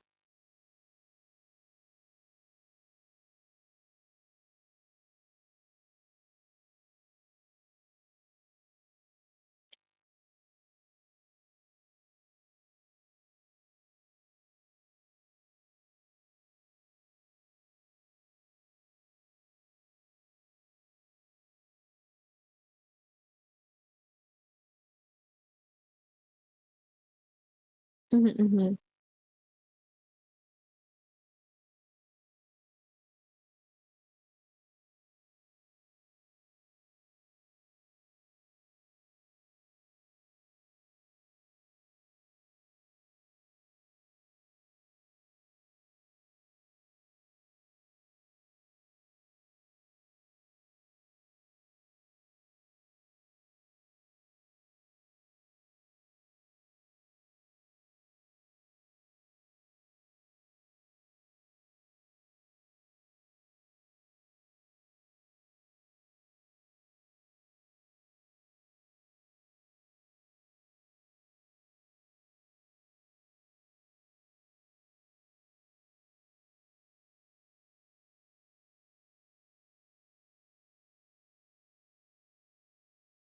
Yes, sir.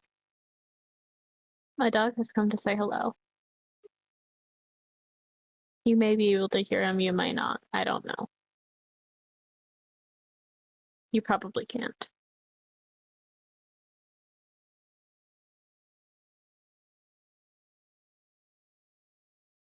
Hi. Hi. Oh. Yeah, my leg isn't actually there. I'm just wearing a skirt, but how fuck. That's you sure did claw it though. I need to cut your nails again. Puppy says hello. I will take a picture of the org and send it in the pets channel because it won't show up if I put it in sad chat. You'll get like half the photo.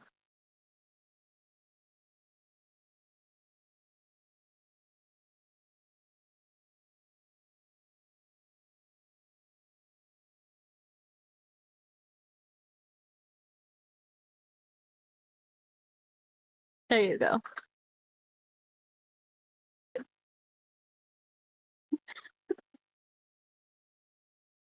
Did you know you have fans?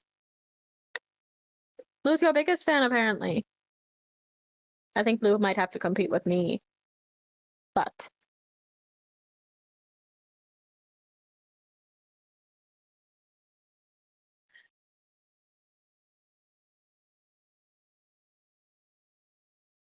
he is adorable.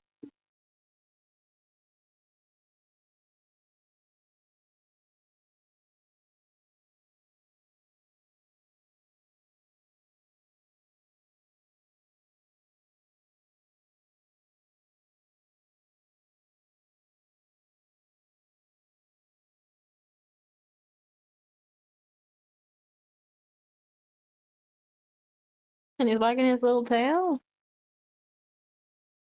He's laid down and is wagging his tail. Yeah, Bronson.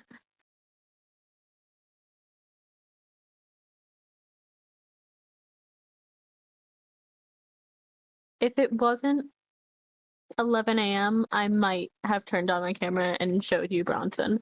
But as it stands, it's 11 a.m. I'm not doing that.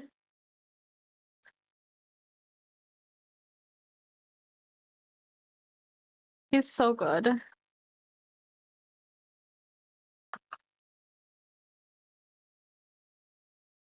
You do. You need to appear in my house.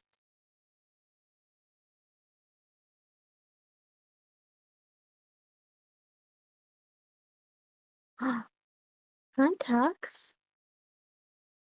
Oh, I know. I'm sorry. I stopped paying attention to you. Cat has shown up. You will get a picture of Cat too.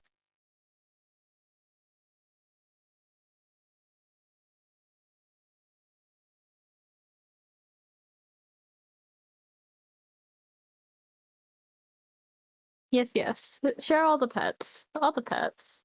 For you. Hi, Tux. I don't often see Tux. Tux is scared of Bronson.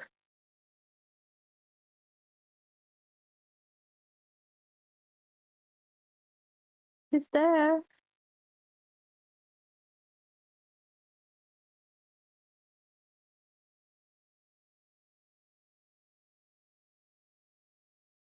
Oh, he's loving so good. It's in more pictures. A love for you. A love for the people.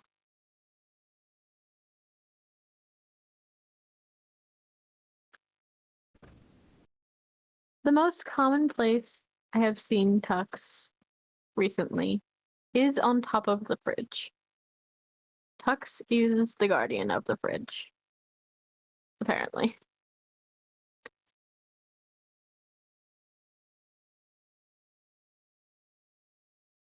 Doggo hiding under the table. You must give your doggo all the pets from me. I will do the same, but you must also.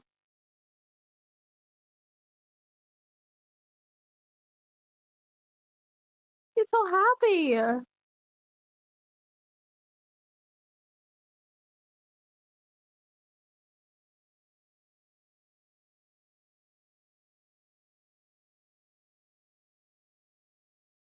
I know, I'm sorry, I raised my voice.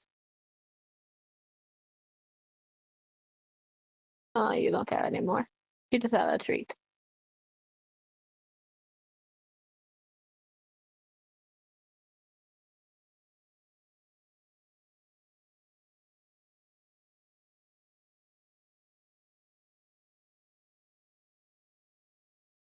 Yes, yeah.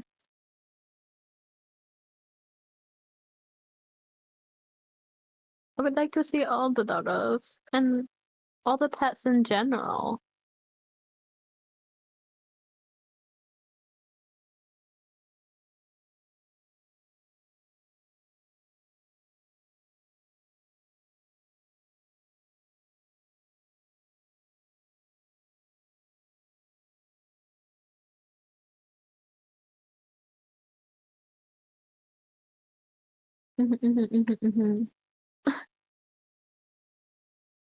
Hold on, I have to stop Tux from playing with a wire. Tux! Tux! There you go. Ah, little guys. They're so cozy. Oh, I love all your little guys.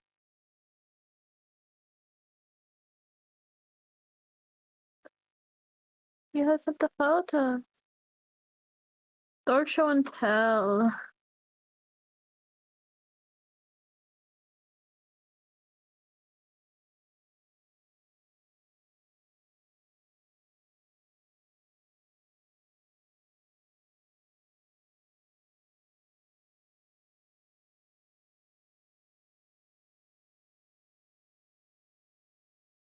Hello.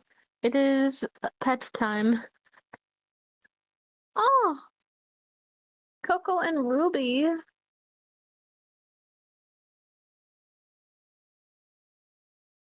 They're adorable.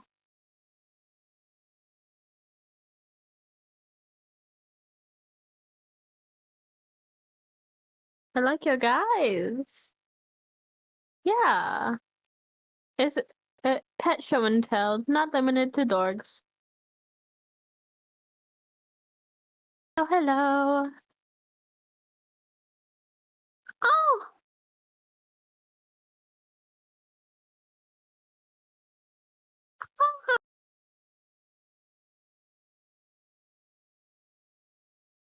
all the pets are so cute.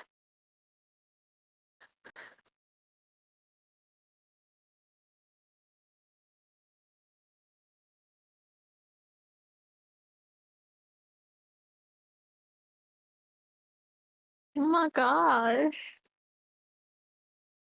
I'm giving pets to all your critters. As long as they want them. I will not if they do not.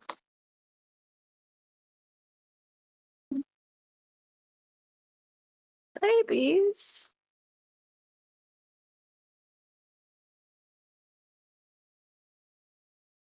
Your kitties are so cute. I like them.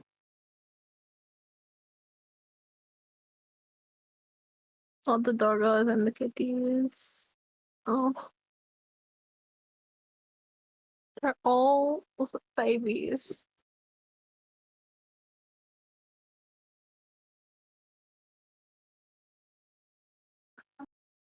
Can I OBS virtual camera and show my Discord and go through go through all the pets? Might. Oh, that actually that would just show my whole Discord and I have secrets. You're not getting that.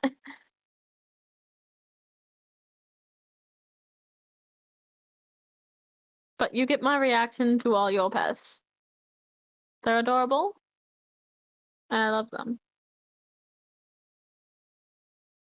Oh, Athena.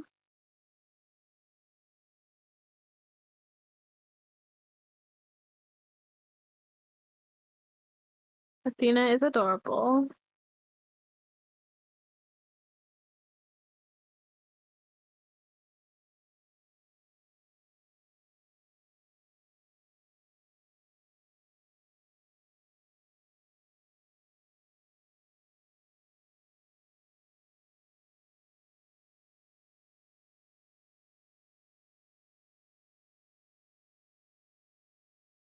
The way I can't share my screen, so the way I'd have to do it is showing my OBS, making it my OBS camera. And I am not entirely skilled in that, as I just used it for the first time a couple days ago. So I don't want to risk it. Good morning. I hope you are having good lunch. We my dog showed up and now we are all sending pet photos and it's adorable and I love them so much.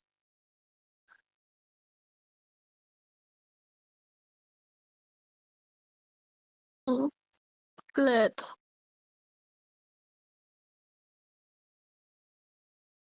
Mm-hmm.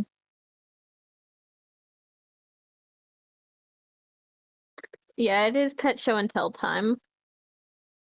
They're amazing.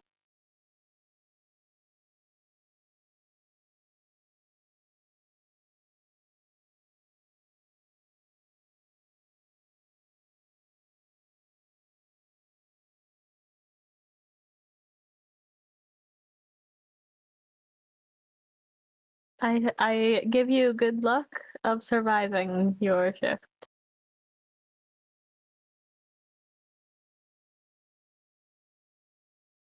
Your doggo is so cute.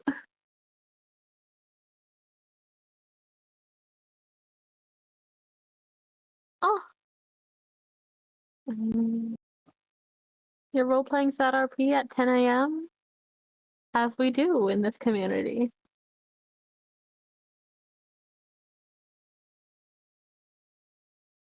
We love the SAT RP.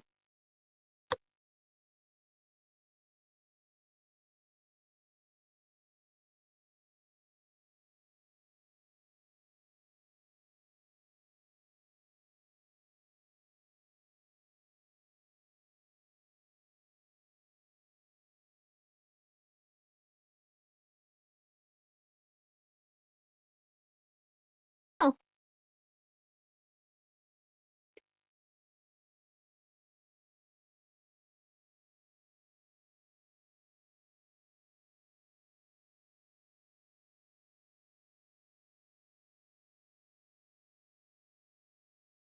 I will do Unlikeliest of Heroes RP with you, just later. I have not existed for the past 7 days. Wonder why.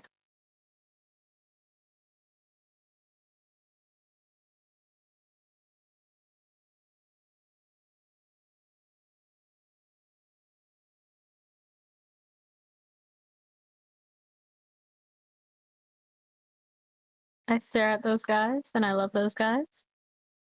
And we will do those guys soon.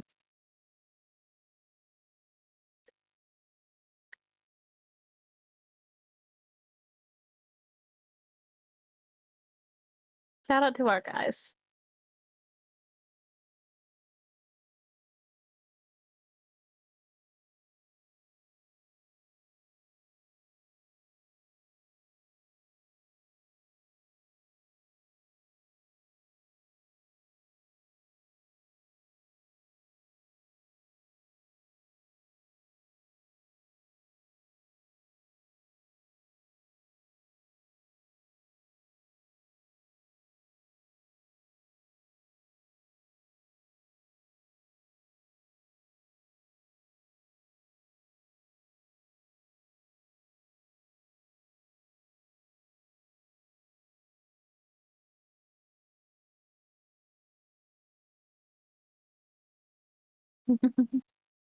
Tumblr RP is fun. I like Tumblr RP. Yeah. Shout out to Unlikeliest of Heroes being spawned because AO3 was down. We could make Tumblr blogs for the Unlikeliest of Heroes guys. I would so have a Tumblr.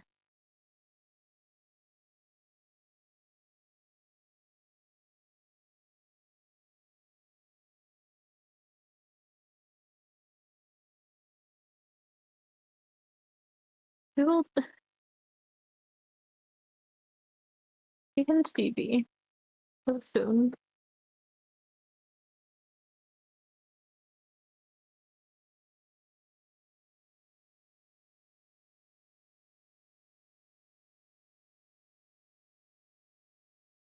We should talk about this more in like an hour after I'm off stream.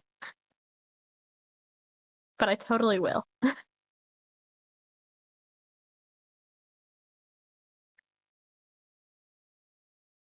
Whimsical.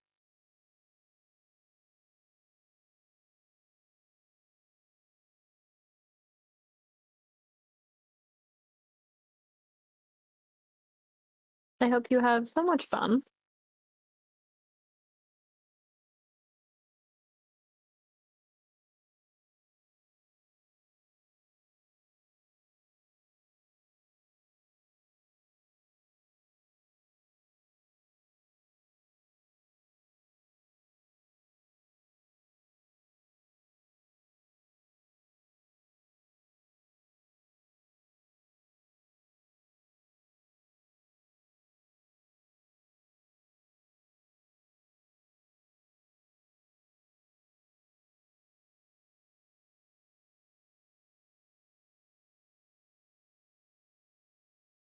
Good morning. Have good time at work.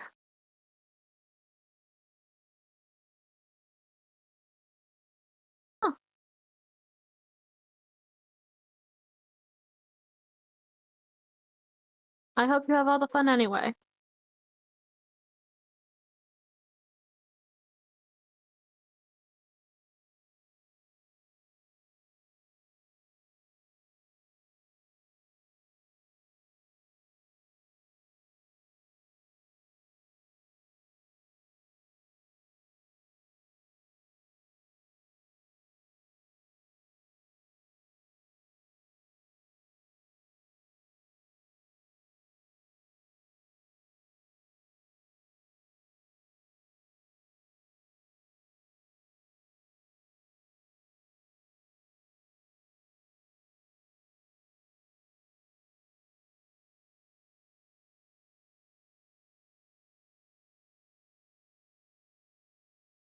Ooh, iced hibiscus tea is good.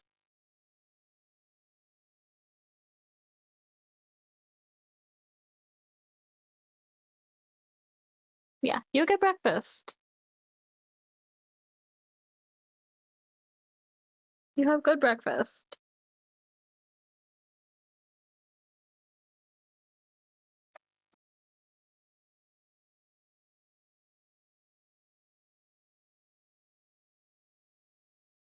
Yeah, eating is good. Eat something. I also need to eat something, but I will wait until I'm out of here.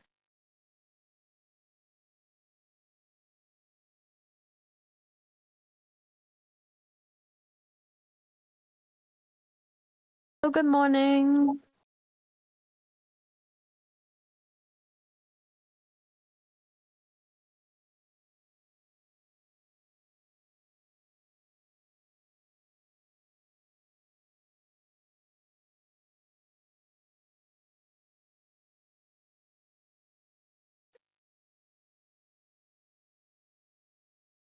Yeah, it sure is 11, but good morning anyway. And it is earlier for time zone people.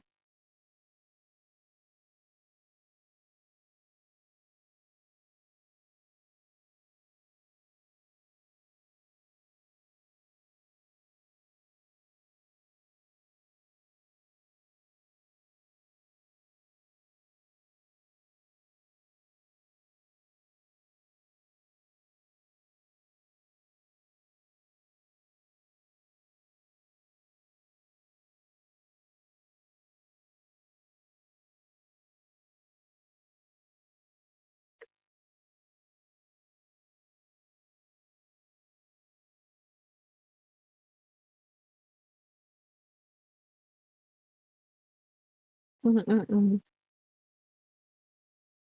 Yeah, sleep schedules are something for sure.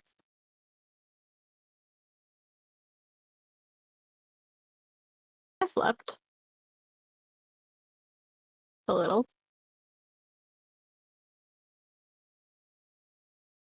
Sleep schedules exist when I sleep.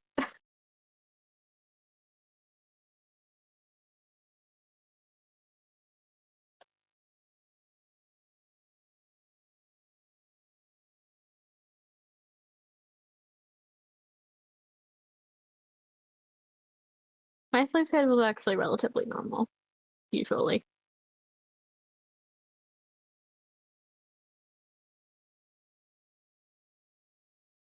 Yeah, probably.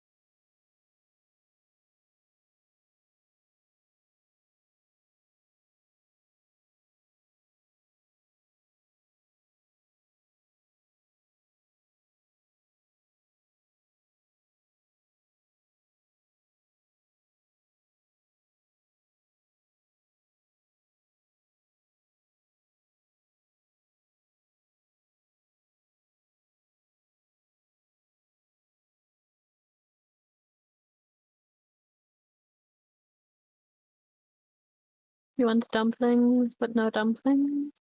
Very sad. You could potentially put dumplings on the grocery list. Or ingredients for dumplings.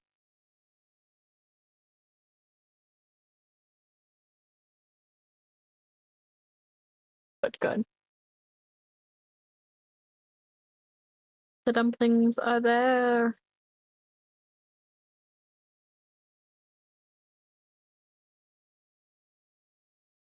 Hello. Meow. Welcome home. Meow, meow, meow. Mm-hmm. It was so cold outside. Yeah. I'm not used to the concept of cold.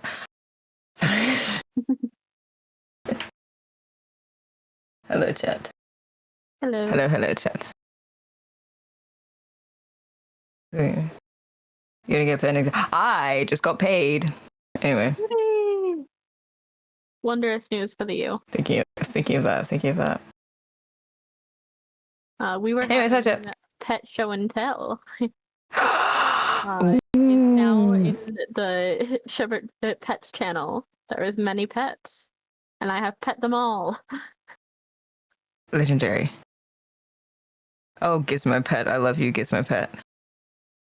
My favorite emote. Do I have any photos of my cat? This is fucking... I haven't taken any recent ones. There was like... Sherbster. Yeah, I was looking at them roll. Yeah. Sherbert, quick! Rise! Rise! Rise! Where's your anger? Rise! No, I'm kidding. You don't have to do that. Not for another hour. You don't have to do that just yet. Yeah. No, I don't have any recent pictures of my cat. I mean, the people can see my cat.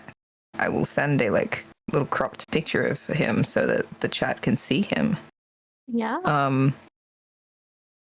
What have I got?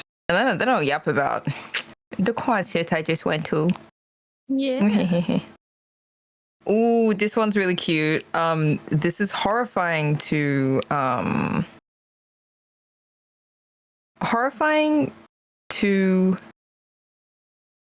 like everyone who's going to see the full image, because like the prop that I was working on is so freaky looking. Mm-hmm. But it's very cute. Where let's have a look, sis.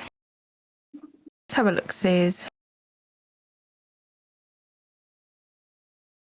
Oh, I should have. Hold on. There we go. It's 1 a.m. I haven't gained the ability to think like a human being. Yeah. It's late in the evening. Here he is. Look at my son. Pride is not the word I'm looking for. Oh. He's so baby. So silly. He's so baby. I didn't see the cat for a second. I was a little bit concerned.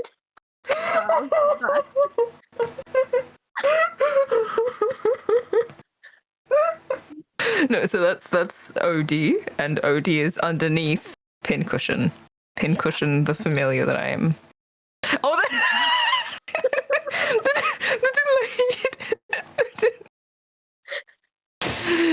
Thank you, boss. That's really good. The delayed. It's fine.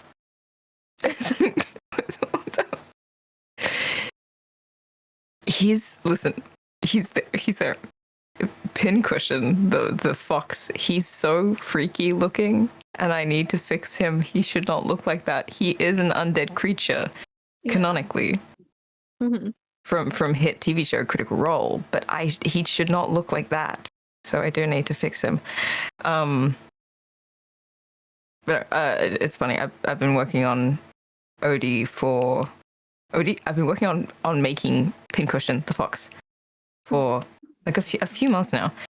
Since before we got Odie, And then Odie started exploring the living room, and he decided he fucking hated the pieces of pincushion that I had around the house because it's all hand sewing. So like there's a couple of different pieces left around.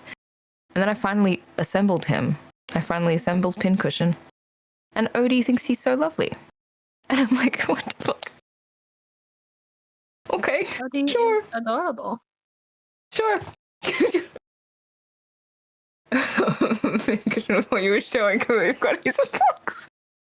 He's so he's so ugly looking. He's perfect.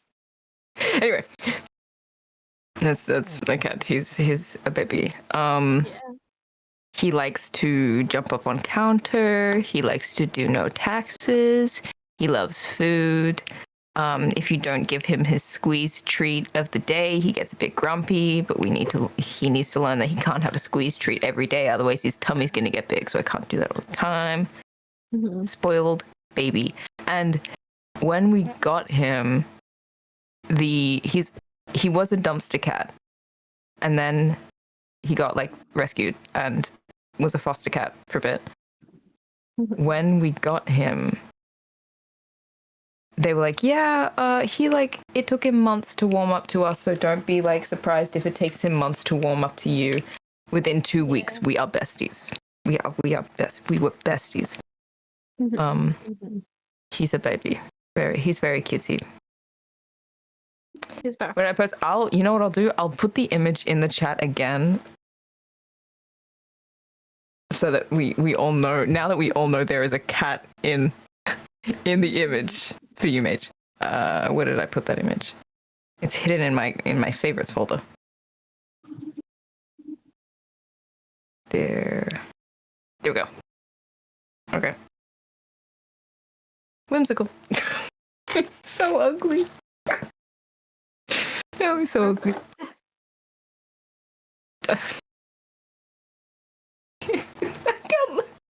I actually need to tab out of the chat. I can't look at him. He's so ugly. Mm-hmm.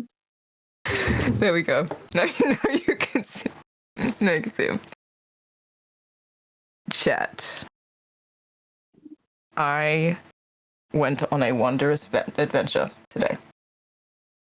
Mm-hmm. And it was very whimsical. And I wish to tell you all about it because I'm very proud of myself.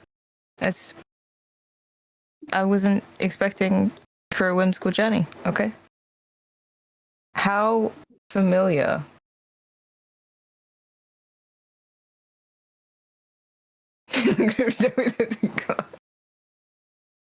an adventure? Yes. See, like that's very good. Sorry, hold on. I just looked at the stream. How are we still at 206 hours? Oh my god. Yeah.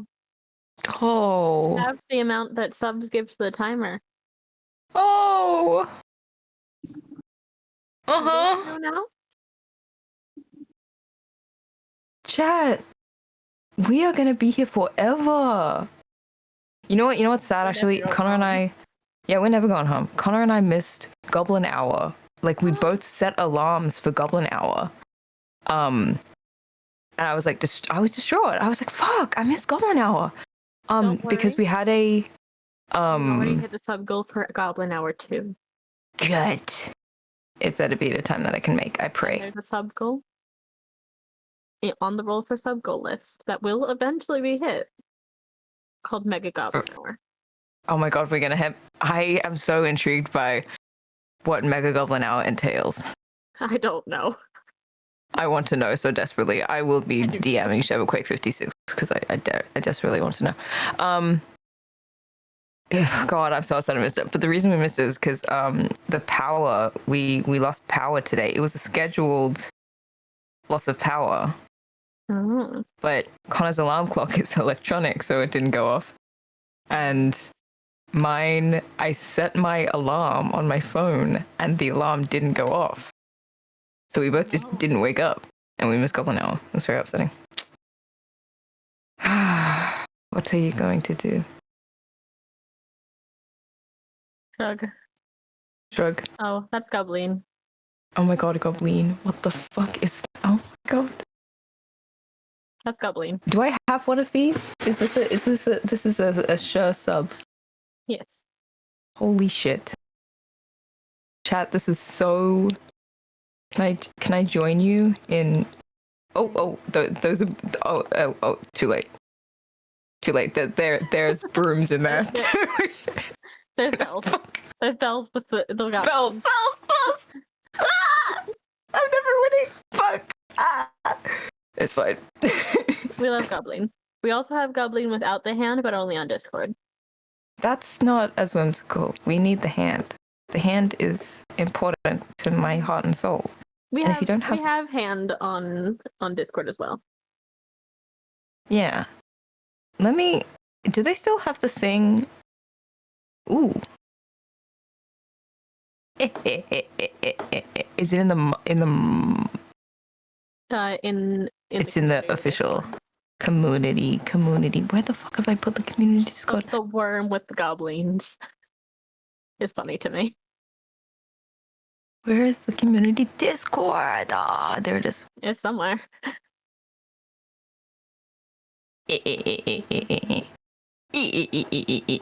Look at the channel status.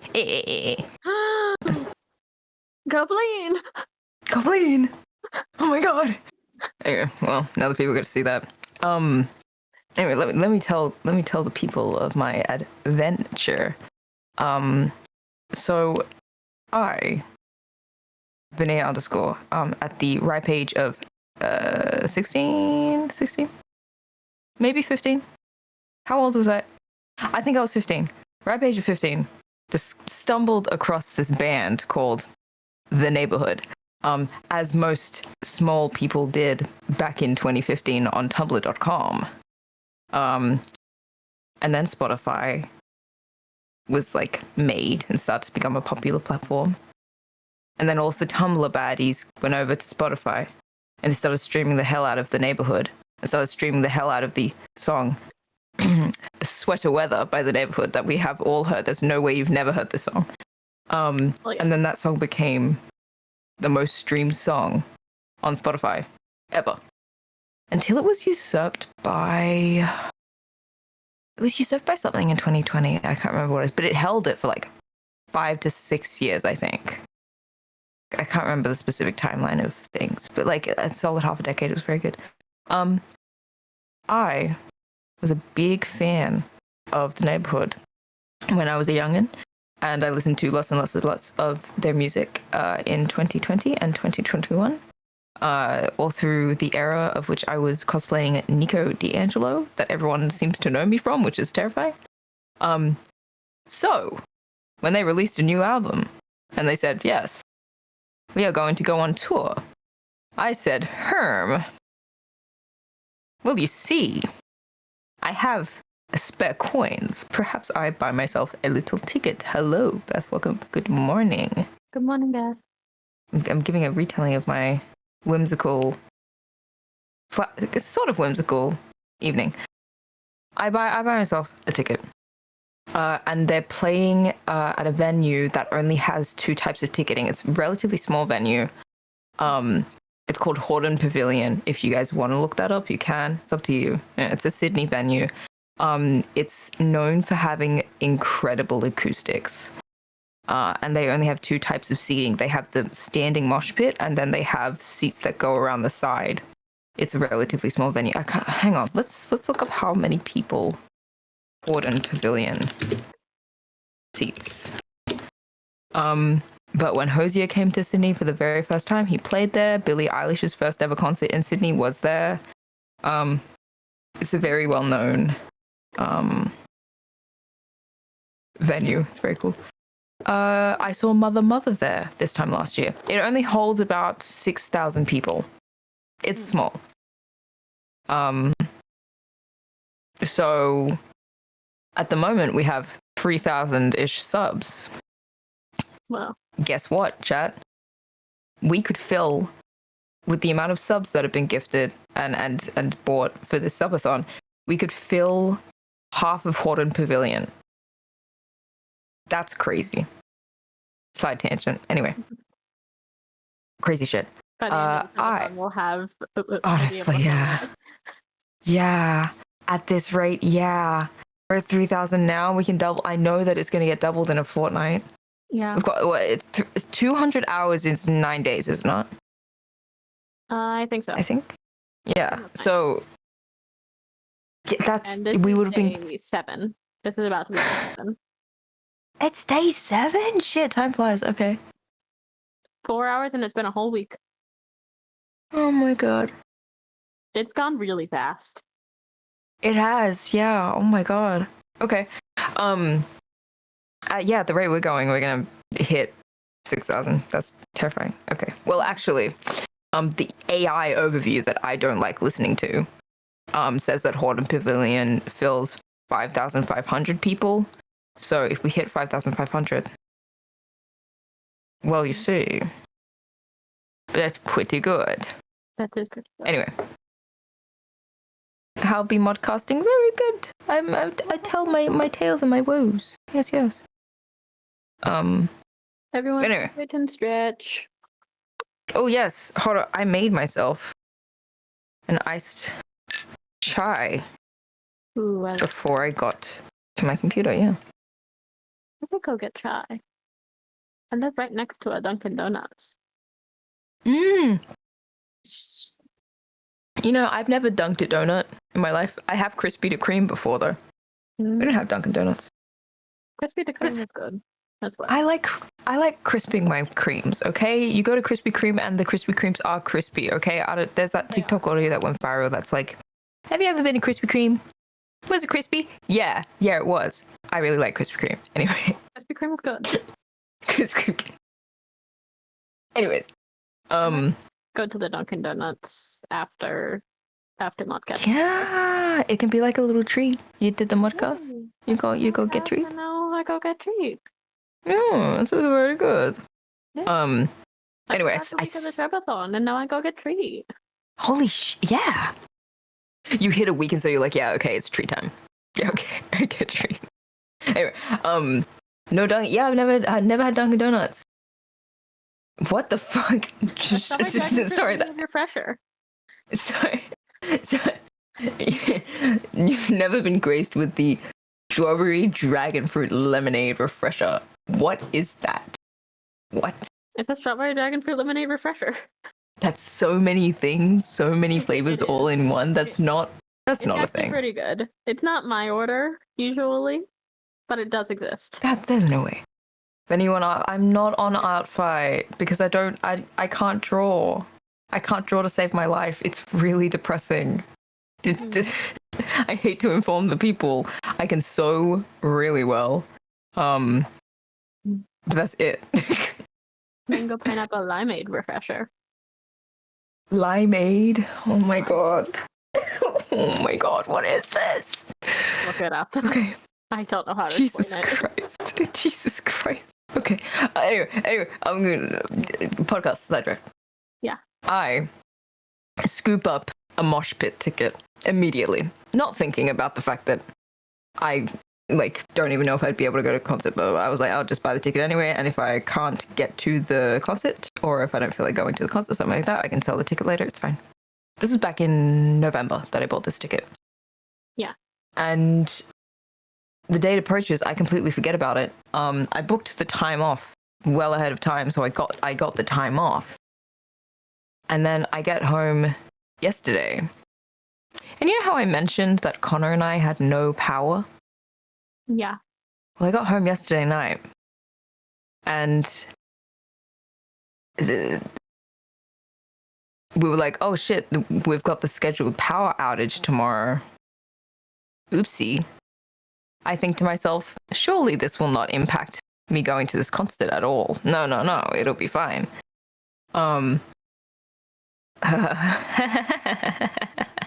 What a lie. I get out of bed at noon because I have the day off. That's crazy. I'm like, I'm going to get out of bed at noon. Usually I have to get up at 7 a.m. for work. Mhm. And I'm like, okay, it's fine. We don't have electricity, but we have a hot water heater that should have preloaded like hot water so I can get a hot shower. And then I can like gas heat some hot water if I need to make any food. Like, it'll be fine. I get in the shower, cold, evil. Yeah. I go to attempt to like boil some water so I can make myself like a hot coffee or something. No gas, nothing, nothing in the house. Terrible, horrifying. I'm so sorry. It was so miserable. It's okay. It was evil. It was so evil. And they said, yeah, your power will be back on. Your power will be back on by 4 p.m. Lies. Yeah. It was so evil. It was so evil. Anyway, I got ready for this concert. And my hair was still wet when I left the house because I couldn't get it to dry because it was so cold. It's winter, so it was cold. It's fine. I'm totally big and strong. Anyway. Yeah. The thing that was scaring me the most about going to this concert was that I was going completely alone. I have never been to a concert just by myself. Have you guys ever been to a concert just you? No. A mosh pit concert just you? Yeah, terrifying. But, no.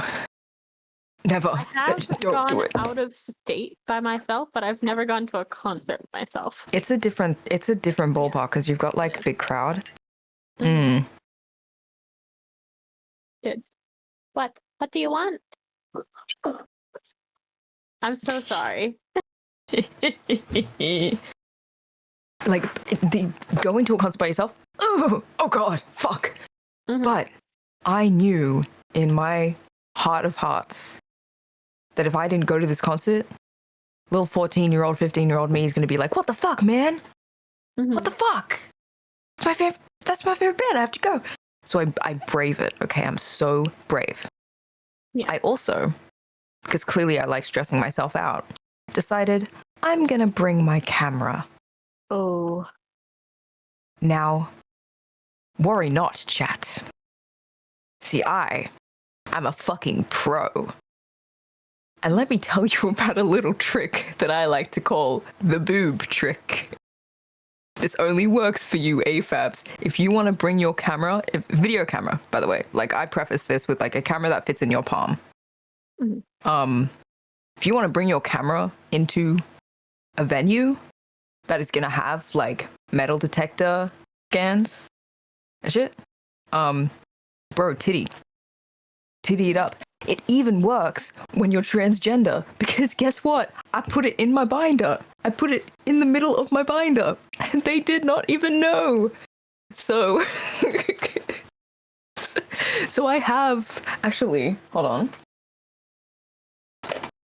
What I have a little concert bag that I have that's like a little see-through clear bag. You can probably hear me taking my camera out of my bag right now. But I put all of my like important stuff in there, and then I get my camera and I put it in my binder. And then when they metal scan you, the reason, by the way, chat, if you want to know why this trick works, it's because when they metal scan over your chest, the reason that they might like find that there is a piece of metal near your chest and think of it as nothing rather than like searching you is you could have a pacemaker or a heart something in there. Or you could have a bra that has metal wire in it. And so they know not to check there, especially when you know that the venue staff that are going to be security checking you are going to be men. Every single time I've been to this venue, it's been men. So I knew that it was going to be a boy. And I knew they wouldn't look at my chest because that makes them nervous. So yeah, I snuck my camera into this venue and I got some very lovely videos. I was expecting like I was honestly expecting for it to go badly, but it didn't. Anyway, I also bought myself some merch. So I have the like I like getting one black band tee from every concert I go to. So I have my merch, and the shirt is it's very soft. It's very good. Anyways, this is we're back to the woes now. I get into the venue there's about 45 minutes before. Oh no, there's like about an hour before the like main act is going to go on. Like Jesse Rutherford's going to be on the stage, and the opener act is about to start playing. I walk in and there's like so much side space. Like, you know when you walk into a mosh pit and everyone's gathered in the middle? I was like, I'm going to go to the side. Surely that I will not get my view blocked when I'm in the side. By the way, context, I'm 5'6", and I'm wearing an inch, like I'm wearing my platform docs. So I'm about 5'7". Like, there's not going to be too many people that are taller than me. I'm the average height of the people that are going to be in this crowd. Yeah. As long as no one is stupid or tall, I'll be fine. It'll be fine. I get in, I have a great view. I pull out my camera, I take a couple of test shots, have a great time. Open it plays. He comes on stage and he goes, no issues. Then this fucking man. No. Men, plural men. Plural men. Men. You know when someone pushes into like a crowd and they make it look like they're going to like they're walking towards someone they know, but then they just stop? And then it turns out they weren't walking towards someone that they knew. They were just trying to crowd weave and find a better space to see. This is what these two men did. And they stop in front of me. And I'm like, right. Yes. Yes. Man number one was 6 foot. Ooh. Okay, I could probably see around your head. That's okay. I can see through the gap, you know. Man number two had to be like 6'6". Ooh. This man was a nightmare. And throughout the concert, he was doing this thing where he would get his number one, okay, everyone, like, majority of people in this crowd, I'm going to say this in a judgmental way because I think if you're still using this app, you're either still 16 or you need to delete the app. Everyone in this crowd had Snapchat. Everyone was filming on Snapchat. And I was like, what the fuck? I haven't used Snapchat since I was 17. Yeah, I never had a Snapchat. Yeah, it's like it's such a weird app. I'm like, oh, I'm a Snapchat hater. I don't like Snapchat. It's weird.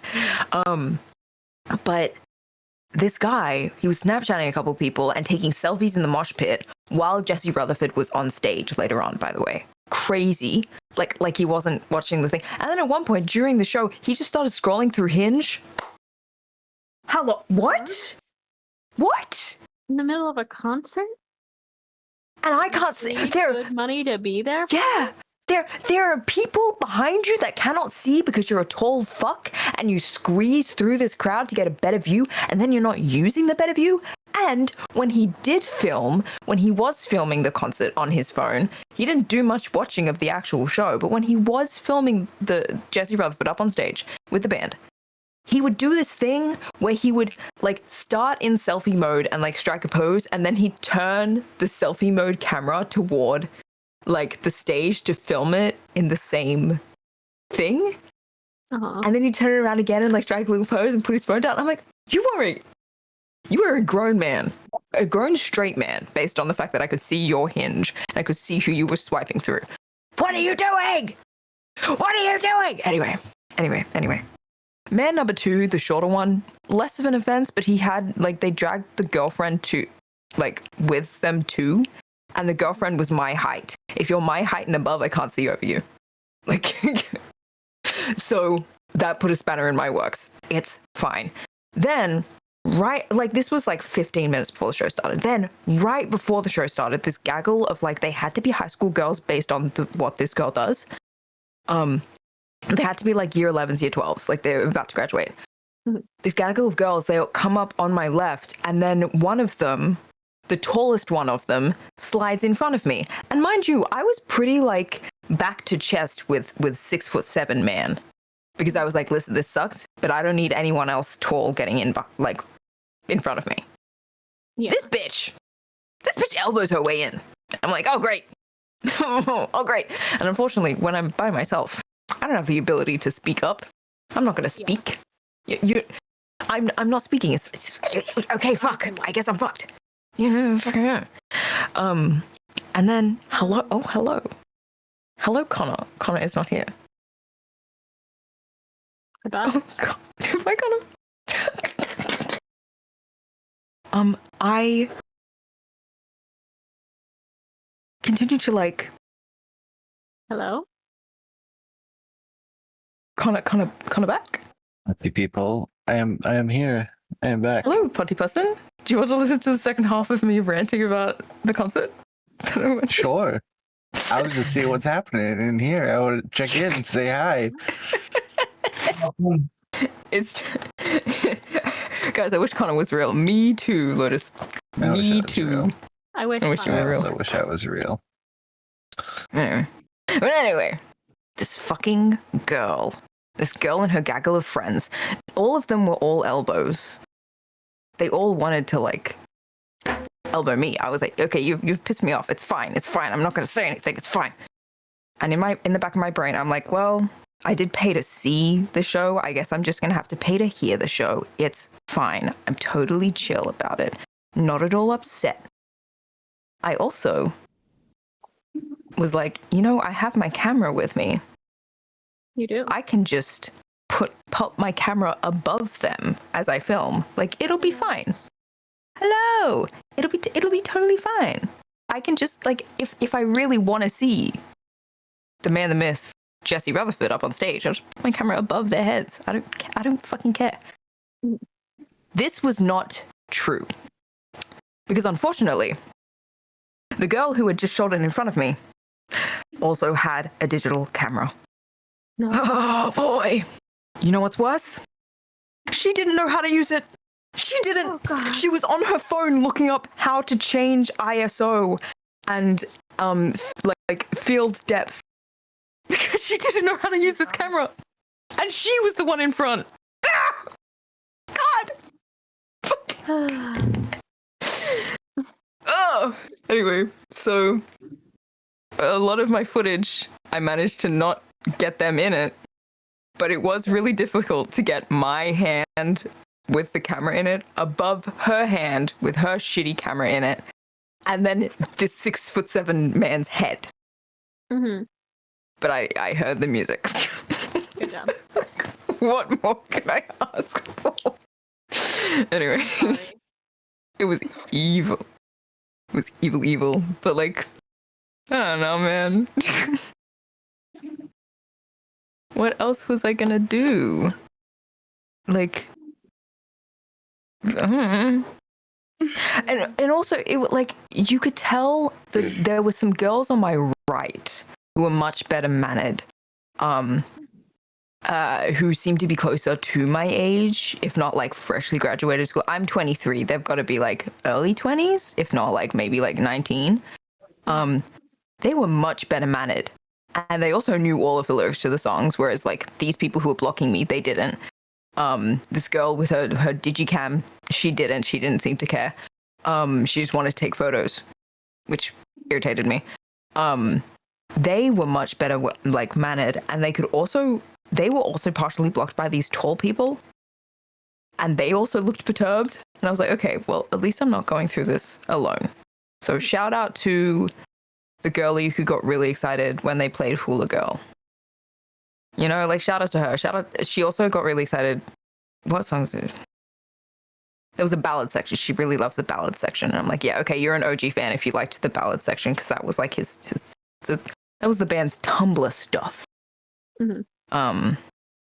But yes, that was my concert experience.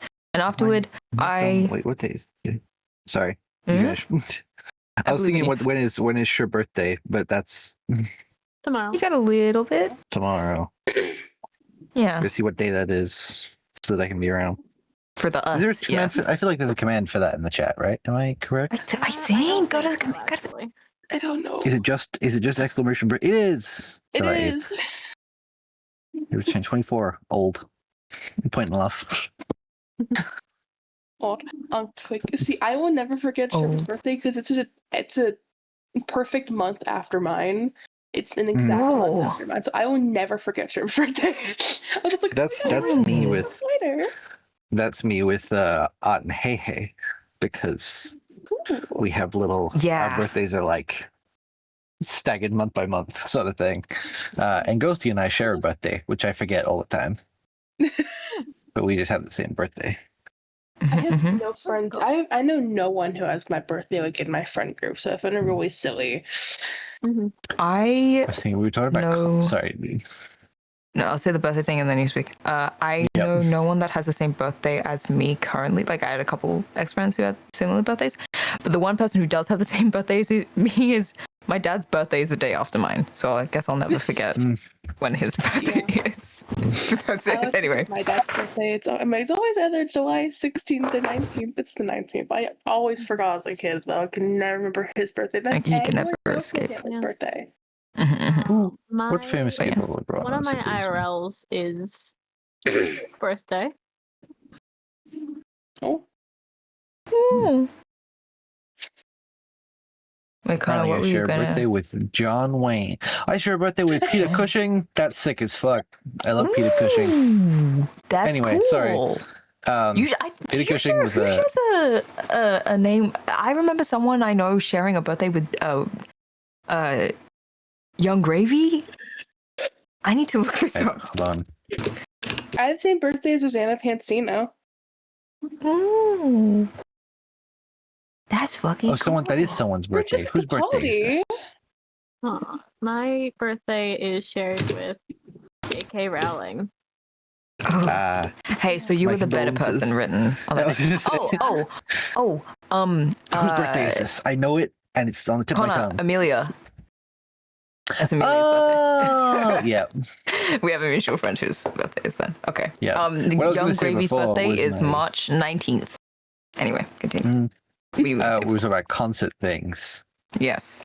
and I was gonna be like, my story of when I almost got punched in the face trying to see Chapel Roan. So Oh my god, wait, can we tell this story? Yeah, I was tell gonna tell your the story. end. I'll tell my end after you're done. Okay, yeah. so the two of us went to a festival together with our friend Amelia. I went to a festival called Laneway when it was in Sydney, and the headlining act was Chapel Roan. Yeah. And she was the last performance of the night. And she's the headliner. Before she performed, she was headlining it. There was an act before her. Like, Laneway's a big festival, so there's a bunch of 4 main stages. She was on the sort of central stage. There were 2 acts before her, and then the sort of secondary headliner, I suppose, was Pink Panthers, who was performing on a different stage. And like an hour or so before. I'm sorry, to envision that Pink Panther stage to set up what Connor's about to tell you. That Pink Panther stage was fucking. Oh my god! No one could see it. No one. No one could see it. So there were 3 main stages. One was the big stage with the big screens, and then you had about 2 minutes walk to the left. You had a relatively big tent, but not big enough. A stage with all of the EDM style artists were playing, and that was where Pink Panthers was going to do the last set on that stage. And then on the other side, about 3 to 4 minutes walk to the right, you had the indie small artist stage, which the artist who finished off that stage was Malcolm Todd, and I was there at the time of this. Connor, continue to envision. So there was, this is you're getting a map of the area. Yeah. And to add to this map, between main stage where Chapel Roan is playing and the EDM stage where Pink Panthers is playing is where the bathrooms are. Right? It's kind of right in the middle there. Before Chapel Roan, there was 2 other artists. Directly before her was Wolf Alice, which is like a rock, like a heavy rock I do love metal them. band. I love Wolf Alice. Love them. And then before that Front girlie is so gorgeous. She's so gorgeous. Was so pretty. Wet Leg. I love Wet Leg. So great. Side tangent. My favorite Wet Leg song got a needle drop in the Supergirl movie. Ascending. But so Great there was day for Wet Leg Coronation. and great day for Coronation. Wet Leg set finished, and I was like, okay, I have an hour before Chapel Rowan comes on stage. And mind you, me and Amelia were at Barricade, right in front of this big stage. So I actually have. I have photos of this. Wait. Oh my god. Oh yeah. I have photos of this. I have photos of this. You keep telling the We story. were at Barricade, and I was like, all right, there's an hour. The Pink Panthers concert is still going. It'll be 2.5 to 3 hours before we can leave. I'm going to take a risky gamble here, make my way out from Barricade while there's not a lot of people, go to the bathroom, and then come back before the Pink Panthers concert finishes to meet back up with Amelia right at the Barricade. This did not go as planned because the line at the bathrooms was really, really long. And while I was in the line at the bathrooms, same idea. everyone else had the same thought. And so while I was in the bathrooms, the Pink Panthers concert finished, and the entire population of this festival migrated back over to the Chapel Rowan stage. So by the time I got back, completely like blocked. There was absolutely no way. It was so packed in there. We also need to And set up unfortunately- that the Pink Panther set was on the left. And Mhm. so You were everyone coming from came the right from side. the I was- left side. I was on the right Mhm. side at this time.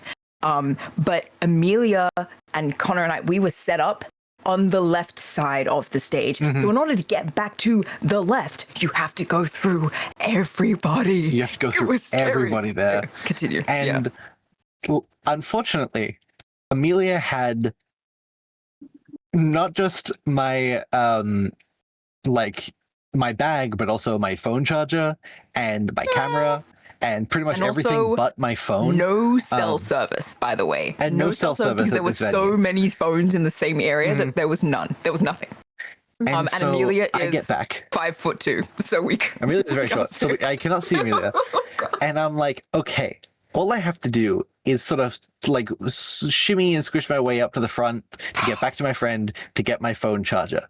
Not registering in my brain that the literal most cliche thing to say when trying to push your way through a crowd is, oh, my friend's just over there. But in my case, my friend was just over there. She was just over there. And like, I could see her like holding up the fan to like signal to me where she was.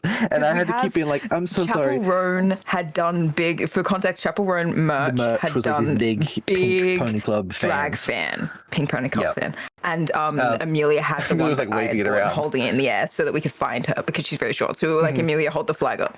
Hold the flag. Oh, Yeah. Oh, not on Sheriff Street. Do not say that word. I didn't mean it. Slip of the tongue. Freud. The fan. Jesus fuck. I heard nothing. I heard nothing. Chat, you heard nothing. Uh-huh. Anyway, Oh, don't so listen.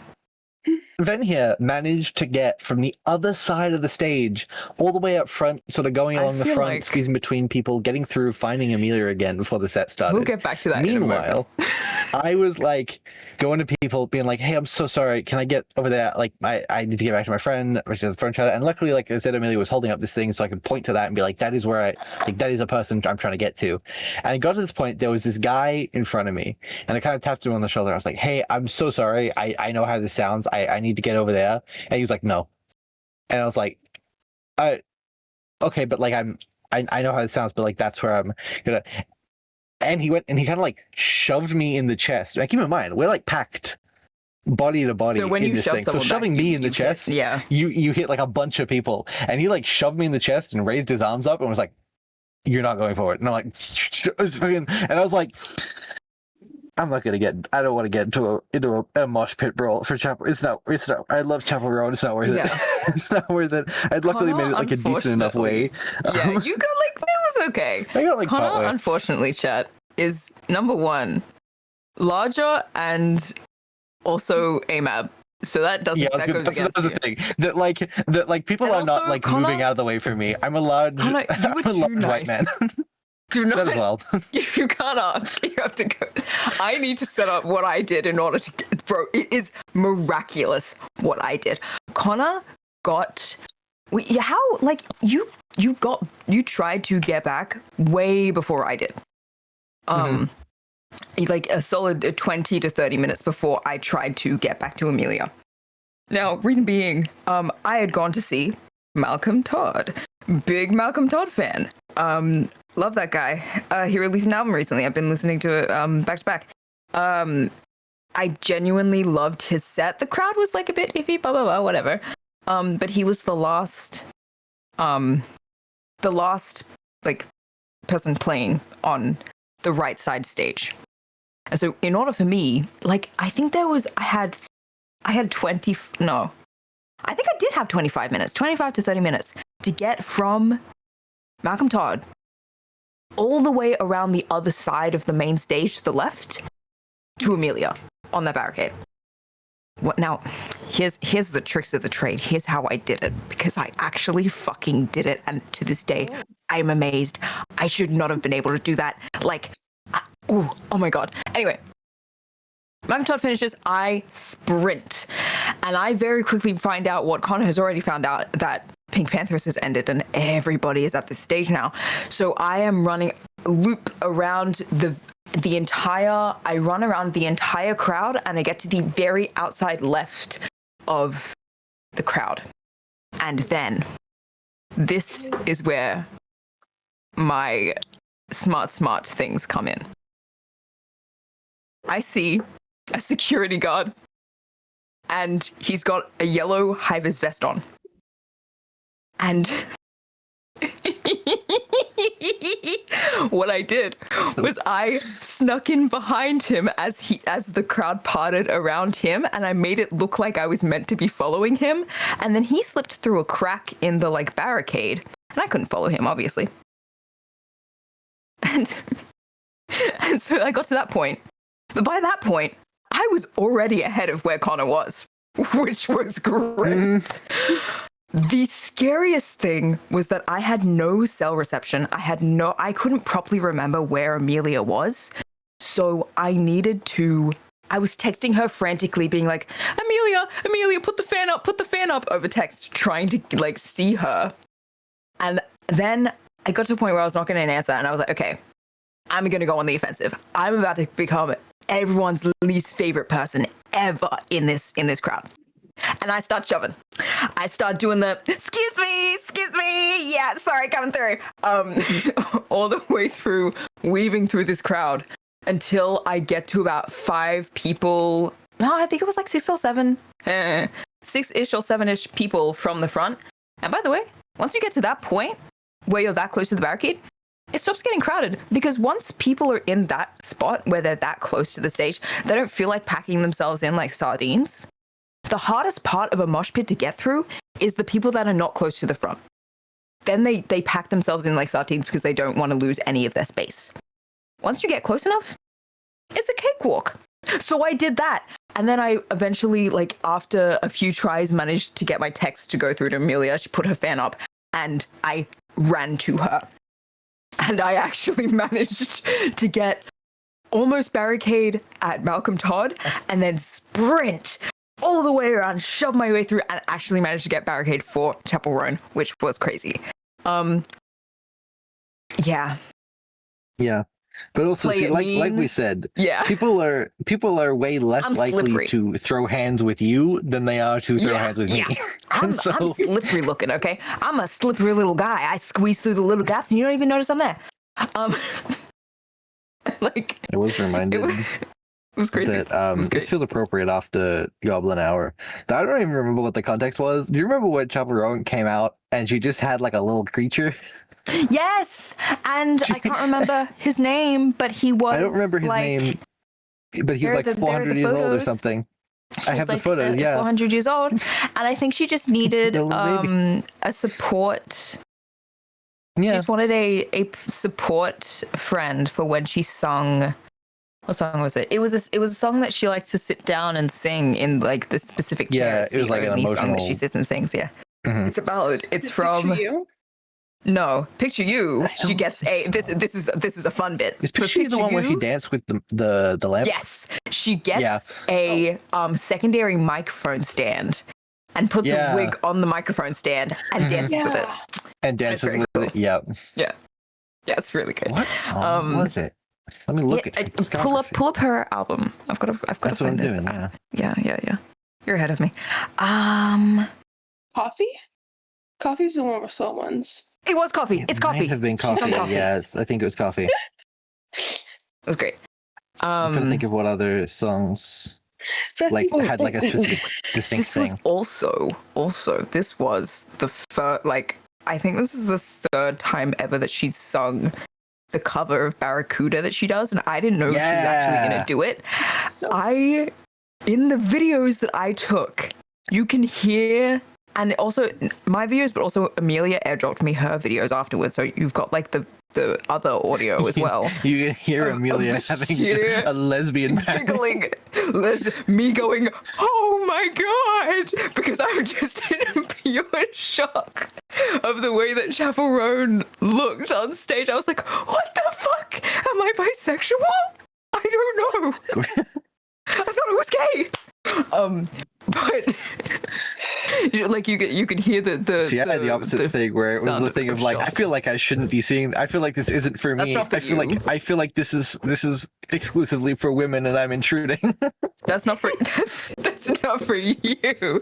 That's for your girlfriend. Mm-hmm. She like, was very jealous that I was there, and she ate up all the. I recorded a lot of videos for her. Yeah. It was a very good day. Actually, the additional I feel like I shouldn't be looking. This is for the lesbians. Is that she came out in like full armor, and then progressively took off the armor and took off layers over the course of the show. And I'm like, I feel like this is not. This is a very. I feel like you can I'm see not. Bits of it. Mm-hmm. You see like it was such a gorgeous fit though. Like she comes out and it's this full sort of very iconic fit. Yeah, the vampiric fit that she like slowly starts taking off, and it's like the bat dragon wings underneath. I want to see if I've got any. I don't have any photos, but oh my god, boob. No, here's some videos where it's got it as the oh fuck off. It's telling me that this. It's telling me that I can't add the thing because it's too big. Evil. So everything from You wish. I have a bunch of my little my disposable camera photos. But she comes out and she's got this big cloak and it's vampiric and she's got a big stand-up collar and she's got a scepter and a headpiece. And she takes off the headpiece and drops the scepter after a little bit and wears the cloak. And then she's got another layer on underneath the cloak. And then underneath that other layer, she had like this lingerie short set. And the first act that she does when it's just that lingerie short set outfit is Barracuda. So she like strips a layer and then does that. And you're like, oh my God, women. So it was very good. It was she's very gorgeous. I love the set of disposable photos they got, by the way. They're really fun. Look at the back of my head. I need to redo I need to re-dye my hair. It's actually really bad. I like this photo of Lucy Dacus because she has a Tim Tam mug. It's just I loved Lucy Dacus. I had an ex that like very viscerally tried. Yeah, Blue Van. I had this ex that very viscerally tried to ruin Lucy Dacus for me. Why did that only just send? And that is not what the thumbnail was. Okay, whatever. I'm sorry. Whatever. I'm looking at my photos, but I'm so curious as to what the thumbnail was. It was. I'm gonna send a screenshot of what it was because now I'm annoyed. Whatever. I'm lazy. I'm not even cropping the screenshot. Just look at that. And what was I saying? I had an ex that tried to viscerally, just like in the breakup, tried to destroy Boy Genius and Lucy Dacus for me, and she could not. They could not at all. Like Lucy Dacus is for me and me alone. I love her to bits. Boy Genius. I love you, Boy Genius. Hashtag play best guess. Hashtag. Whenever I think of Boy Genius, I only think of that one Smosh Two Truths bit where they're like, we're here with Boy Genius. It's Courtney, Angela, and Amanda. Yep. Because that's just perfect. I really like actually That's that a lie. photo Whenever I think of Boy Genius, I think of Bo Burnham and I'm blanking on the name. Phoebe Bridgers. Phoebe Bridges. And the caption of just, why does the big one not eat the little one? Yeah. Steve, Oh, I remember my God. first concert. It was Pentatonics, and it got ranked Oh halfway my through. God. My first concert was a Pentatonics concert, and it was back during like Hurricane Dorian and stuff. This is like 2017. That's a while ago, yeah. That's almost a decade ago. It makes you feel old. Yeah. Oh, don't tell me that. Yeah, I'm sorry. But it was about halfway through. They were doing the like music through the last like the decades song, and then they were like, "We're being told to get off stage right now. There's like lightning over a mile away because it was storming." And they came back and they're like, "We're not supposed to be back on here, but we didn't want to leave like that." So they sang Hallelujah. Then they got off. Okay. Oh, Jesus Christ. I will say it rained during, I don't know if any of Connor's pictures picked it up. The one where you're in ponchos, you can see. The ponchos. It makes it very I apparent. don't think But the photos picked it up, but it rained. It like stopped raining. It had been raining all morning, and then it stopped raining, and then it started raining again when Gigi Perez was playing. I was like, "Fuck!" I was gonna say, yeah. Gigi for Gigi Perez. It rained for Gigi, so you can see the wetness in everyone's hair. My bad. It rained through Cave Town as well. It did, yes, because it started raining. Cave Town played the rock version of Yeah, he never does that. Devil Town. Again, Ascension, incredible. I need everyone to know, like, I would go to a Cave Town concert if he played the rock version of Cave Town all the time, but he never does. He plays the acoustics, like, slow version. I'm like, stop, play the fun one. I like that version, but also the rock one is. I like the version. It's not the concert version. Yeah, it's not the concert. I want to go to a concert. I want to smash. I can't think of what my first concert was. I Actually, I do know what wanna my first concert was. I actually didn't go to a concert. My first concert was a festival. I come from a place that people in the city will call a little country town, and people in little country towns will point out that it's the most populated non-capital city in the country. Yeah. But there's not like a ton of music festivals that come through there. But about an hour and a half to 2 hours into the country from me is where they host my states. It's called Groove in the Moo, which is an Australia-wide series of festivals. Strange. And it's called that because they're hosted in cattle fields. So they clear out a bunch of cattle fields and they have a big music festival in there. It's such an Australian experience. It's such an Australian experience, yeah. And I feel like Peking Duck was the headliner. That was the first time I saw Wolf Alice. That sounds about right. Wolf Alice was there. But I distinctly remember the first musical act I saw was a guy named Grant Perez. If you guys haven't listened to Grant Perez, what a legend! Wow, I would recommend it. He's like an Australian. He sort of has like a acoustic, like a sort of jazz. Because he was really good in concert. He recently toured as the opener for Cave Town, but the thing was that I saw his first ever concert performance was that thing, and I hadn't heard of him. I didn't know who he was. He was just like one of the early acts, like during at 11 o'clock in the morning, because he was like a new guy. But yeah, and I immediately fell in love with his music, and I followed his career since. And so my first concert was one of my favorite artists. I just didn't realize he was going to be one of my favorite artists at the time. Mine's Really good. fun. I like it. I think Mine. Sherbathon. Shubster. Did grab their phone. Rise. Where's your anger? No, I'm kidding. Where's your anger? Where's your rage? Where's your rage? My first concert actually was a great experience. Wait, I should tell this story. Oh, so who here has listened to Stray Kids? Put your hand up. Okay. My head is not right. I don't think I've ever listened to a Stray Kids song. Yeah, not you. Yeah. I'm kidding. Not a meme. So These are girls. No, they're not.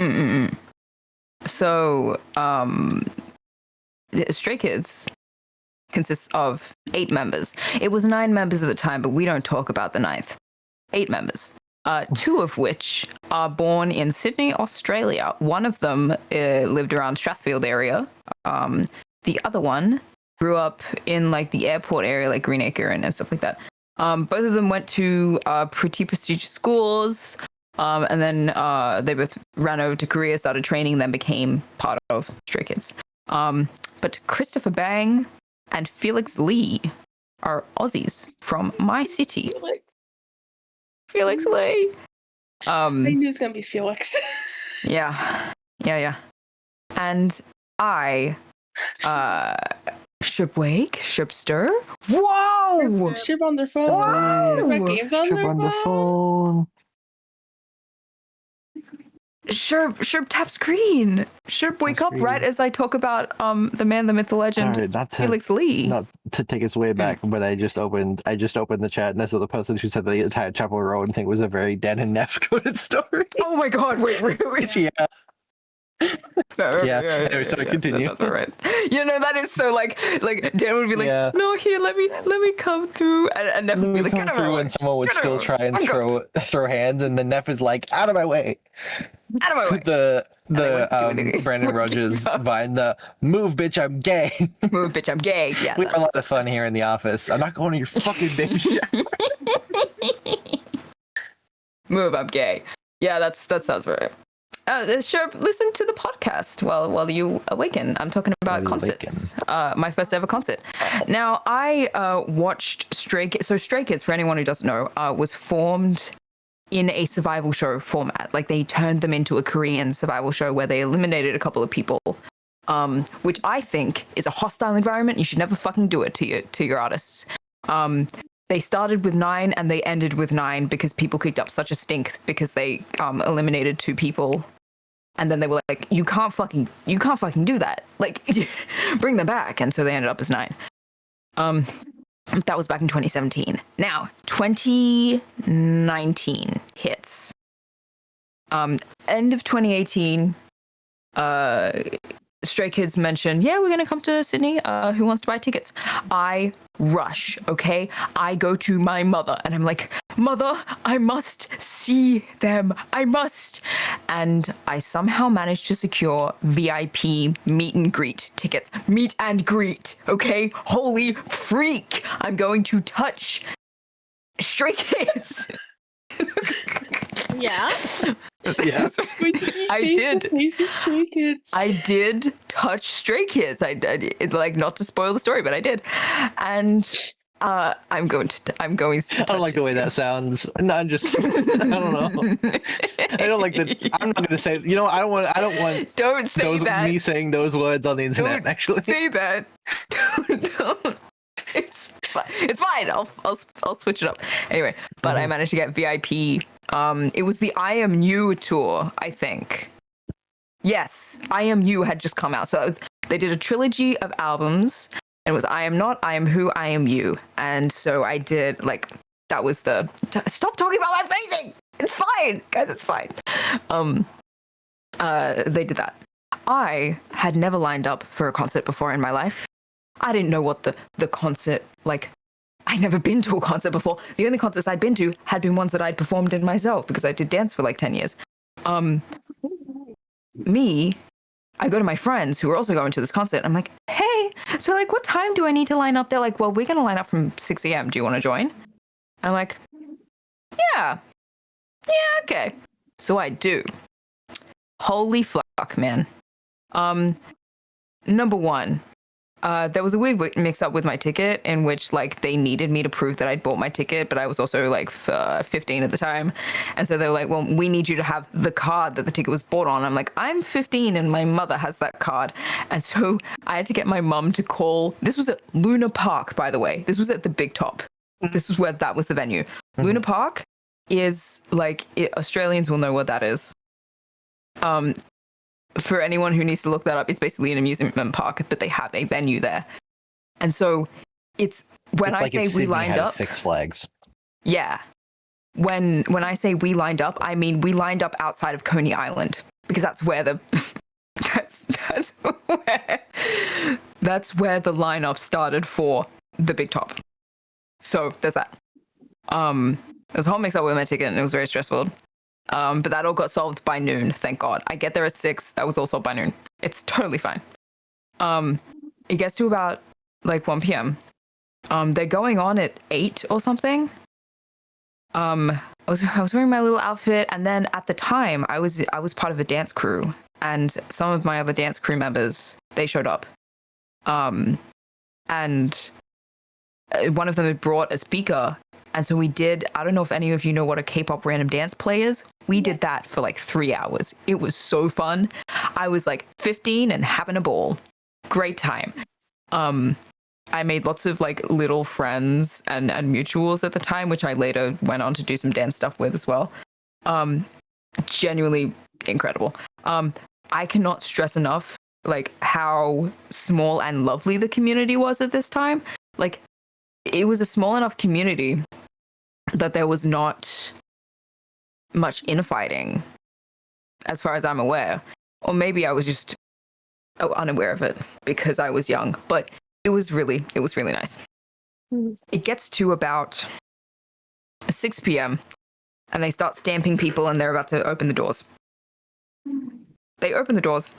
We're all walking in a line, and then someone at the front of the line, I'm like 30 people behind in the line or something, 25, something like that. I'm close to the start of the line, which was pretty miraculous for my first concert. But someone at the very front of the line starts running. And so the people after them start running, and then we all start running. And so we're running, and the security's like telling us to stop running, but we all run up and we get to the barricade. And I was the barricade for my first concert ever. Nothing beats that. Like, you cannot top that experience. I have not gotten a barricade position at a concert since, and I'm okay with that. But I was like on the barricade for a little 15-year-old me, having the time of his life. Okay.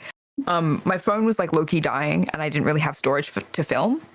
And it did die by the end of the day, and I didn't have a portable charger, but I was overjoyed. The other reason I was overjoyed that I did not know about was when the boys all came on stage. There's 9 of them. They have a specific lineup that they stand in. And my favorite member at the time was standing in front of me the entire time. Oh, yeah. Hey, I win. Wang Hyunjin, hit me up. Hey, hit me up. You blew kisses at me in 2017. I'm still waiting, baby girl. I'm still here. We're talking about Stray Kids for chat. I'm realizing now that I this year alone doubled the amount of concerts that I had seen in my lifetime. Oh yeah, so far. I've been going, Connor. I'd only been come with us to the concerts, Connor. That's what I've been doing. Yeah, because I'd only ever been to one festival, one concert, and then join up again. And then this time. Yeah. See, I live middle of nowhere, Midwest in my state, and no one comes to my town. Everyone's like an That's hour, fair. 2 hours. They go to like big city. Yeah. Nowhere near me. So I don't get to go to concerts really. It was a surprise. Pentatonics came through my area. I was like, why? I'm middle of nowhere. That was the only like concert I had been to before this year was, again, Ben and I went to see Hosier, but we didn't get the Sydney tickets. So we had to get Melbourne tickets, and we had to do 10 to 12 hour drive to Melbourne. Can I tell the people the story of that when I finish the story of this one? Go for it. That is such a like, as a trip of a trip. Yeah, of a trip. It was bad. It was bad. Go for it. I get barricaded. I have a great time. I still have the videos on my old deactivated Twitter account. Okay, it was so good. End of the night. You know how I said there was a meet and greet? They don't do this anymore, by the way. They just don't do this anymore. They were going to do a meet and greet. And so they were like, okay, you're going to get to meet 8 of the members. One of the members was too sick to be standing, and so he was on a chair for the whole concert. Shout out to my boy Sungmin. There's videos of that out there that you can find. Love that man to bits. But he wasn't around for the meet and greet. It was just 8 of them. But me, 15, embarrassing, cringy, had learnt Korean. Should not have done this. Had learnt Korean. Decided It was a high touch. It wasn't like a meet and greet, get a photo. It was a high touch. If you guys know what high touch is, in which you like say hi and you like touch their hand, you walk past, you give them a little high five. It's that. You do a little conga line of high fives. I decided that I was going to speak Korean to my bias. Why did I do that? Why did I do that? Why did I do that? Don't ask me. It's fine. Anyway, I need you all to know. Changbin from Stray Kids, softest hands you have ever touched in your lives. Softest hand, like in what the fuck are you doing? He was skinnier at the time. He hadn't bulked up at the time. He wasn't going to the gym as much. And I wonder if that has changed since. But he had very, very fucking soft hands. Changbin was first. I say hi to him in English. Then Hyunjin, and I think I said like, "You're so pretty" or something in Korean. He laughed at me. He laughed at me. It's fine. I did a normal touch for the rest of the members, and then they put the 2 Aussie members at the end. Felix's freckles, they are not exaggerating them, by the way, in like Photoshop or anything.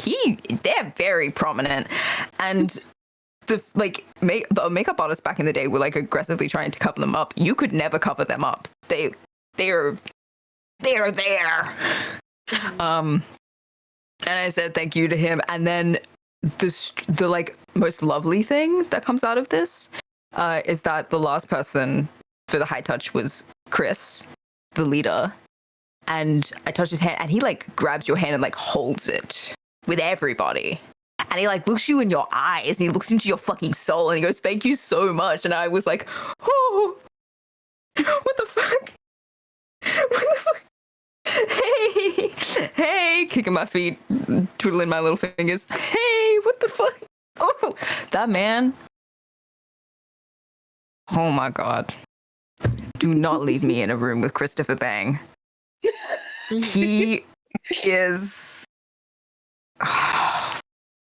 Anyway, but that was my experience. Hey, if you leave me in a room with Christopher Bang, one of us is going to come out pregnant, and it's not going to be me. Okay. Love him. So that was my experience. I had a really good time. We gotta. Shh. I can say that. I didn't say anything incriminating. Mm-hmm. It's still PG-13. It's still PG-13. I didn't say any funny words. You get me. We did it earlier. We know it. Yeah, that's fine. Anyway, but that was my first ever concert, and I don't think you can top that. I think the only thing that I wish I'd done different is I wish I'd had money saved up for merch. I wish I'd bought merch, but I didn't. I'm now very like, I always buy merch at every concert that I go to as like a memorabilia because I just like having it. And I wear it to death. And that's his last name for the reason. You get me, Christopher Bang. I had the thought, but I didn't want to say it. Oh, and fun fact, actually, this feels bad to follow up with what I just said with this, but I've met his mom. Oh, I've met his mom, and she's really already lovely. meeting the parents. Damn. No. For the first couple of years, where if you guys know what a birthday cup sleeve event is, where there will be a character or a celebrity or something like that will have a birthday, and a fan club will sponsor a coffee store, boba tea, something like that. Okay. I was like, you guys know what this is, and I was like, what the fuck is that? No, you wouldn't know what this is. It's very popular in other fandom. So Okay. any like birthday event, the fandom, like a fan group will sponsor a tea house, something like that, and have a cup sleeve event where they give away a cup sleeve that has the person's face on it and like their birthday, and then they'll have like some photo cards and like some stickers and keychains to give away to anyone who buys boba tea, coffee, whatever it is from that store, and then you get the freebies. So it's good for business and it's good for the fan community stuff. Christopher Bang's mother, Mrs. Bang, if you will. Mrs. Bang, if you will, she's so lovely. She, for the first couple years after their debut, would come to cup sleeve events So I met her once or twice. She's very lovely. She bought us food once. She bought us desserts. Me and my dance crew, because we showed up and we were friends with the girl who organized it. And so it was me, the girl who organized it, 2 other people in my dance crew, who I'm still in contact with these days. And she was like, "You guys are just so lovely. Like, we're really happy that people even here love like his music and his friends' music." And I'm like, "Oh, you're so cute. Shut up." Oh, she was really lovely. Yeah, it's wild to say that I have met her, but she's very cool. Anyway, Yeah. Connor. Oh, I was do gonna say, if you want to tell the people, you can tell the story because I'll tell my brief. The other concert I went to this year was the Last Dinner Party, religious experience. They were incredible. I got to see them perform. Actually, their new single, which just released like a couple of days ago, Big Dog. Got to see them perform that live. And they were just great. There was like a really obnoxious group of people who stood in front of me, but it did not ruin the experience. I love Last Dinner Party so much. It was the last show before their bassist got a spinal injury on the tour. She was the Australian member. She did. So they were talking about how she did a shoey at the end of the show because people were chanting for the lead singer to do a shoey, and she was like, "No, I did this last tour." But you know who hasn't? The bassist who was actually from Australia, so they made her do a shoey, but she was wearing like knee-high red leather boots. Oh my god! The entire concert just had to sort of wait while she unlaced these knee-high leather boots to do the shoey. And anyway, incredible experience. Highly recommend seeing and or listening to the Last Dinner Party if you ever get the chance. They were great. It was pouring rain, and I had to queue up outside the venue for like an hour in the pouring rain, and then it was even heavier when I left the venue, and then the trains broke down on my way home. Yeah. And so I had to walk half an hour in the rain from the train station back home, trying to hide my poster underneath my leather jacket. But other than that, the concert was great. Anyway, do you want to talk about Hosier?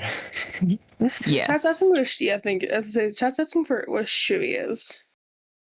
Oh, a shoey is a thing that Australians make touring artists and celebrities do, where you take your shoe off and you pour beer into it, and then you drink the beer out of the shoe.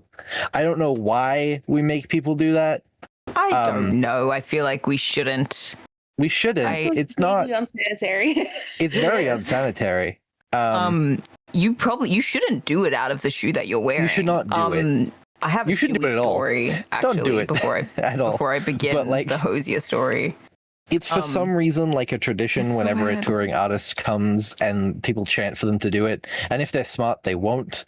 Or if they really just want to like have a silly little time and just like goof around on stage, they will do it. I will say the Last Dinner Party was already apparently tipsy before the show started. They came out and they were like, "We'll let you guys know. We were popping some champagne before we came out here," and you could tell that because there was one point where the lead singer was like running back and forward across the stage as she was singing, and then she slipped and almost flew off the stage into the crowd. But yeah, that's what a shoey is. It's getting an artist to drink a beer out of their shoe on stage for some reason. I wish I had a better explanation of why, but. Crazy shit. My if you come to Australia and they ask you to do a shoey, you just say no. Don't do a shoey. Don't do it. They'll impress you. My shoey story is so I mentioned earlier in this little chat that I had seen. So I went to Horden Pavilion tonight. The only other time I'd previously been to Horden Pavilion was with a couple friends for Mother Mother. We all know Mother Mother. It's on everybody's character playlists. I know what you are. Okay. This is not a thing. Like, I have already clocked that, so you know who I'm talking about here. They are lovely. Like, this is such a very down-to-earth, lovely group of like musicians. The main guy, can't remember his name. My bad. He did a lot of like in between. Usually when I get to concerts, you'll find at least these days, a lot of the artists I go see, they don't talk to the fans as much. Whereas he was like, yeah, we're gonna stop the show and like talk about what we've done in Sydney since, and like have a little yap with the crowd, and talk and stuff. A lot of artists just do back to back song, and they'll be like, hey Sydney, how you doing? And then Sydney goes, yeah, and then they just keep playing like nothing is happening. He stops repeatedly. It was very cool. No, yeah, last dinner party where I had like a bunch of conversations. There was a really interesting moment where because one of their songs is partially sung, I think, in Romanian, and they had one of the band members come out and like talk about the cultural significance, like her family's like heritage and how much it meant to her to like write this song using like a language that she didn't like grew up sort of half speaking and watching it sort of be erased from her family, and like it was really interesting. Yeah, fucking cool. Yeah, anyway, but mother main guy is talking having a great time, and someone goes, do a shoey, and he goes, oh no, I've been told about this, but I also respect it told me you about all. girls like you. It told me about this, but I also respect you all and care about this crowd, so I'm going to do it. And he did a shoey out of the shoe he was wearing, which, by the way, sometimes, a lot of the time, some artists, like bigger artists that I've heard about, and this is mentioned later on, will bring a spare pair of identical shoes and like for the tour. And so if someone is asked to do a shoey, you can do it out of the clean shoe. That's smart. Not the shoe you've been wearing and sweating in all concert. Yeah. We're at the halfway point. And the shoe that you have to put back on for the rest of the concert. Yeah. The way. Like, I feel like the put back on isn't too like bad in comparison to the fact that you have to wear like you have to take the shoe off and pull it out. Is bad. But it's still bad. There's no like worst part. The whole thing is bad. Yeah, the whole thing's bad. And he takes the shoe off and he does the shoey, and then he goes, but then before he does the shoey, he goes, you know I'm a recovering alcoholic, right? He was like, I haven't drunk in years. And we were like, oh no. So he drunk out of the shoe. I don't know if he actually drunk alcohol out of the shoe, and that's fine. I don't need him to. I don't want him to. But he puts the shoe back on. Water, you're fine. Yeah, it's fine. And he put the shoe back on afterward, and he was like, oh, my shoe's all wet. And now you guys know you're not meant to drink like heavy amounts of liquid and then sing, right? I'm gonna sound shit for the rest of the concert. Everyone get ready. I was like, what the fuck? He was it was really good. I really liked him. Shout out Mother. I love them. It was a very good concert. Like, and they did a bunch of their new stuff, which I'm not as like familiar with, but I still enjoyed. And then they did the medley of all of their like very well-known songs, and I really enjoyed that. Anyway, very good concert. Also, I in fact did not have Mother on like 3 playlists, and I just added Mother to one of my guys' playlists. Well, you gotta lock in. That's what I'm talking about. I got lock in. I put Burning Pow, Hayloft, and Hayloft 2 on there. I got really excited. They played my favorite song, which is not what I was expecting. They play my favorite Mother song is Bit by Bit, and they played Bit by Bit. Ooh. I think I'm pretty sure. Yeah, and I was really happy about it. And they played Ghosting as well, and I was like, wow. They played in the medley. This guy's literally a phantom. Yeah. Mm-hmm. Look in. It's so good. They're literally a phantom. Put it on there. Put it on there. It's for an origin server. They're literally a phantom. What are you doing? Lock in. You've been ghosting. You've been ghosting alone. Ghost in your house. Ghost in your home. Lock in. They're literally a phantom. Lock in. Anyway. Hosier. Hosier, I'm like, which parts of this are we saying openly online to the people?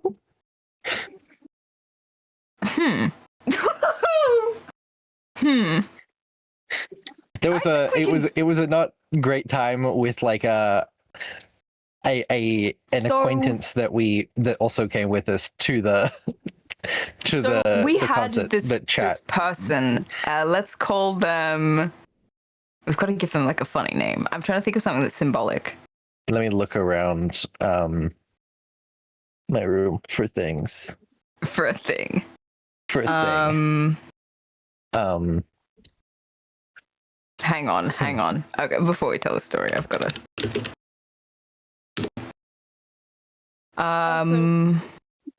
What are the chat's opinions on the FNAF musical while we're between? There's a What? FNAF musical?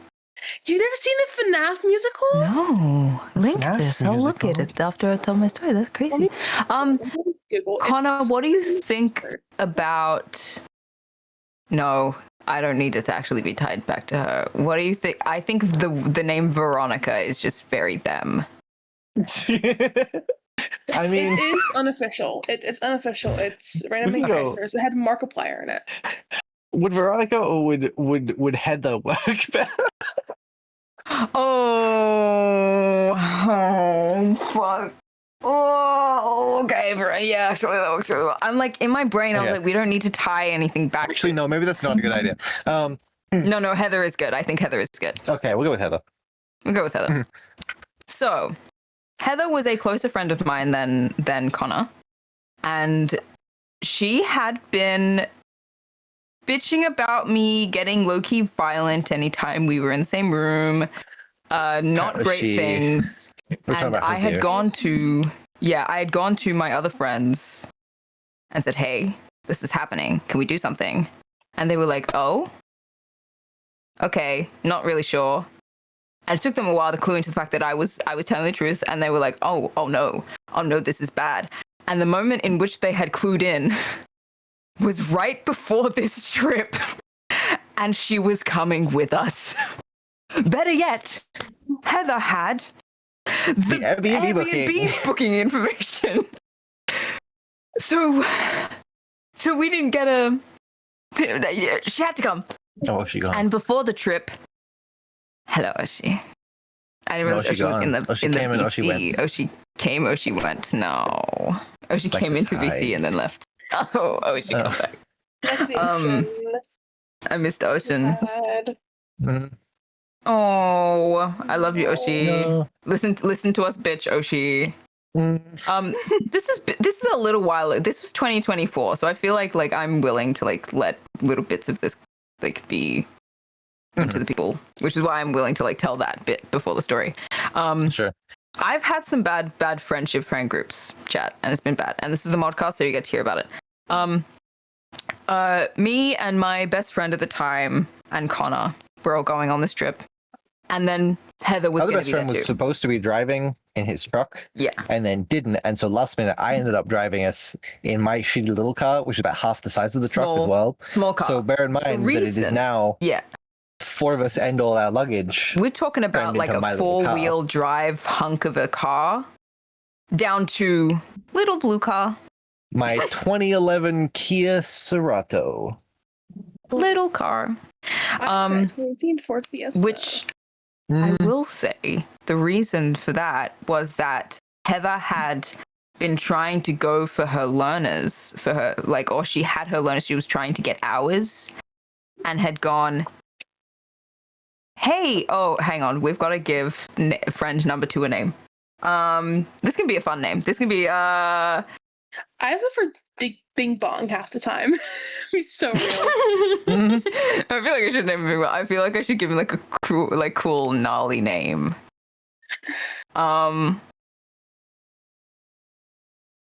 Fuck. Wait, who are we naming what? I zoned out for 2 seconds. So there's the 4 of us on the trip. I'm trying to give my best friend at the time a name. I'm trying to give him a name. Ooh. We can give him a fun one. I feel like we can give him a fun one. Timothy. Bobby. Bobby.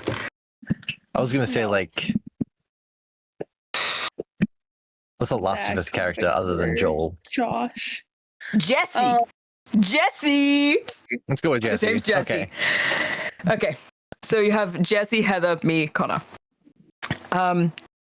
Jesse's car, big hunk of a thing.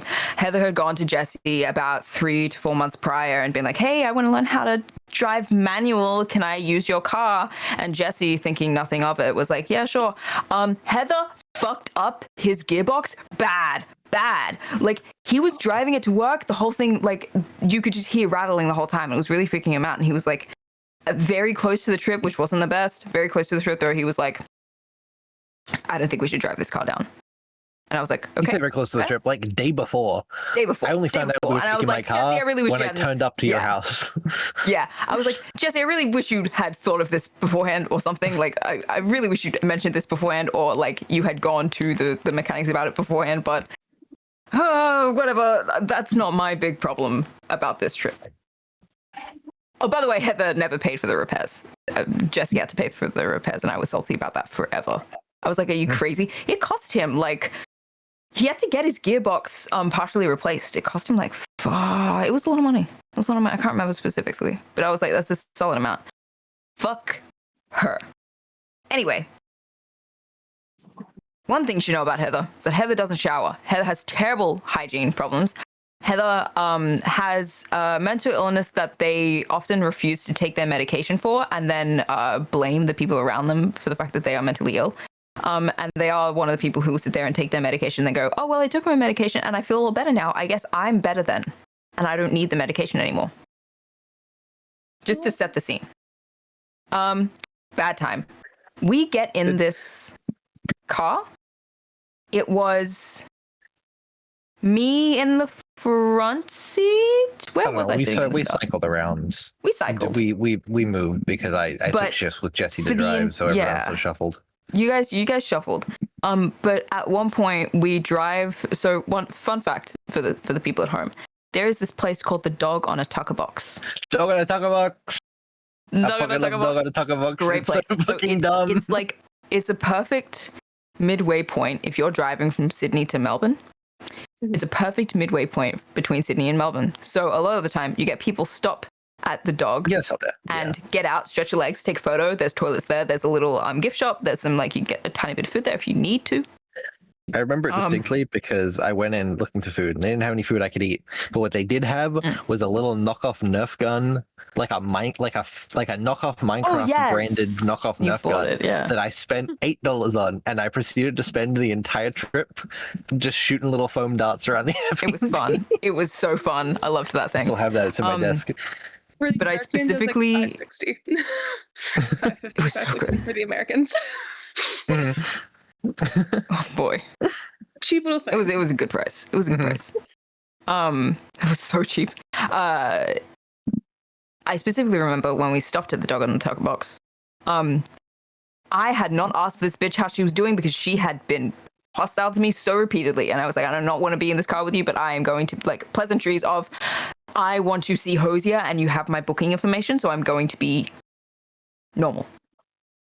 And I remember at one point, like, someone offhandedly mentioned, like, said to the group, I think it might have been Connor, because, like, Connor was, like, the one person at this time who wasn't on the outs with her. That changes. Was like, okay, is everyone ready to go? And then Heather went, oh, yeah, I'm just feeling, like, really, like, nauseous, like, give me a second. And then took, like, 3 anti-nausea tablets and then just sat there. And I was like, what? It was so, like, the way that she was playing it was like, I'm in pain, so look at me. And I was like, girl, I don't care. I don't. I feel like it's a bad way to start off this story. She'd been doing that for, like, repeatedly. It was very bad. I hated it. Anyway, welcome back. I'm on my, it's a little crunchy while my headphones charge up a bit. I apologize, Chad. It's okay. We drive all the way down to Melbourne. We make it. It's all good. We get to the Airbnb right before the sun is about to set. We get in there. Because Heather was already on the outs with me and Jesse. Heather had the booking information. And she got us in, and then immediately took the one bedroom that was, like, just had one bed in it. So you walk into the Airbnb, there's one master bedroom with a mirror in it. It's got a double bed. Oh no, it was a queen bed. And then you walk further in, there's a pull-out couch, and then a second bedroom with 2 beds in it.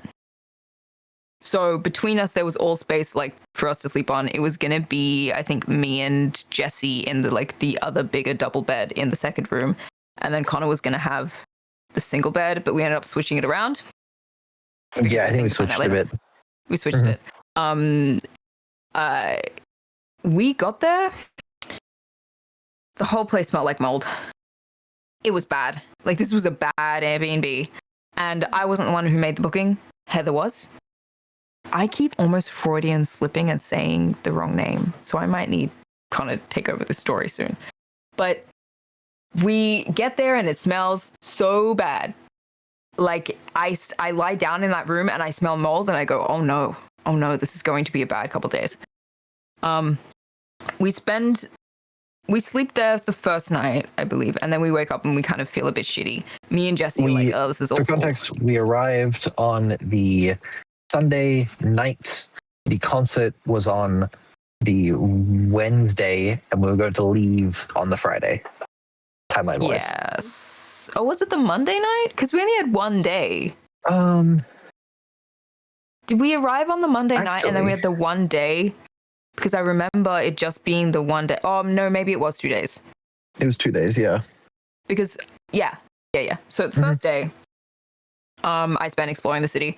I met up with a friend. We yapped and like went and saw one of my other friends and we had a great time. I had a little bit of money to spend, so I bought some stuff, regular stuff. I get back to this Airbnb. I'm sitting in the Airbnb at night. I'm like, oh, I feel awful. Jesse goes to me and goes, I cannot breathe. This is so bad. It's so bad. And also, we could tell that Connor couldn't breathe either because Connor was having like snoring and breathing problems in the room. And so I think on the second night was when he which slept. I don't like normally snore that bad. So like, but it was bad. It was bad. I ended up moving to the couch.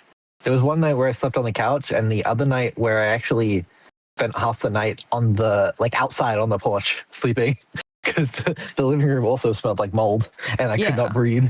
So I I took a bunch of blankets and I bundled up out on the balcony. Yeah, it was bad. And so day 2, I think, or like the start of day 3, like the day before the concert, we all said to each other, we said, we cannot do this. Like, we can't stay an extra day. We feel so sick. Let's just stay until the concert and then go straight home. We can't do another day. We like, I'm too ill. Jesse was like, I'm feeling so fucking awful. And that's why I'm spending so much time out of the Airbnb, because he was just going out and we wouldn't see him for a bit. Which is fair because he had things he wanted to do, but he was spending extra time like avoiding being in the Airbnb because we couldn't breathe. And so we were like, oh, well, we need to tell Heather.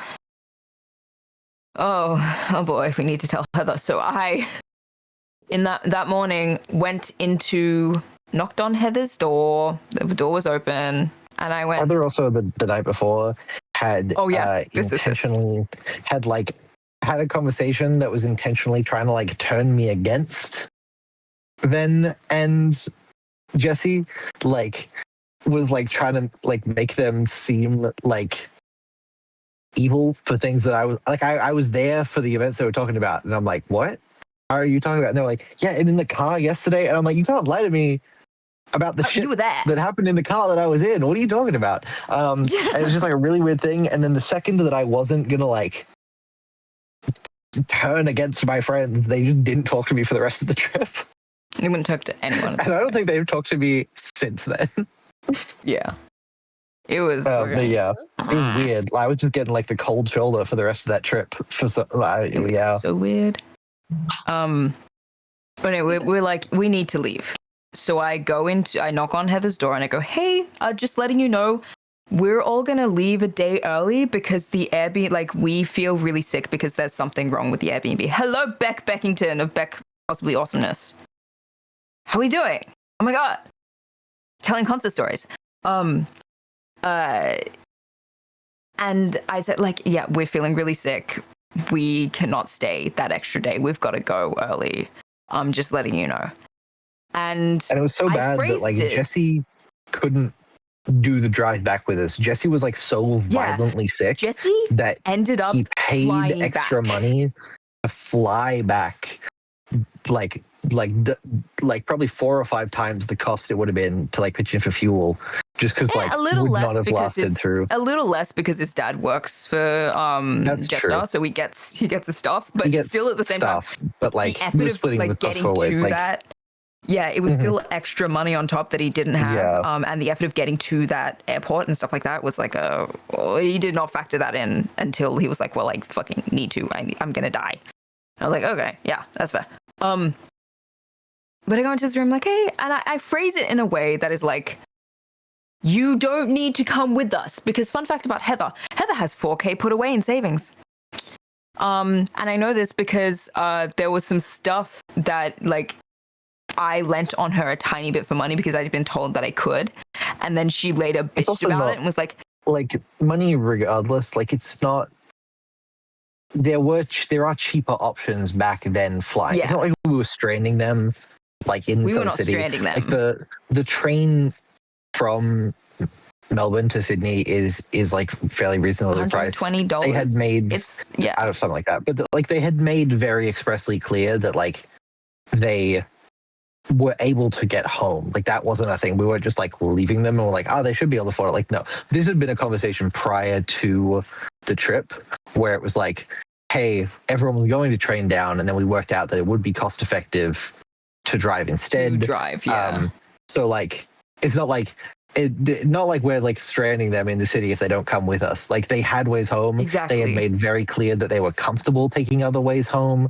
They had even talked about getting flights instead. So like, it was a thing of we like, know it was that she has it was the not an money inconvenience. and she's boasted having the money. So Yes. we are not stranding her. We're not just like bringing up money to be like, yeah, this much. It was a constant boasting of how much money they had comparative to everyone else. Yeah. Because at the time, me and Jesse were working paycheck to paycheck. And she was going on about how like, oh, I've got like this amount in savings. Oh God, I'm eating into my savings. I ate $100 of my savings this fortnight. It was so evil. Like, oh no, $100 less in my 3K of savings. I'm like, girl, shut up. Girl, this is the most tone deaf you could be. Anyway, whatever. Ew. But I phrase it in a way that's like, you don't have to come with us. And her response to being told that we're all going to leave early is, well, I needed to see people on that last day. And I was like, yeah, me too. I had plans, but we're way too sick to be here. And she goes, right. There was no like response on if she was coming with us or if she was staying or if she was flying back. Nothing. Also, luck, I think, yeah. I don't know, keeping up with timeline things, like we arrived there Sunday night, was sick on the Monday. On the Tuesday, we were like, hey, we're going to leave on the Thursday instead of the Friday. So like had ample time to like know about this and be like. This wasn't a 24 hours beforehand thing. Yeah, this wasn't like a day of where like we're leaving now. Yeah. Like there was plenty of time like after the concert. And even had like made expressly clear that like pick me. Yeah. That like she could have organized to see the people they wanted to see earlier in the week. Like that was on the cards. Because she had an extra day now. Yeah. Mm-hmm. You know what's funny to me, actually? I think the person that she was trying to hang out with was the person that I hung out with on that Tuesday, which is funny to me because I'm like, ah! Which meant maybe she couldn't have planned around it. But regardless, she'd been given that time.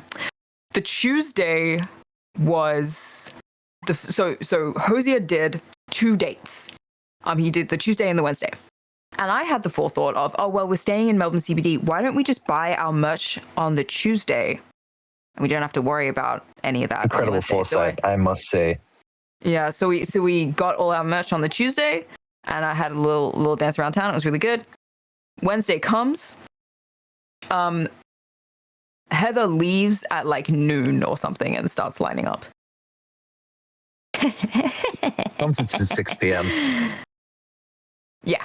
So like early lineup. And I know I don't need to comment on how she looked. I'm not going to be mean. It's fine. That's mean. That's taking it a little far. That's mean. I don't need to say that. But it was just she was just very impractical for the fact that we were sitting on a lawn with green stuff. You're wearing all white. Like, I don't think that was very smart. With the other three, me, Jesse, Connor, we were like, we don't need to do the lineup stuff. We're already on the lawn. I think we showed up an hour before doors opened. Yeah. And we got a great spot because the way that the concert venue was set up, there's the big main stage, and that was really far away from us. Like, so, we had lawn tickets, so we weren't like in the stands at the front. There was a bowl, basically. Yeah, it's called the Myers Music Bowl. So it leans down, yeah. But there's like a little smaller stage that is behind the main seating, right in front of the green, and we were like right in front of that. And so when he came up, this is my genius. This is the genius thing of we run. So the first night, while we were in the Airbnb, I'd been watching TikToks, and they were like, "Oh, there's a B stage. Oh, the B stage is in the middle of that spot. Okay, all good." And so I thought to myself, I was like, "Okay, we need to be in the middle." Flash forward to lineup. Heather is only a few people ahead of us in line, which is what I found really funny, in that they showed up at noon and they were barely ahead of us. And then when they let you in, you can just walk in and pick whatever spot you want. She picked very far to the left, but closer to barricade. Like, I think she was like one person away from barricade, whereas we picked dead center, pretty much, 4 people away from the barricade at the lawn.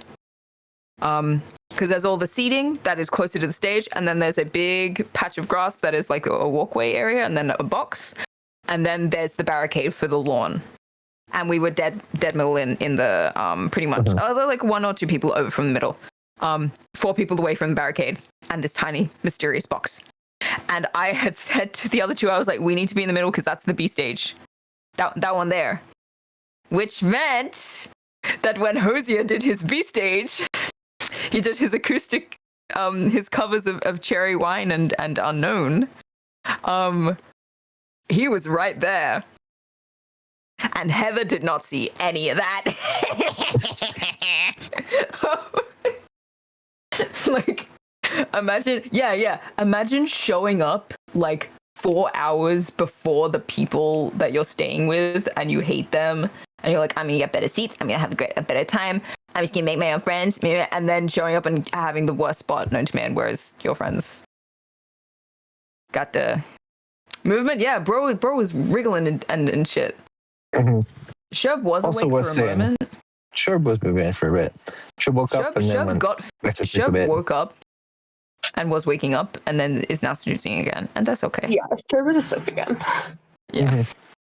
I also want to say, because like I know that we're coming off like very bitter, and like a little bit mean, but it's not just like, oh, they were mean. It was like constant, like treating us like shit in the apartment, being like so hostile and aggressive in this very small confined living space where we were sick, and also was like financially really shitty to us because like she ate a lot of the food that I bought and made. I don't think paid or pitched in for any of the fuel that was agreed upon initially. So like ended up making the trip way more expensive for like me specifically than was expected or like agreed upon or intended, because I had to buy extra food and I had to, pay for extra fuel and just like in general made the whole trip a very miserable experience. I didn't enjoy my Melbourne experience. Hosier was great. Bitchy and a bitter person about this because I dealt with this for months before this. So yeah, anyway, sorry guys.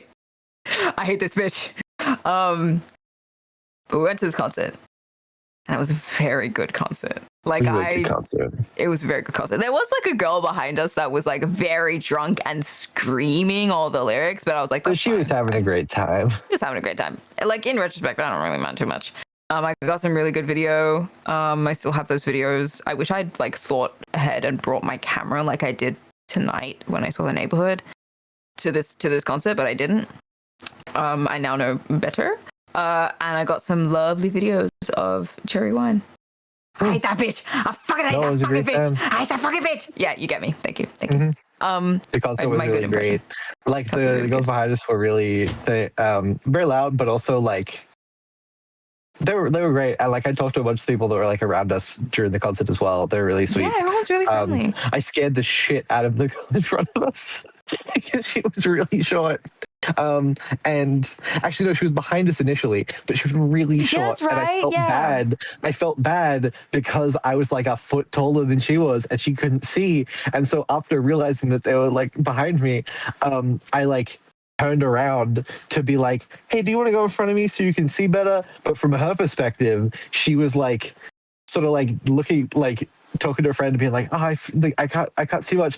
And then I 180 turn directly to face her. And I'm like, and like looming above her and just scared the shit out of her. I'm like, no, I'm sorry. I want to see you. Want to go in front of me? She was very sweet. Yeah. She was really nice. It was really cool. There was a couple that proposed near us as well. Yeah. Do you remember that? There was a couple that they what like song they did came they in. do it during it? I don't remember. It was not cherry wine. It wasn't cherry wine, guys. It wasn't cherry wine. It was not cherry wine. I think it was like, what was the? I'm gonna look up the set list because then I'll remember. I don't remember. But I know that when we saw them early on, like we saw them in line, and they came through, and like, I'm gonna be like gender neutral to both of them because, like, in the nicest way possible.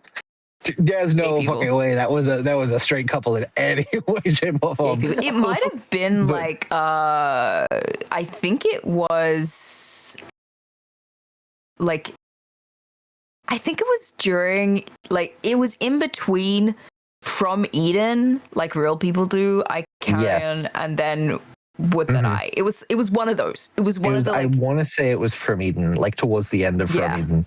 Which is very cute. But they came in and one of them was wearing this like... That's my Ven and Fengari song in my brain. One of them was wearing this like very like long, flowy, like white and green dress with like moss painted on it. And the other one was wearing like a full sort of like greenish brown like suit with like a bow tie and everything, and they had like friends who were also like dressed up really fancy, and I was like, damn, they're really going all out for this concert. That's good for them. And then I saw them at another point during the concert, and I look over as they were proposing. I'm like, oh, that's the cutest thing ever. Oh my god, that's why they're all dressed up. Oh yes. This makes sense. It makes sense. But yeah, the concert was very good, and then we went home and we did our best to sleep. We didn't go immediately home.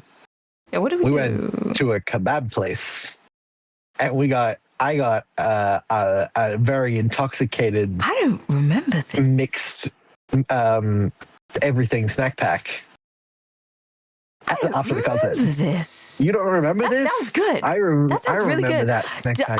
That snack pack was fucking heavenly. Out. That was so good. Was I there?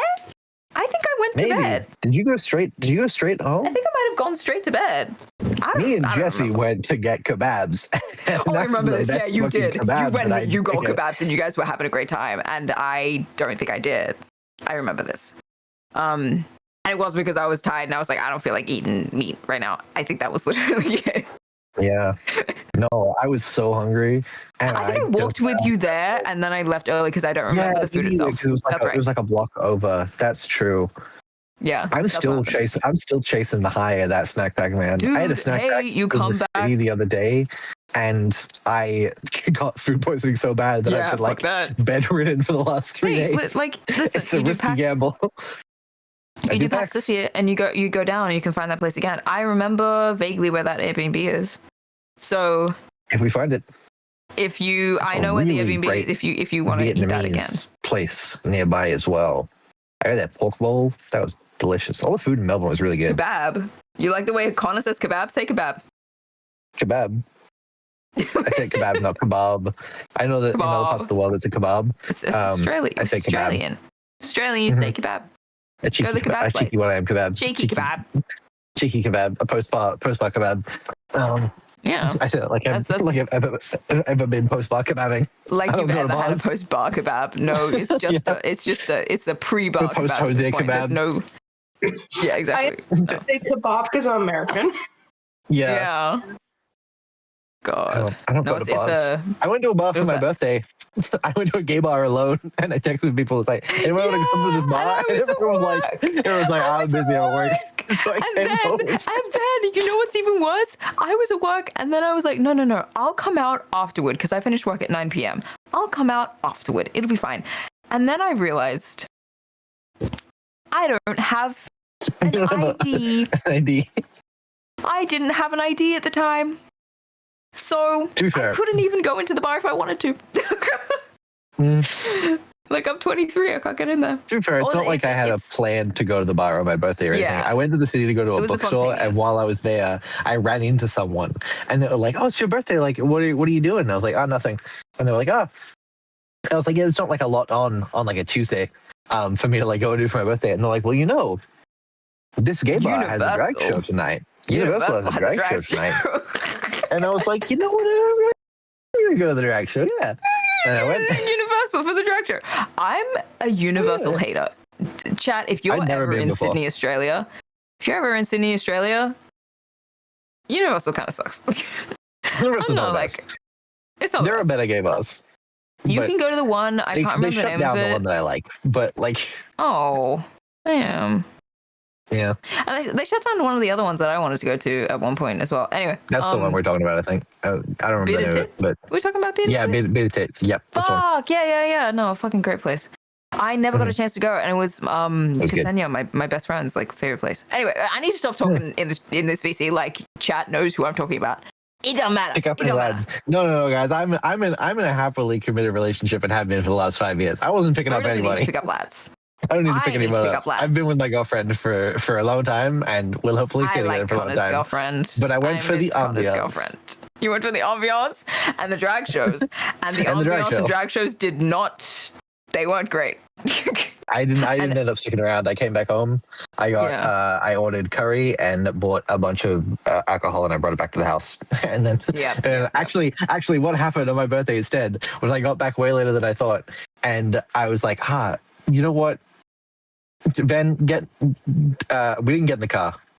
We didn't get in the car because I had to get the train in, and it'd been like a couple hours since I had to drink. So instead, I went to I was like, get in the car, we're gonna go to Coles, which is like a grocery store, and we're gonna look for a birthday cake, but I'm gluten free, so they didn't have any gluten free birthday cakes. And I was like, you know what? I turned 23 today. I'm gonna buy myself a kid's rainbow ice cream cake with the little chocolate Freddo heads in it. And I was never allowed to have ice cream cakes as a kid, so I was enamored by the thought of us doing this for your birthday. I was so happy about it. And we ate it. We ate it. Didn't we? Yeah. Do we know Connor's girlfriend? You might. My girlfriend's her social media handle is DocRenDuck. She's a cosplayer and now does a bunch of like knitting and fiber arts projects and things. She got really big. She cosplayed. She got really big for cosplaying Captain Puffy back in the year. And it was actually and Rachel Elizabeth there, and it's actually how I met all of the Fablecast, because Ren was friends with all of the Fablecast before I was. Yeah, I knew Ren before I knew Connor. Yeah. The way that I met Connor was that Connor got a photo with me at a convention, and then Ren messaged me after and was like, hey, I think you met my boyfriend today. And I was like, what? So, I love Ren so much. She's so lovely. I love Ren. But you love Ren in a different way than I love Ren. I'm like, I love Ren. Ren's so cool. Yes. But Ren, what was it saying? If people don't not TikTok wise, but have listened to Cantrip things, Ren is the voice. Ren played Cadence in the Goods one shots. And if you've been around since Fable, Ren voiced Vespere in the finale cutscenes as well. Isn't your fireplace wouldn't you just have simp for Ren? Yes. Yeah, so my Discord status is Sim for Ren. That's what it's always been. Has been for 5 years. It has not changed. For so long. I don't think her status has been Sim for Connor for 3 years. Yeah, but I it's been never changed it. It used to be matching, and I don't think it is anymore. But That's funny. You guys fuck it up.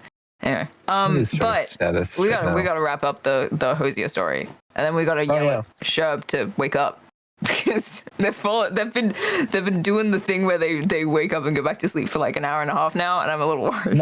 Wait, hold on. How do you tell it? Not Vespa. Vespere was Ulysses' love interest, dead love interest in Fable. Not Vesper. Yeah. Different names. Different guy. Anyway, but Hosier. We go and see Hosier. We leave. Connor and Jesse go and get a great drunk kebab, but not actually. There was no alcohol involved. It was just the kebab. And then we all go to bed, and we wake up in the morning. And I remember being so sleepy that I barely acknowledged that this was what was happening. But Jesse got up so early in the morning. He was like, I cannot do this shit. I cannot sleep. I have been up the entire night. I am just going to get on a flight. I can't do this anymore. And we were like, that's all good, man. Do you want us to drive anything back for you? I think we drove back one or two of his things. We brought a bunch of his stuff back. We brought his stuff back, but he just got on a plane with a backpack of his stuff. And we met him back in Sydney. But we got up, and I think we texted in the group chat that we were using for this what time we were leaving. And I remember Heather we had showing to leave up late as well because Heather didn't turn up. We were up and ready, and Heather acknowledged the messages, but we left late because Heather was just not fucking. We were meant to get back at 6 p.m. We got back at 1 a.m. Yeah, we were so late traffic. Leaving, and it was traffic and things, but part of it was also that we were an hour and a half delayed leaving. Yeah, and because of that, you hit all of the peak hours and you hit all this bad stuff. Yeah. It sucked. It was not good. It was not good. We drove. Well, Connor did the driving. Yeah, I drove. That was the other thing. That when it was me and Jesse, we were taking it in shifts because it was a 10-hour drive plus stops sort of thing. So we'd switch back and forth. But then Jesse didn't come back with us, so it was just me. And honestly, I like you do driving a lot. I enjoy driving, and so I'm happy to drive the 10 hours. But it was a little bit annoying to be okay, it's just me now. It's just me. Yeah, city traffic is evil, and especially Harry. Wait, Harry, what are you doing awake? Don't worry about the fact that we're also awake. It was 3 a.m. What are you doing? Anyway, city traffic in Melbourne, a city I had never been to before. So I didn't even know the city. And I was I had to drive out of here. It's a little easier in my brain because the entirety of Melbourne is a grid. Whereas in Sydney, because we're the founding city of Australia, every road is a brick on a brick on a brick. It's just winding. It's wherever the fuck it wants to go. There's no order to it. Whereas Melbourne was built with a pretense of, we're going to build it in a system. So that you can navigate it. Anyway, we drive back. We make a couple of stops. The main takeaway I want you to have in this drive is that Heather did not shower before getting in this car. Again, the second time. And it's Connor sitting in the front, in the driver's seat, me in the passenger seat. And Heather had insisted on sitting directly in the middle seat. And which is also not to be too picky, but it was a little bit annoying driving, looking in the rearview mirror because Heather was quite tall, and so completely blocked the view of the rearview mirror as well. Yeah, but that was just that wasn't too bad. It was just a little annoying. No, that's fair though, because you're trying to drive. And also, she had her elbows up on the seats. She had her elbows on the front of the seats and was leaning forward in the seat. And so because she had her armpits, her arms raised up, her armpits were out. You could smell her the whole time. It was a not fun drive. It was not a fun drive. Do you remember when we I was so overstimulated and tired and upset that I just pulled over to the side of the road on a dirt road in the middle of fucking nowhere. It was 11 at night, and I was just like, I just needed I need a break. I was just like, Yeah. I'm done.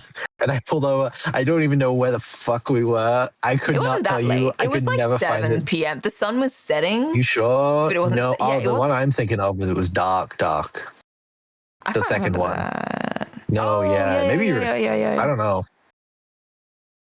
Oh, and also, like, this is not a thing to. When I say this, I'm saying, like, I don't shave my armpits. But it's a thing of if I notice that the oils in my armpits are starting to pick up and linger with my scent a little bit too much, I will shave then. This motherfucker does not do any body care at all. And so they have aggressive amounts of armpit hair and it all stinks because they never wear deodorant. So it stunk. And there was just like, and the armpit hair like clings to the scent of that. Sorry, that's really from gross to say. the gross stinky armpits. That's gross. My bad. That moment in the trip at like 11 did give us. If you ever hear me or anyone else refer to Ariana Grande. Oh my god!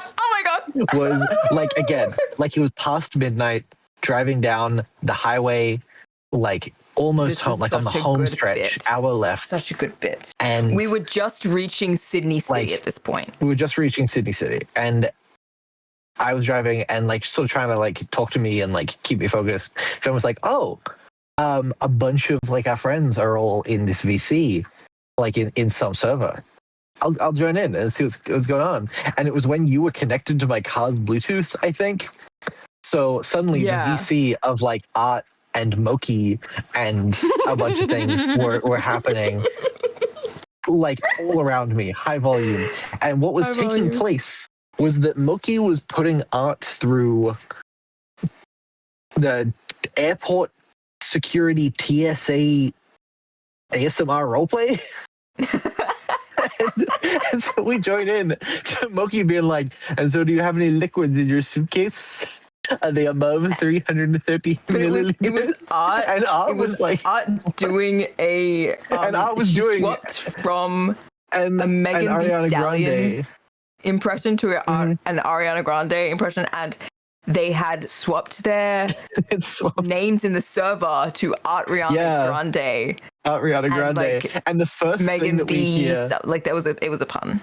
Yeah. Yeah. The first thing that we hear during the call, do you have any liquids in your suitcase? And Art going, yeah. In the Ariana Grande like ad lib. Yeah. Fucking losing it.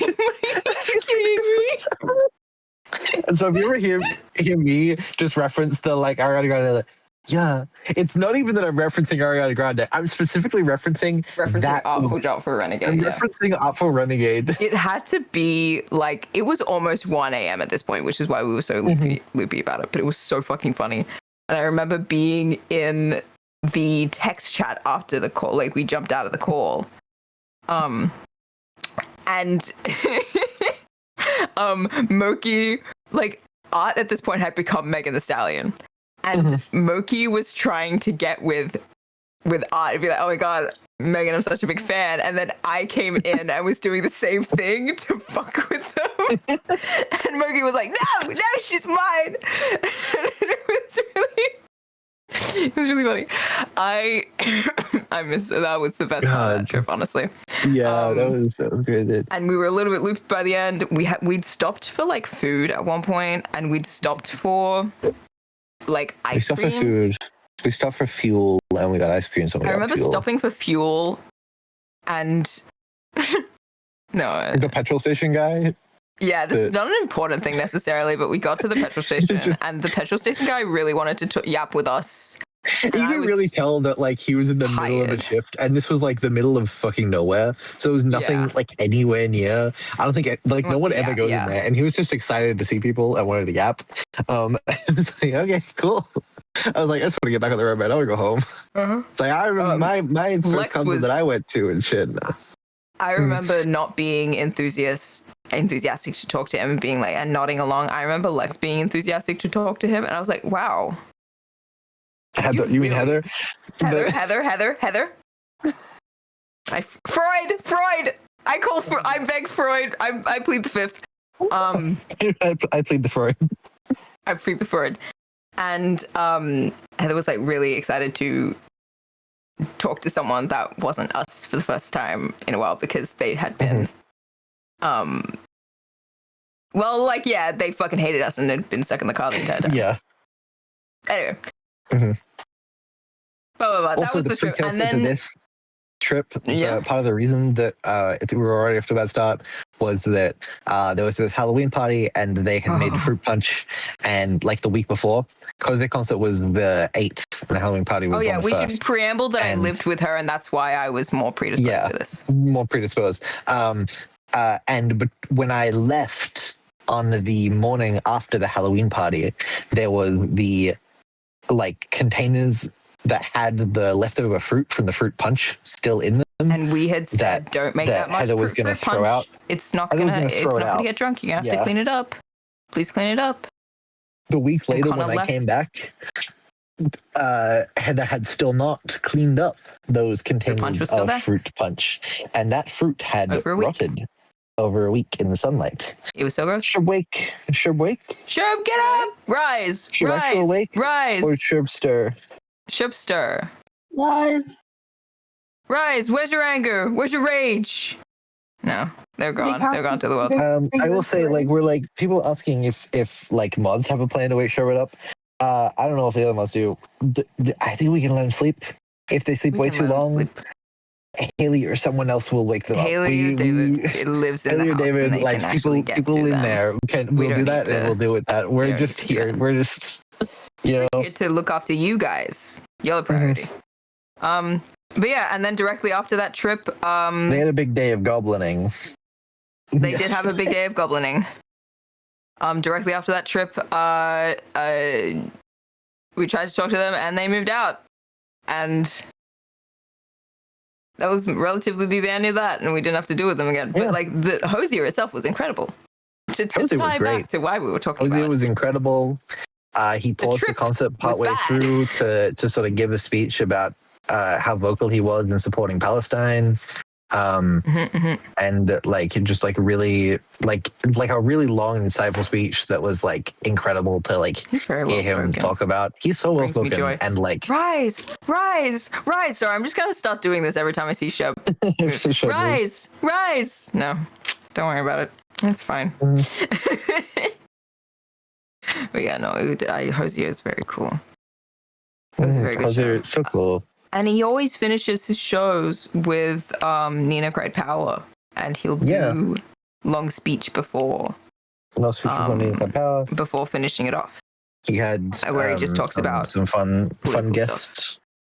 Yeah, fun guest vocalists for Nina Great Power and some other things. Yeah, very cool concert. I'm trying to think of what else I've been to. I haven't been to too many concerts. I've been to more concerts than you, I think. Anyway, but that's the story. Hope you enjoyed. My headphones are back, so I'm on my computer microphone, and it's less evil. Yeah, epic. Oh, hello everybody. Hold on, let me fix this. You do music and things and K-pop stuff. What's your thoughts on I sound less evil. Say that again. Because you're in the realm of like music and things. Thoughts on Alien Stage? Oh, okay. I did not hear what the artist name was that you said. Alien Stage. Connor, this is going to be alien to you, pun intended. Yes. I am intrigued. I haven't touched it yet. I would like to. A friend of mine said something really smart the other day to me. We were talking about Alien Stage because that zombie stage stuff happened recently that I don't fully know anything about, but I know that it happened. Kagero Project and like Toho Project and stuff like that walked so that Alien Stage could run, and I think that really says it. Like, I grew up with that stuff, like that makes me feel really old. Those like Vocaloid adjacent vocal projects with producers and stuff like that that were put onto YouTube and were like really that was really holy grail. And I haven't touched Alien Stage, but I've been meaning to. Alien Stage, it seems very cool. And I know a little bit about the characters, but not much. As someone who is like very attached to a lot of different people who cosplay a lot of different fandoms and community, like, and stuff like that in the cosplay community in Sydney, Alien Stage is very popular here. And so I know the characters' names to an extent. I love Mizzy Sua. I saw that Mizzy Sua. You get it. They're cuties. They're Don't know Alien Stage. That's okay. I've been meaning to touch it though because Zombie Stage is now a thing, and I don't fully know what Zombie Stage is. I need to listen to. I need to watch the Zombie Stage stuff still. Yeah. I know that is it Ivan or Ivan? Or am I dumb? Ivan. People keep telling me the ship name's Ivan Till. Okay. People keep telling me to cosplay Ivan or Till. Oh, I thought this went to say something. That's my bad. No. Okay. But I've been told to cosplay one of those two. So maybe one day that will happen. I don't fully know. You should. It's a really. I think you would look really good as Till. Yeah, it's a very easy cosplay to do. It's like. I in comparison to stuff that I usually do, it's very easy. And I mean easy in a sense of like, I'm pretty sure I already have everything to do it. Mm-hmm. So, it could be fun. There's a guy I can't think of the name of, because I kind of haven't listened in a bit, but I just start listening to it again. Who are you? I believe in you. Pull up Wiki. Mutual's TikTok. I can discuss my mutual's TikTok because they cosplayed him. This is true. I'm trying to think of things that I've music things that I've watched recently that I really enjoyed. Service found footage. Don't worry about it. Yeah, it's just the fan footage. It's fun. You know what we can finally talk about? Oh my god, guys. Oh, it's just smart. Who wants to hear about me talking about Matthew Mercer specifically? Oh. His character in Critical Role right now. every time I've gotten into this VC, right? And I was like, oh my god, who wants to talk about Julian Davinos? Julian Davinos. Sherbet will wake up and I won't be able to talk about Julian Davinos. So if Julian Davinos has no fans, I am dead.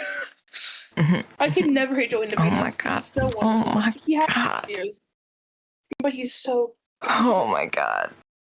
I need to catch up on Campaign 4. I'm so far behind. I'm so far behind. I'm like 2 episodes of Campaign 4. They have done some great things, and I will not spoil things. I was listening to it at 2x speed at work, and I was going back. And then I wanted to catch up on Dead Zones and then other SCPs, and I fell off. Yeah. That's fair. Where was I? There's 31 episodes. I was on episode 13. Octus Fave, obviously. Is that the beginning of the Seeker's Table? Did you finish Soldiers, or was it the end of Soldiers? I think it's the beginning of the Seekers. It's because Soldiers, I think, end was 12. Yes. Yeah. Oh, I like how this there's been an uptick. Hi guys. I hold Octus so gently as well. I cosplay that guy. It's a reasonable time now. Big fan. Gaia Ceramai mentioned. Holy freak! Hey, ball Pixel. What the fuck? I love Thimble. Oh my god. I love Thimble. I love Thimble so much. Oh, hey, actually, while I'm getting autistic up in here, I'm gonna throw this to the chat, because I'm cultivating this right now. Listen, the fandom has what it likes, but I also have what I like. Okay? I have what I like. So I'm a big Thimble and Octus shipper. Which won't make sense to you guys until you watch the most recent episode, and that's okay. I don't need everyone to catch up immediately. But I need you to understand that the trope is they met when Octus was 8 and Thimble was 10, basically. And they grew up together, and then the doors to Fairy close, and all the bad stuff happens. and Thimble becomes who she becomes, and Octus becomes who he becomes, and then they start to work again together through Thiazi, and it's like really fucking cute when you think about it. Oh, Thiazi Fang. Oh, Thiazi Fang, I could never form a proper opinion on you. I but love this is my I love the working dynamic project. of Taisha and how do I say her name? Valus. I love their dynamic. Valus. But there's a little part of me that wants Hallandale and Taisha get back together. Oh yeah. Hey, no, we can all hold hands. We can hold hands in a circle. Taisha has 2 hands. And Taisha can hold Hal's hand. That's she's his baby mama, as said by Liam O'Brien. And Valus can hold Taisha's hand.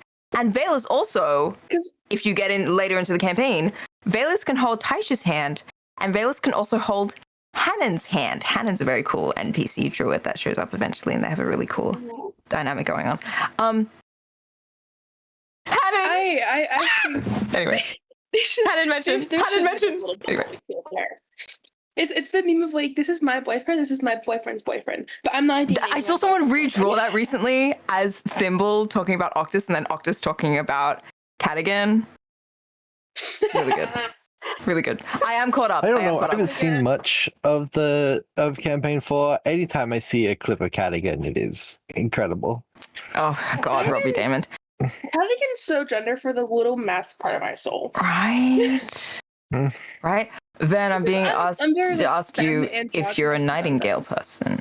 Am I a Nightingale? Well, yes and no. Yes and no. Yes. Yes. Like, it's so. Yes. Okay. So I need you to know that Smash, a very big convention, SmashCon, is on this weekend, and I am cosplaying Octus on day 1. Yes. And one of my very close friends is cosplaying Julian. And we'll probably film some stuff because that's my Pookie. And I am like supportive of the Nightingale. Nightingale is, when we talk about Nightingale, we are talking about Julian and Octus, right? Like, I'm not dumb and I haven't got my ship names confused. They've all appeared at the same time and I'm not caught up yet. I do ship Octus and Julian to an extent. Yes. Okay, good. I also, because of, like, because I can see what Robbie Damon is trying to do, the freak, I also do ship Cadigan and Octus. I do see what he's trying to do there. I appreciate it. Yeah. Connor would enjoy parts of Teor, yeah. Connor's gonna really enjoy Azune. You enjoy Teor as well. I like the clips I've seen of Travis William talking about Teor. Yeah. The Hey Pretty Boy was fucking crazy. I do think Wakanda is very me-coded when it comes to like the religious trauma aspects of a character. I feel like I would enjoy that aspect of Wakanda. I think you're gonna enjoy later episodes of him. He's got some fun stuff going on. It feels like your style of character to enjoy in media. I enjoy Wiccan Tyranny's dynamic so much. Tyranny. There is something so pathetic wet cat about Wakanda Halo Bar in those early episodes. I'm thinking specifically about the clip of him screaming for help. Like just yelling help and everyone going, "No, you idiot, that wasn't the plan. You're stupid." For Hugs for Gem, Campaign 4 is not in Exandria. Yeah, it's not. It is a new world created by Brennan Mulligan. If you choose, love of my life, I know he's married, but Brennan, give me a chance. If you choose, you can watch Exandria campaigns at the same time as Ahriman, and they are not the same. A completely different world. And also some very cool world lore there, which is very fun. We met a really cool Murray cosplayer at Supernova. Actually, there was a group. Well, it was and I have all their Instagrams, and they're all really cool. Yeah. I just wanted to yell for help. Yeah, like I didn't get the chance to tell you this earlier because you were at the concert, but I was putting together I've been I've been scheming, and I may be getting some I may be getting some art done of certain Underworld monsters and NPCs. And there's a guy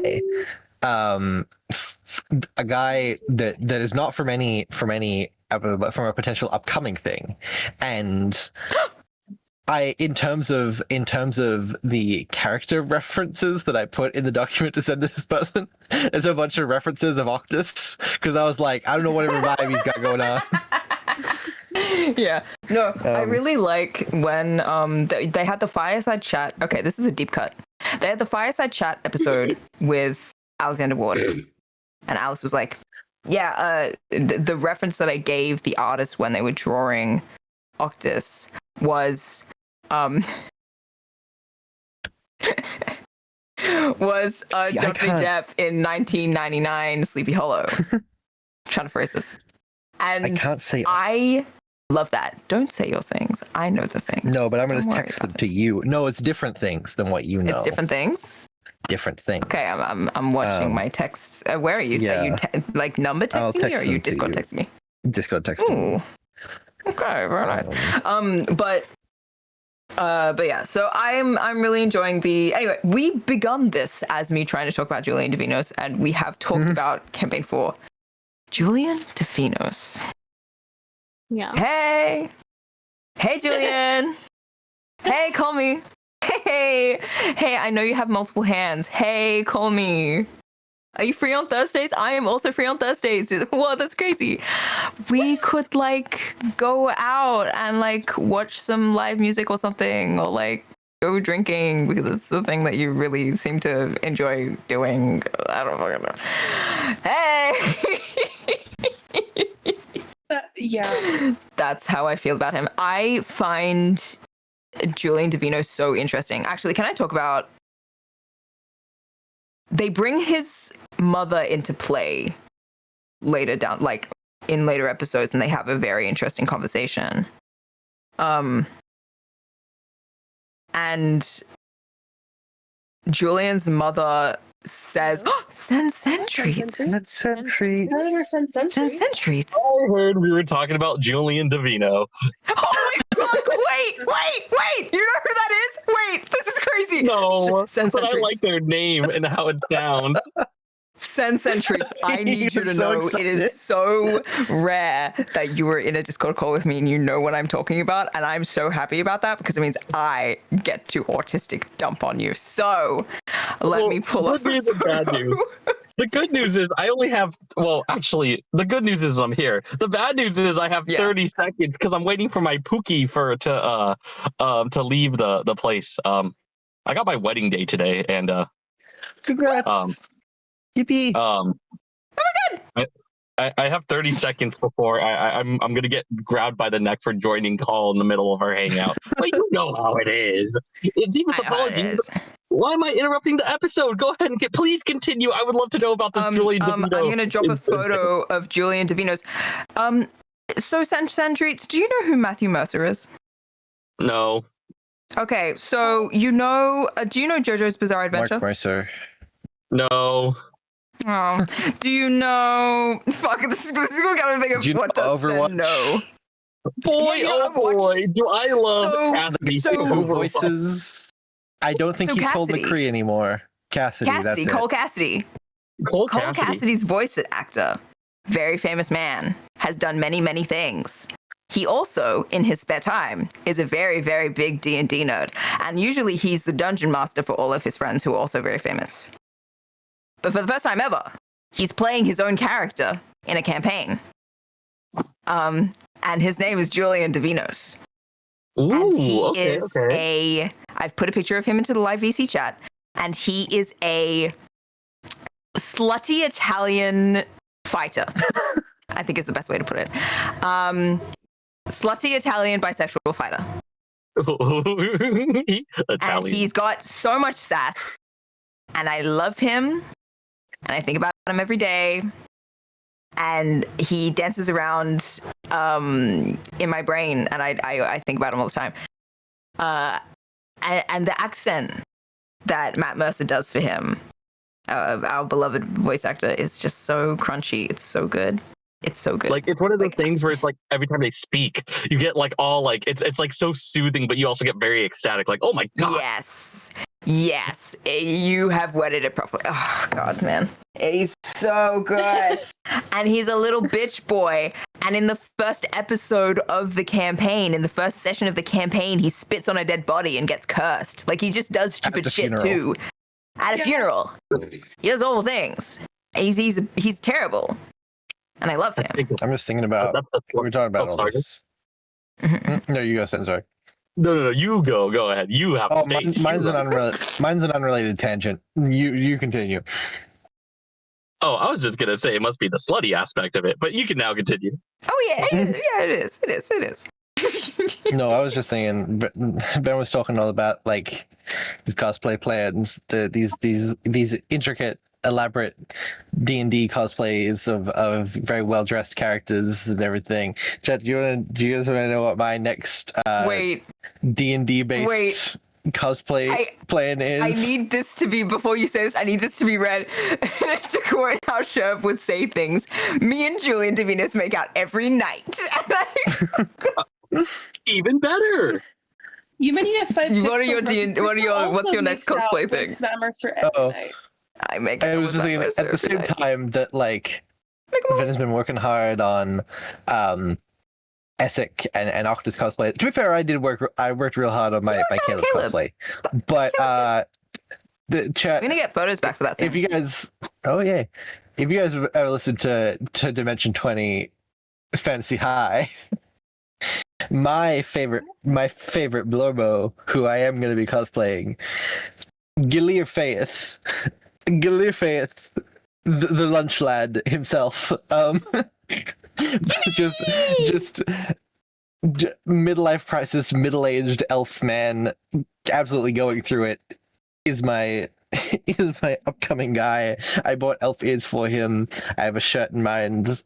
I'm gonna make some little prop yogurts. I'm so excited. Sorry, I was just thinking comparative to all of your like real fancy cosplays and Julian Davidos, and I'm just like, listen. Yeah. Have you seen Gilead Faith? It's fancy enough. Shut up. It's fancy to me. It's fancy to me. Okay. Well, we're still on the topic of like D&D stuff. Then, for anyone, who's your favorite characters from campaign 1, 2, and 3? Oh no!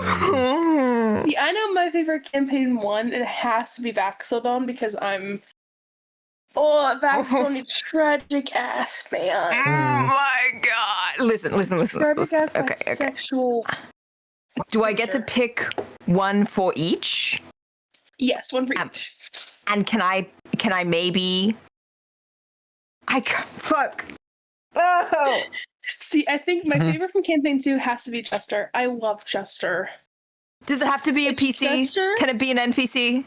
It can be an NPC. Because the answer for campaign 2 is going to be Essek. I'm sorry. I can't help it. I mean, Essek kind of becomes a character-ish. He's kind of, yeah. And also, like, this isn't necessarily a spoiler because we knew this beforehand, but the Berlin show that happened literally yesterday had Matt Mercer and Liam O'Brien co-DM as Caleb and Misk and Essek as well. So, like, he's a PC. He's a PC in my heart and soul. See, I'm between Jester and Caleb for campaign 2, because Caleb is so sad boy failure. I feel like also, out of like everyone loves Jester and Caleb, and I understand why. And I do love Jester and Caleb, and I do love them just as much as everyone else. I also, however, like to pick a little niche one, and I will say I do think, like, in terms of development, I do think Ford is my favorite in campaign 2 when it comes to like how much change and growth has happened. I think Ford and Caleb are my favorites. Yeah, all right, Daniel Thorns. Anyway, who said that? Listen, I didn't know anything about him when I made Daniel Thorns. Yeah, which is really funny. I didn't know a single thing about Jester Lavore when I made Nephris, so what the fuck? See, I don't know much about. I've only seen stuff from campaign 2 because of the show. I haven't had time to actually watch the campaign. So I'm very big on like Caleb and Jester, and I've only seen like clips of campaign 3, but I know I'm gonna love Imogen. I do. Have you watched the Vox I'm a Machina big- animated? I have. I just need to watch the newest episode. the Okay, newest season. okay. I still need to do that. Okay. I know what happens. Okay. I know what's gonna happen. I'm not ready for it. Okay. No, because you say that you're really gonna like Imogen. There is some really fun campaign 3 things in season 4 of Vox Machina, involving another character that I think you will also really like. See, every Oh, I time know. I just know look at who. season I know. 3, I know. Yeah. I know.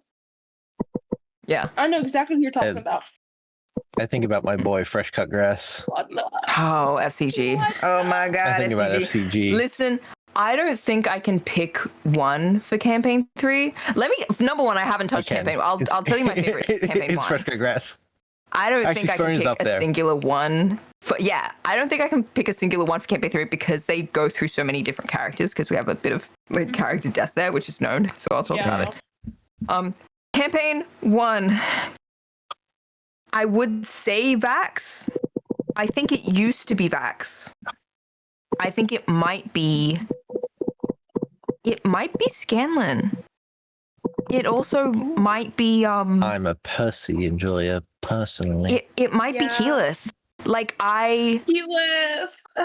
I don't know. love Keyleth. And also I feel inclined to not me say tell ya. Keyleth because my favorite parts of Keyleth are campaign 3 parts.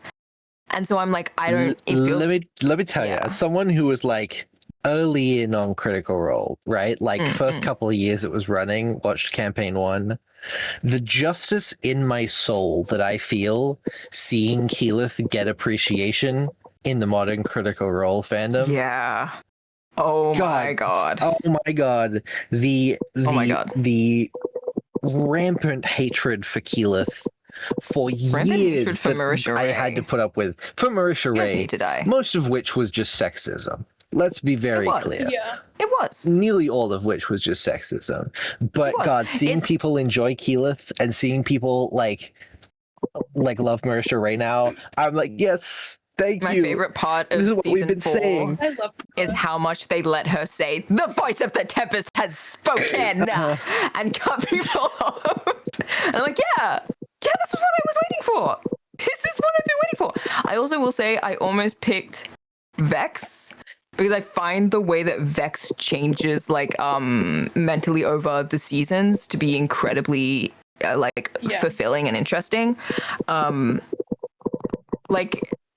have Vex and Vax have a conversation in season 4 that I look at and I go, that was just perfect. Like, it's just so good. It's so good. But I think my answer is having going a to be service dog named Trinket is so cute. it's so cute. I looked at that and I was like, oh. I think my answer might be Scanlan or Pike. I don't know. I feel like Grog is the only person here who hasn't been mentioned, and Justice. See, Grog, for him, I love him. Grog used to be my favorite because when I first listened to Critical Role, I was like 12. So I was like, he's my favorite. He's the biggest. He's a funny guy. I like him. Campaign 2, I'm gonna say Essek, and I'm going to also tangentially say. I almost want to say Caduceus. I like Caduceus. Caduceus, he's important to me. I haven't gotten to Caduceus yet. Molly Mock Tea Leaf. The fact that Molly Moss Ning hasn't come up yet is astounding to me. Yeah, no, the reason I didn't say Mollymock Tea Leaf is because so many other people say Mollymock Tea Leaf. And I'm like, I find the things that are interesting about Mollymock Tea Leaf are the things that precede him. So I'm like, I think long may he reign. Like, because I was thinking about this when I was thinking about season 2 characters. Like, I really love Not. Like, I think Sam Riegel's characters specifically, Sam Riegel has like such an incredible way of taking a character that is on paper a one note joke character and shaping them into the most gut-wrenching emotional core you could Scanlan, imagine every time. Not fresh cut grass. Brayus. Mhm. I have something that can hurt Fuck. everyone here emotionally as well. There's a common theory that I don't know if it's actually true. There's a common theory the reason why Sam Riegel made Not the Brave was to protect Liam's character because Scanlan couldn't protect Vax. With the Vecna. Surprised about that. Yeah. Oh man, that makes me cry. I mean, no, here's the thing. From campaign 2, I think they've done combined characters because Liam and Sam Riegel did a fireside chat, and they were like, yeah, initially we had a different plan, and then Sam decided to go off. Like Liam O'Brien made a template of a character for Sam to fill out, to be like, this is how you could be connected to my character. And Sam was initially going with it, and then in later meetings, later development meetings for campaign 4, instead of going with what would have been connected to Hallandale Fang, he went with Wicanda Halavar, and he made his own religion. But it's always been a thing of they've made characters relatively connected. Yeah. They kiss. They kiss. They kiss. Yes, I believe that. Everything also said is the party went to fight one god, Scanlan went to fight 2. That's fucking true. God. I like man. The man you are. And the fandom likes hurting each other, and I feel like I'm gonna get yelled at when I hear it. Oh God, fuck. Sam Riegel character who, like, I understand why they don't get as much love, but at the time they were just like a really fun addition. I say this like around the time they were introduced when I fell off Critical Role. Tyrion Darrington. Tyrion Darrington. Hey, what do you guys think about the Darrington Brigade? I'm a big fan of the Darrington Brigade. If you guys know the Darrington Brigade. Big fan. I enjoyed Darrington Brigade. Wait, I never got to tell you guys about my campaign 3 favorite. Can I continue? I'll do it after. Oh no, I was just saying because I got into Critical Role like really off the gate because I was big into. I really enjoyed the Guild, which was Felicia Day's like web series pre-Critical Role, and then she like helped get Critical Role off the ground. So like I sort of shifted over there, and I stuck with early Critical Role for a while, which is that was rough years, and then I just sort of burned myself out on it like a couple of years into it, and then I fell off before the end of campaign 1 and never touched campaign 2. I briefly got back into it for campaign 3 and then fell off until like they started putting out the animated shows again. And then you were like, wait, this is kind of whimsy. And then I was like, wait, I forgot about this. I forced it upon you, and I forced it upon Jamie. Dude, Jamie was watching so much campaign 2. Jamie. And that's on me. We talked about this in I can say this. Jamie and I the other day recorded our Wayward Watches for the Wayward Bones Patreon. And in it, we were talking about all the movies that we'd seen recently. And Jamie was like, why did I watch no movies at all in April? What's going on? Jamie was like, oh, that's when I was deep in the Critical Role hyperfixation and I watched nothing but Critical Role for a month straight. I'm like, Exactly. Okay, campaign 3. I enjoy the whole table. I really do. I usually gravitate toward characters who have major amounts of change about them. And so, even though he only got to be there for a little bit, he counts in my heart and soul. Big Dorian Storm enjoyer. Always surprised. Always surprised. I like a bard. Also, they have, like, oh my god. Like, I need more of whatever Dorian and Orym have going on, like now, like imminently. Also, there was some very lovely game moments in the Atlanta live show. If you guys haven't watched that yet, it just came out on streaming, so you can watch that now. I watched it. I'm a Beacon subscriber, and my Beacon membership has gone to Jamie and Connor respectively, so they also have that if they want to.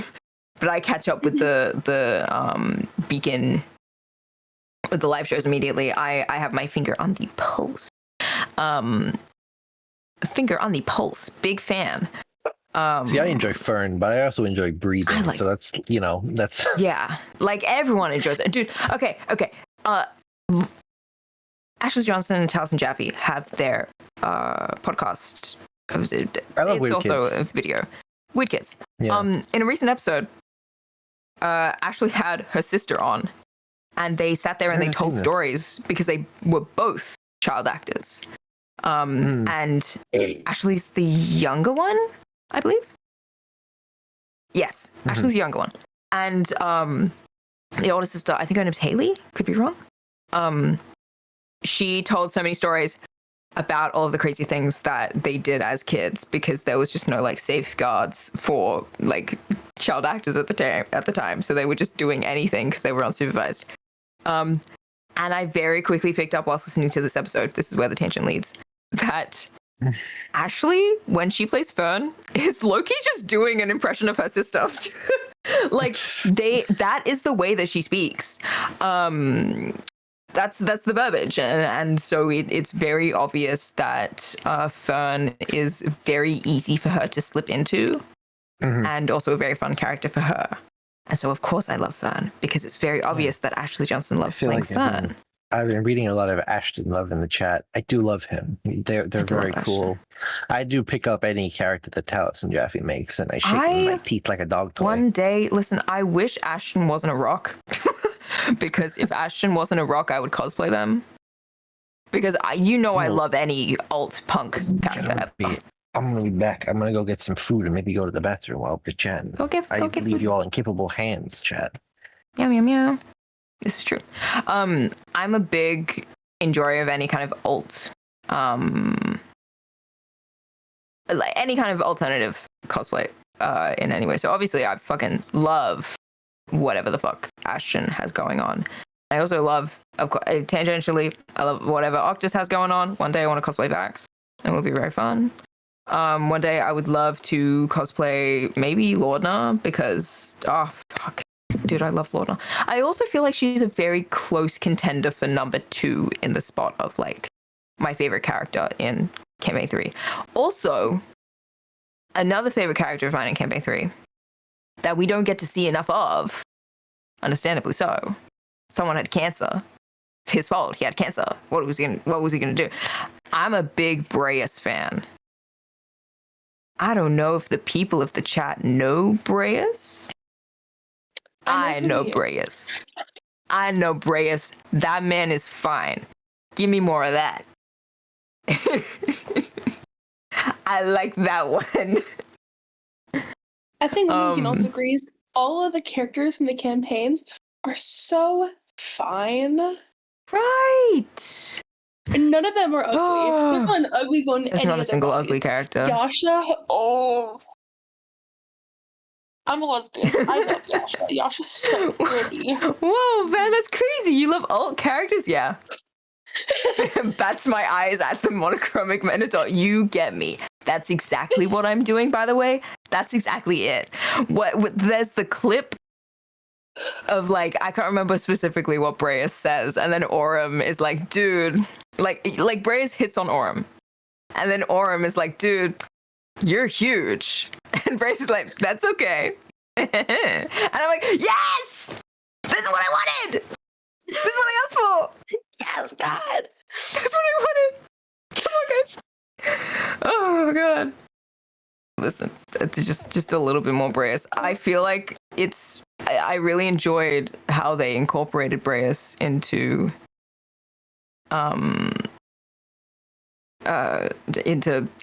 the Mighty Nine animated. Brings me deep joy. The way you were the face of Nikki Detention. Oh god, think about it. Listen, hey, they're releasing season 3 this year, and they just released the release date is November 20th. Oh. So, oh boy. I live in fear. I'm waiting for them to drop the trailer so I can start making costume pieces, because so far we've got no visual on what anyone is wearing. I would love to cosplay Nico, but I do want to revamp it. Yeah, I'm like, because I was trying to read The Lost Hero, and I cannot get to The Lost Hero. I've tried so it's rough. hard. It's really rough. Unfortunately, Riordan does drop you in the deep end in that you get used to all these characters, and then he throws you like completely different characters.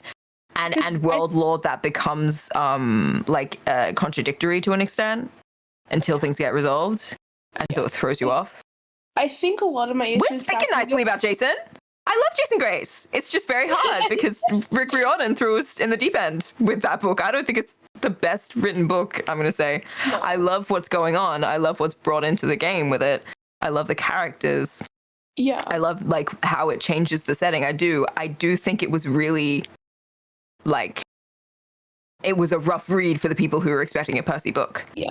Like Yeah. I think a Which lot is of most my of us. issues, you go from all like the big action from the original series, Yeah. and then you get to Heroes of Olympus, and it's just dialogue and like It's also a complete like you go from first person to third person, and it does throw off the game. And I know that it was done to mature the series a little bit, and that makes plenty of sense because you have all of these POVs that are needed. It's okay. I don't hate The Lost Hero. I quite enjoy parts of The Lost Hero. It's Like, not my favorite I'm- book in the 5. My favorite book in the 5 is House of Hades, of course. I've enjoyed what I've read so far. It's just so hard to keep going, and also the fact of like I haven't been big into reading a lot like recently. Like when I was a kid, I read all of the Harry Potter books in like 2 months. This is around school and around softball and everything, and like doing activities outside of school. Yeah, because you're a young kid and you glue yourself to it and you just speed through it. Yeah. And So, now I yeah. have like a full-time job and all my friends online. I'm like, I'd rather spend my with my friends all day, and then I forget and also like to read. I am so the same way.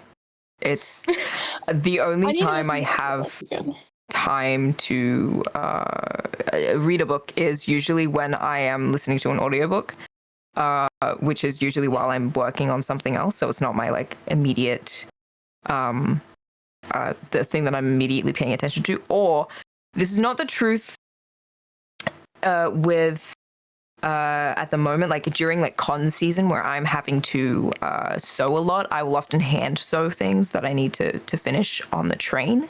So I don't do this now, but when I don't have costume projects to work on, I usually have a book on the train, and that's the only time I have to like read a book. Yeah. So it's like an hour and a half a day that I get to read a book. That you can't fit anything in. It's just not Bobby enough. has been shouting at me to keep reading it. I need to, and I want to. You gotta, you gotta. And like I was listening to like the Password podcast or like Icing Those Hurts and like all the old dancing fixes people recorded in audiobook form. And I genuinely cooked through that. I should just turn an audiobook of it and call it, because I think once I get to it, I'll be able to read the rest of the books. It's just I am so stuck. Like, where is my? It's on the floor. It's actively on my floor.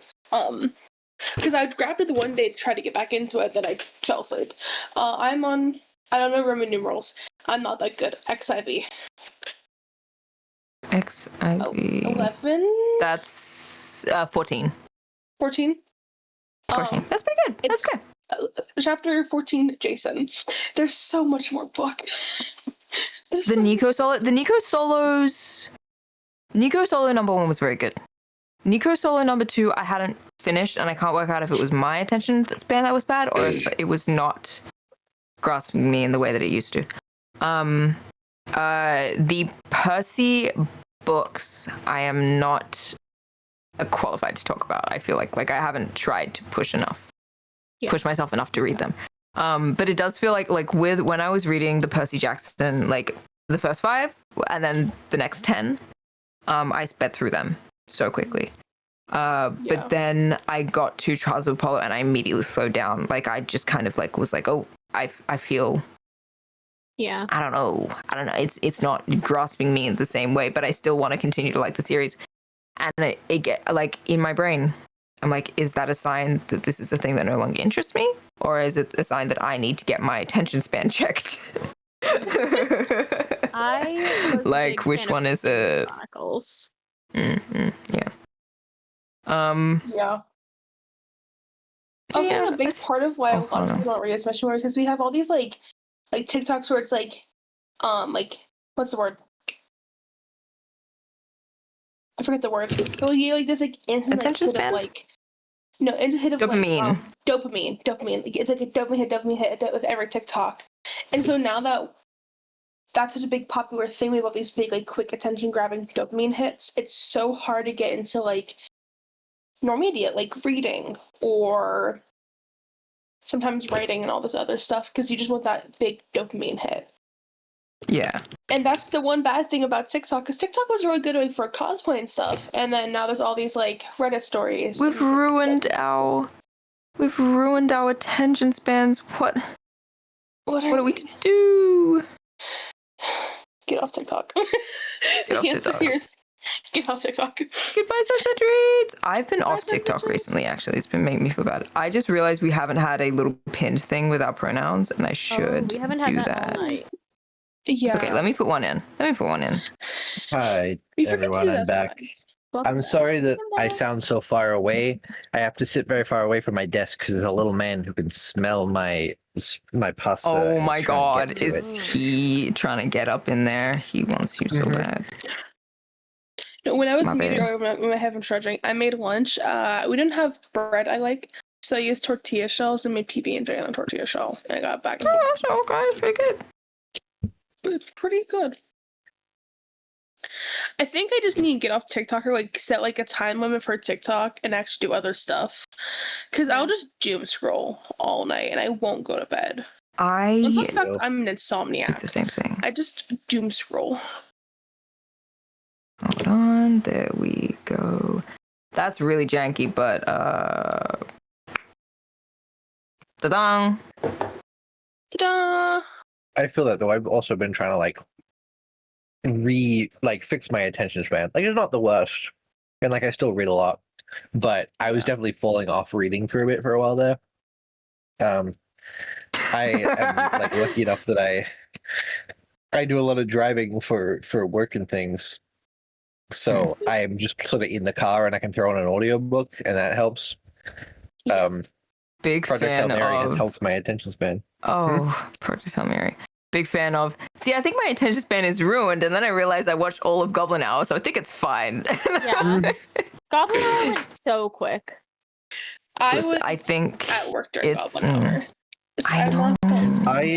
I'm so devastated. I really wanted to be awake for Goblin Hour for questing purposes, but there was electrical maintenance in our street, and they shut off the power.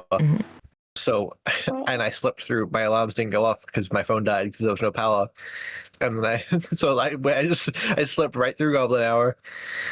Yeah, devastating. I didn't wake up. It sucked. I was so sad. A lot of my have to be here for the next one. The other day, so. A bunch of the mods were in VC laughing at it.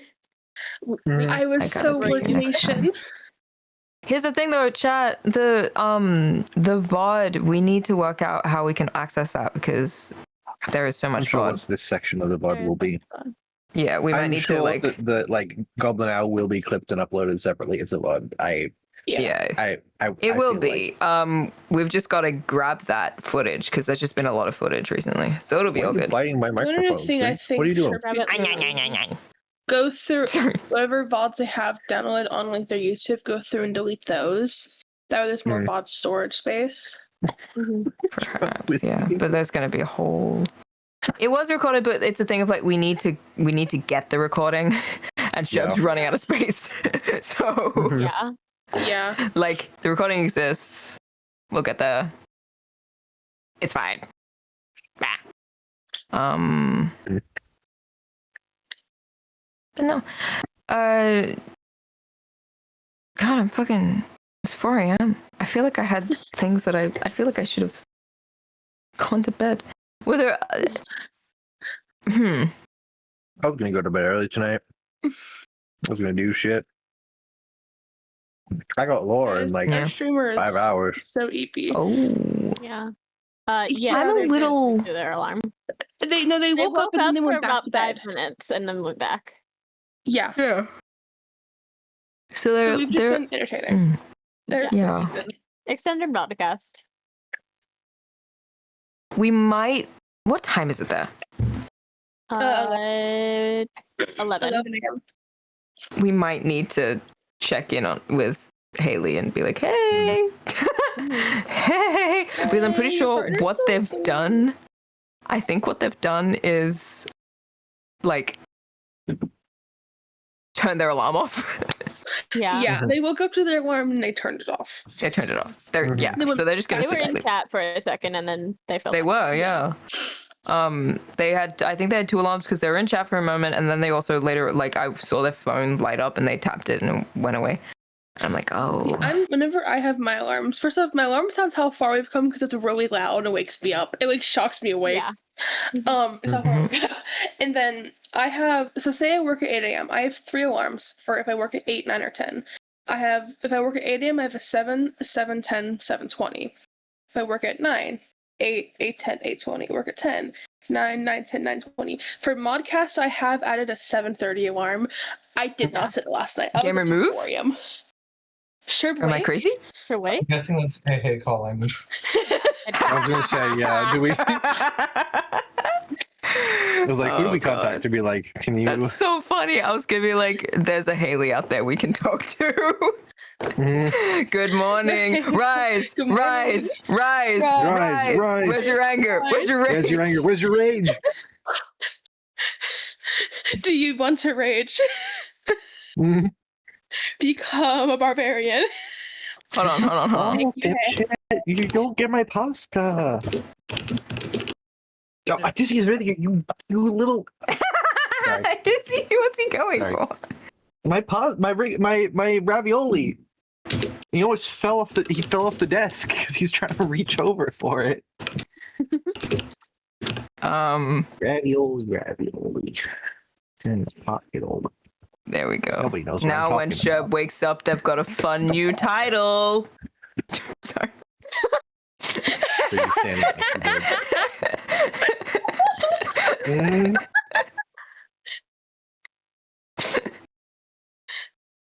Rise. Sure, go get this. Get up. title. It's really good. It's really good. Little freak, come here. Well, I'm happy that we had enough time tonight to talk about my Lord and Savior, Joy. Julian Davinos. You know, that's all I really wanted. Thank you for waking them up. Hey, hearts. Thank you. Thank you, hey. Legendary. It was getting to a point. I was like, I need to go to bed soon. I feel like maybe this is a sign. I gotta go to therapy soon. It's just all the lights turn on all at once. Oh my god. I got to make food soon. I work in 2 hours. Oh. Thank you.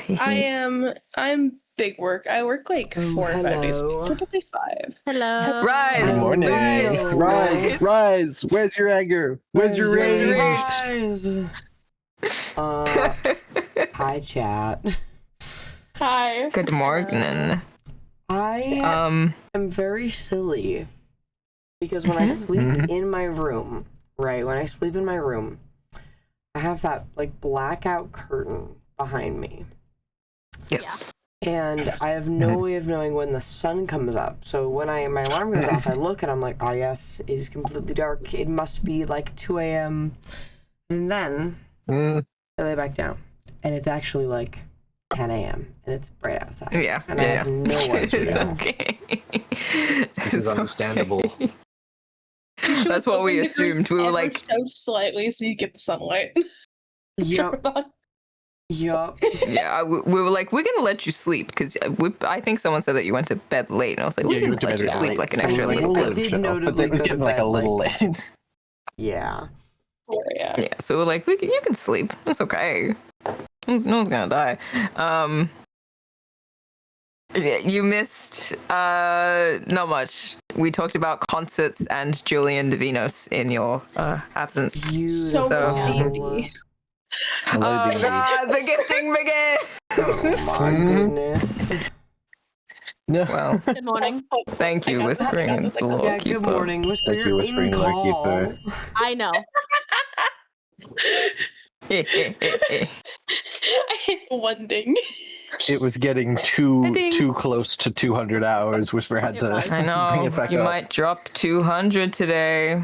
I was talking to our other roommate today Trevor's never leaving. about the Sherbathon, and they were like, "Yeah, how long have they been going?" And I've been like 5 or 6 days now, and they're like, "How long's left?" And I'm like, 10 or so days now. Yeah. 200 One more hour and hours. it's been a full week. Holy Yeah. fuck. Oh, That's crazy. Yeah. I could be stupid. I could be stupid. I can make it worse. You could be stupid. that's true. There's Oh, Manic I just Magic got today, paid.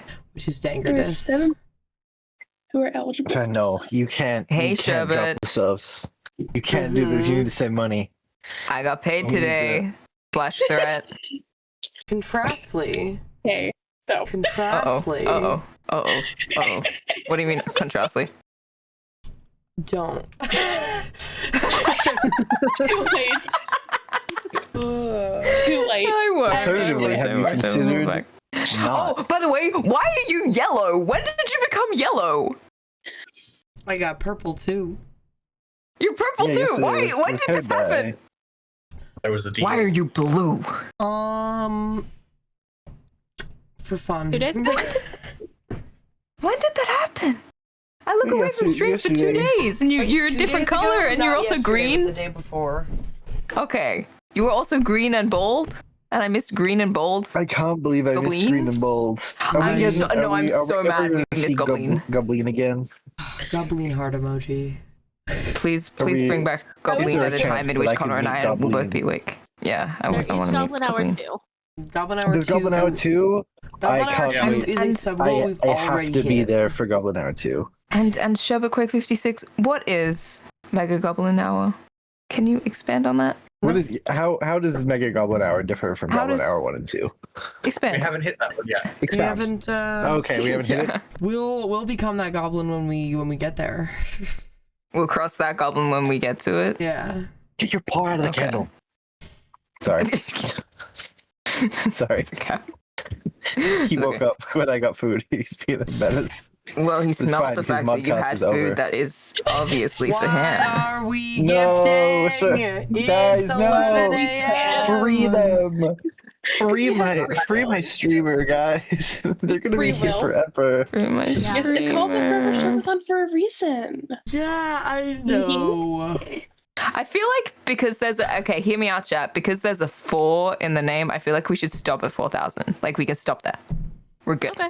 But 5,600 subs. 4,000? Don't aim for that. Don't aim for it. But I'm What saying the if I see you go past 4,000, I'm gonna be horrified. No, I can't Or we speak. can stop and form up. Hour 560. Hour 560. Where are we they're at pretty the moment in determined. the first place? What? I'm just looking at the Sherbet's face in the delayed stream. It is Hour hour 560. 143. We've done 143 hours so far, and there's 200 more on the timer. Jesus Did the Christ. last one go for a week? How long did the last one go for? 150 hours. Okay. Oh, so Okay. we're Okay. like- Wow. So All right. today I we couldn't will remember. cross the record. Okay. Jeez. What hour? That's You're a 150 stronger Yeah. we soldier ended than on, I and ever that was could be, like- man. You're. Only about Oh my 213 God. more hours on the timer hit hour 560. Maybe we cap it at 560. I'm not guys. suggesting Maybe we... hour 4,000. I'm suggesting sub 4,000. As in, don't go past that, you freaks. I think we don't. What if we don't go past hour 560? All right, we can cap hour 560. We don't even have to get to hour 560. Like we just. We don't have to get to hour 560. We don't need to we do can that. chill. We can stop here. We can chill. No! Nah. We're about to have manic magic. Nah. Yeah, Manic Magic Oh, is today. Yeah, you know what, guys? Save your subs for Manic Magic, and we'll see how that goes. All right. I'll wait. fear, I'm gonna while go to bed. Sherbet's here, because I feel like Sherb should know this. I'm being tempted Yes. into magic. Magic is I'm also being. magic. I've never magicked, but magic is Oh. like pouring at my Shove, windows. Shove. I need you to specifically know. because Yeah. everywhere I go, Stop every making that game face. store, Stop making that face. every gas Stop that. Put it station, away. everywhere Stop. has the Marvel superheroes Magic the Gathering Yeah. crossover cards. Get away from And the the art- camera. Is really, really cool, and they're like, it's tempting me. And I fear one day you're gonna get a message that it's just a photo of me being like, I bought Magic cards. See, Connor's on that end. I am on the end of I keep seeing incredible Magic the Gathering cosplays. Yeah. And that makes me want to get into it because of it. Fuck you. I saw a great Jace cosplay the other day. Pull me out. Pull me out. That's my guy. I can't. Let me out. Let me out. I can't make another one. I can't make another one. Anyway. What are you doing up there, freak? Get down. What is he doing? What is he doing? Sorry, I just turned around. Sorry. Okay. I'm sorry. I'm gonna leave and stop my son from destroying my room. Our son It's is been being a wonderful menace. chilling in Modcast. Bye, guys. Sun menace. Bye, Connor gone. I turned around like I could see what the cat was doing, like there wasn't a wall between us. Like I'd fucking know. I have to go get dressed, so I'm gonna leave you guys with the clothes mods for on. like 5 more minutes, and then I'll come be real. All right. Put your clothes on. Put your clothes on. Okay. Yeah. Whimsical. We'll be back, chat. We'll be back. Don't mind the oops. Don't mind the oops. Don't mind the oops at all. Oops. Don't mind the oops. There we go. Don't mind the oops. Okay, I'll be back. Also, no, chat, we should totally use the hour 560. No, we should not. Good God. No, we should not. Oh my God. We're already like halfway there. Oh, no, we're not halfway there. That's crazy. We are over halfway there. That most of the people holding Sherp hostage are mods. Yeah. Yes. That's true. We're holding We got it. ourselves hostage too. Pull back, please. Those are your As much profiles. as- Yeah. As much as chat's holding Sherp hostage, the mods are doing it more. I mean, look at Lumi. Chat. Me and has to say I am on Hello. the side of not getting to hour 560. we should not get to hour 560. We don't need to get to hour 560, chat. We don't. But what if We don't. Well, I am one of the mods that's saying we don't need to get there.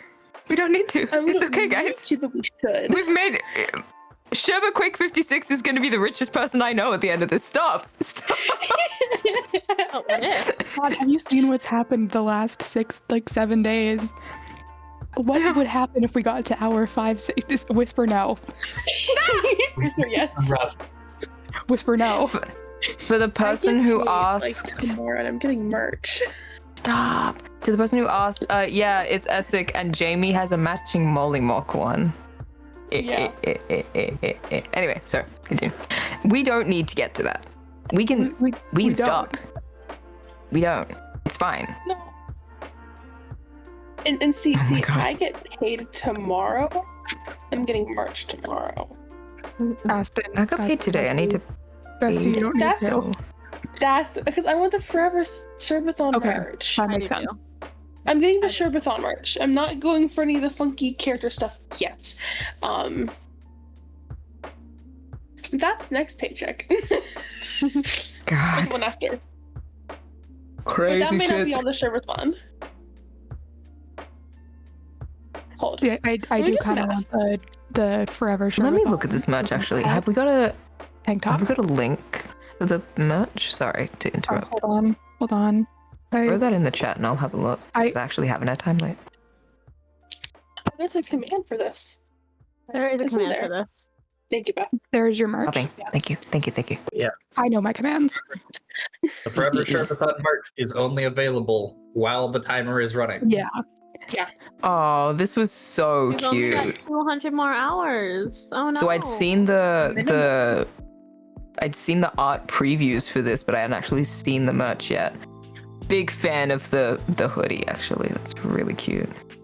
See, I will say, I do want the tank, the women's tank, because I live in black crop tops. I have like 10 or 12, and I wear them all the time.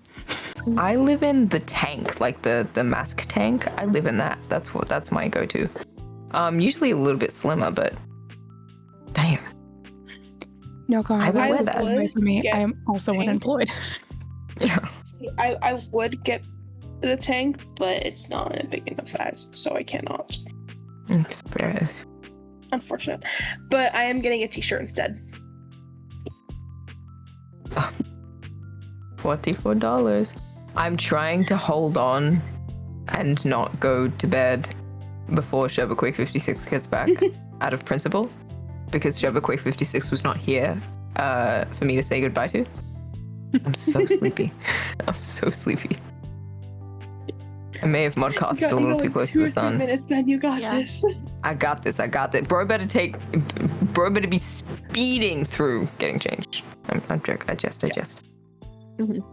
Chat. Back, you yell goodbye, leave, and pass out. Goodbye. Yeah. Chat, you know what I think we need to do next? I think we need to set a sub goal for Sherb to like book a flight somewhere. Like we've got to send them on holiday because they need a holiday after this. People want to get them to Denmark so badly. Why Denmark? Hey, there's so many Danish mods. Okay, that's there fair. There are multiple Danish mods, and well, my rebuttal, Connor, my rebuttal is send them to Australia. There's lots of them to Australia. Everyone go to Australia. Please come to Australia, and you know what that means. You know what that would mean. My case is that I will make cool content with Sherbaquake 56. You could cosplay Wetbirds. You could cosplay Wetbirds. Oh my god. Oh my fucking god, we could. Holy shit. You could do both Wetbirds. You could do Wetbirds, and we could do and the ones that get canonized. There is, and we could cosplay. And I've been writing the canon Wetbirds content for 2 fucking years, and it's so close to being done. And you're the goat. You're the goat for that, man. The Among Us Wetbirds. I'm writing them. Oh my god, Evan. 3-part thing, but the first part is gonna be like 10,000 words, and not enough people have died yet. But I'm getting so close. And then there's part 2, which is almost done, and part 3, which is completely done. And then I will post all 3 parts within like a couple of days. We could you guys will get the content. Holy crap. We could do Wetbirds, and we could do Lovebirds, and we could also, in the interest of my autism, we could cosplay Bolaire and Octus together. And that's my autism. Yeah. So here's my petition to fly Sherb over here, because come on, guys. Yeah. Like, come on. See, you guys could do a cool CMV with the parallels of Wetbirds and Lovebirds. This is true. Filming day. I miss Wetbirds every single day, chat. I miss Wetbirds. Oh man, we didn't get enough time to do fun things with them, and I need to bring them back into the fray. My hope is that next bound we get Wetbirds again, or another bound sometime soon. You want more? Yeah. I want more. I'm hearing. But I want them to be happy and not die. That's true. Tragic. I'll see what we can do. It all depends on my schedule. Because I'm the harder to pin down one these days, in all truth. I tell the masses. I casually tell 168 people that are listening right now. Maybe you might, maybe you won't. To get a little gaze onto the inside of Bound SMP, I'm the hardest person to pin down, so I can't promise you anything. Yeah. I want to so desperately. We'll see what happens, because I'm looking at some possible career, like what's the word? Shift changes, like I work different times soon, maybe. I've been asking, but it really depends on that. Yeah. We'll find out. And that's what unfiltered. Yeah, that's what unfiltered. I just 4 need a.m. more Among Us Wetbirds content. I want more of that. It will fuel the end of the fic. You know what I would really have Among Us. I want Among Us so bad. You know what I would feel Among Us. Hey, Sherb, we need to be gay in Among Us again. Also, we need to fly you to Australia. We do. Here's the thing, Sherb. The moment that there is more gay Among Us characters, I can finish my Among Us fic that I've been working on for 2 years. That is so close to being done. I'm petitioning this. I agree. I think we need to Among Us. Here's my petition for you to go to Australia, Stephen. You guys could cosplay Wetbirds and Lovebirds and do a If we fly you to Australia, number one, I'm here to protect you from all the scary things, all the scary animals, so you'll be fine. But we fly you to Australia, we cosplay Wetbirds, we cosplay Lovebirds, we cosplay Bolaire and Octus together. Yes! Yes. Yeah, I'm glad we both agree. That's why you just need to give me like 2 months notice so I Yeah. can book a shit ton of time off.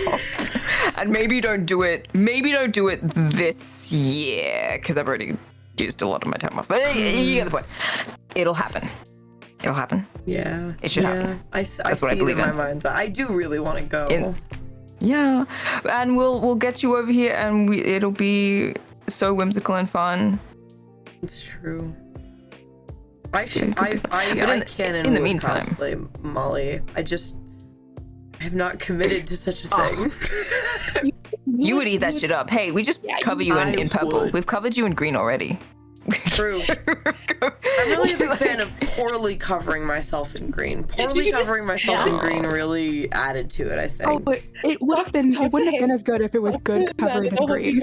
Yeah. Because I was really just like, once there is a little bit of green all over, we have succeeded. And I'm turning the stream back on. During Goblin Hour, my entire face hurt and I couldn't breathe. I was laughing so hard. I can't wait to watch Goblin Hour. I've got to make sure I'm at the next Goblin Hour. I've got to make sure I'm at the next one, man. It's so... I lost it. Molly specifically Birdquake. when I started talking. Molly Birdquake. started How many talking, subs? and that. See, I just want that coat. I want his coat. I want it bad. We'll get you that coat. Surely. You Get need you more the coat. funky coats. It's your I brand. need even more funky coats. Why are we gifting? Whisper. You have so many things The to immediate tone shift kills me every time. I'm sorry. Why are we gifting? It's the confetti I get across my screen every time it still happens. haven't dropped below 200 hours. Yeah, That's terrifying. I do see that. We have been over 200 hours since day one. And we're going to get to Manic Magic before we even would drop under 200 hours. We are pushing Manic Magic back by an hour because I did not wake up. That's okay. That's what we expect. I think I'm gonna be Work Nation during Manic Magic. Dang. Well, I'm going to be, I'm going to say this tangentially. I'm going to be snoozing, sleeping, having a glorious snooze. Have a glorious as Manic snooze. Magic happens. Yeah, I'm going to go now, but yeah, just know that I'm going to wake up. And if that timer is aggressively higher, I'm gonna lose I'll be it. scared. I'm gonna lose it. I'll lose it. If it's aggressive. I'll lose my marbles. Yeah, so. Get back at 240. Yeah, that's no, we can't. We can't get back. We can't. We can't. Anyway. Okay. It's 4:30, so I'm gonna run away. This was joyous and glorious. I leave you to the rest of my team. That's okay. That did be fun. Bye bye. I see you guys later. I shall take over the stream. Goodbye. Do a little morning tomodachi. Yes. Yeah, you gotta make Goblin. We have to make Goblin. You It's promised true. to make Goblin. We do have to make Goblin Tomodachi life. I should check on hashtag my island as well. So true. Right. I thank you guys. Thank you, Ma. I would also like to add Sherbathon 56. Of course. I have before I go to bed because I just remember this. I have Bones pick with you. Yeah. Why isn't Marcel Julius Jones in your Tomodachi Island yet? You have every person that we've added has been by chat's choice. So you should be mad at them, not me. I do have to say, the entire chat is rooting for Ash to get with Crit. That's true. I was watching that earlier. It was really funny. They're really smashing them together like Barbies, and I think they know that if Marcel Julius Jones arrived, that they wouldn't have a chance. Yeah, they would. Exactly. That's fair. I love Lovebirds, but I really want to see Ash and Crit get together. I do. I'm Bird and invested. crab. I go Bird back and and might watch it. Cupboard. I want Cupboard. Yeah. Cupboard. Okay, now I actually go to bed. Yeah. Good All right, night. gamers. If we go to Tomodachi Island, shall we? Thank you, mods. I hope, chat, you enjoyed the modcast last night. Thank you guys for same time tomorrow. Same time tonight. Same time tonight. All right. Goodbye, mods. Bye. Whop. Hey, chat.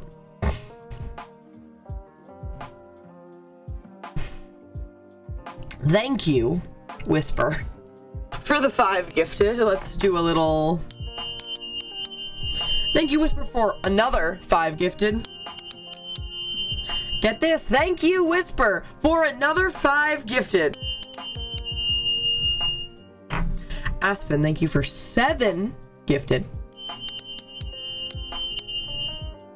And Whisper, thank you for another 5 gifted. You're crazy. Whisper's been keeping us over 200 hours. Yeah, I see that. I see that. We could just let it die, chat. We could just let it die. Yeah, this is an option that we have. I say going into Manic Magic. I say going into Manic Magic. Oh boy.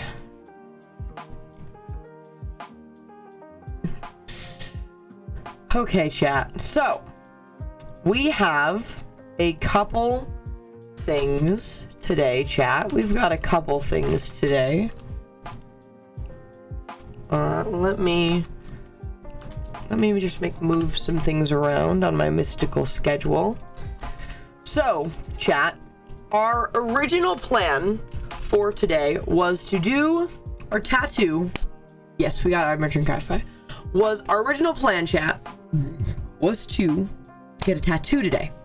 But the tattoo place reached out to me and was like, hey, it'd be better if you come on the 9th. So we're gonna move it to the 9th because, chat, we have the time. I could have pushed for it to be today, but we truly will have time. So we're gonna wait, chat. We're gonna wait.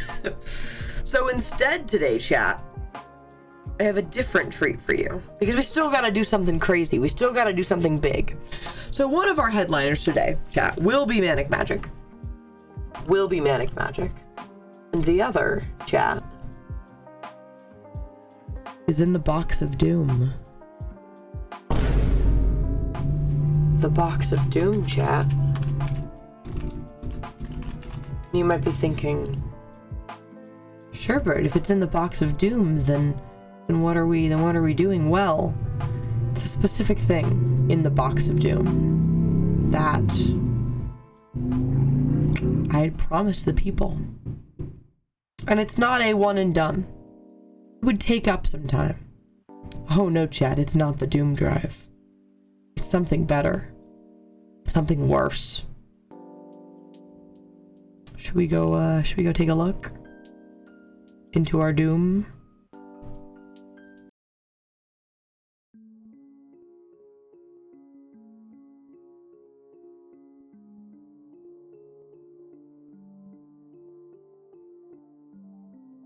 All right, chat. Boom. Here we go. Clean up our area a little bit. Chat. Move Haley's computer.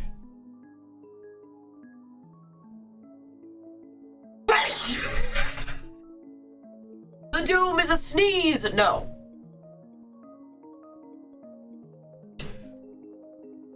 Heavy is the Doom who wears the crown. Heavy is the Doom who wears the crown. Oh, I know, it's a big one, Calm down, Box of Doom, calm.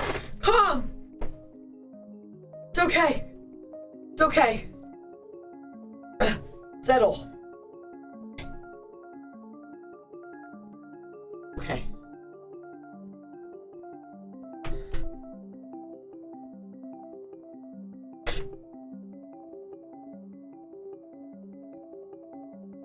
Chat, today, our next big hurdle Oh. Oh. Oh, I see it. Oh, I see it.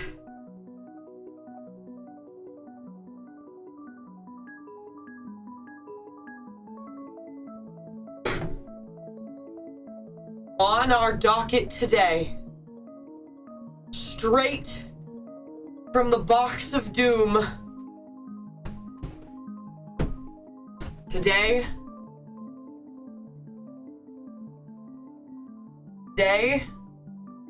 I will become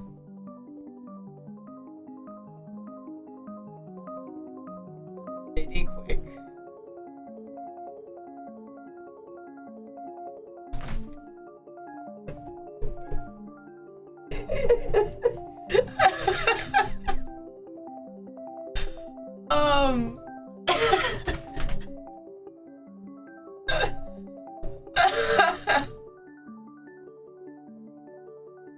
It's all we want. The ancient texts. Yeah, the ancient texts, chat. I'm a big fan of JD Quake, question mark. This is the bad play. Chat, we're entering the bad. All is forgiven, baby. Yeah, chat. So I'm thinking that we're gonna get into a cosplay tonight, chat. We're gonna get into a cosplay of JD Heathers and maybe do some karaoke. As JD Quake. maybe we do some karaoke as JD Quake. So that's our other headliner today, chat.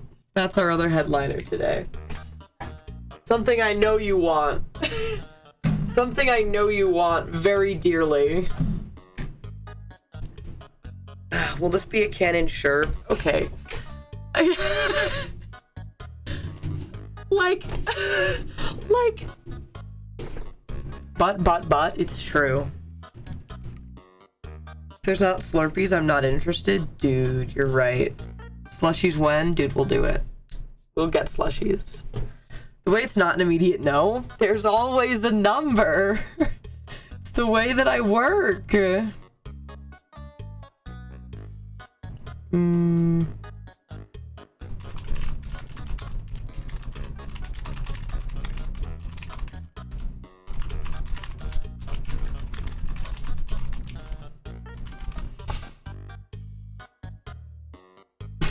JD Quig, I'll give it take, but Goblin needs to be a canon sherb. Me implying at all that Goblin is 5'11" means that something devious is happening. The fact that I even implied that they're 5 apples and 11 stems,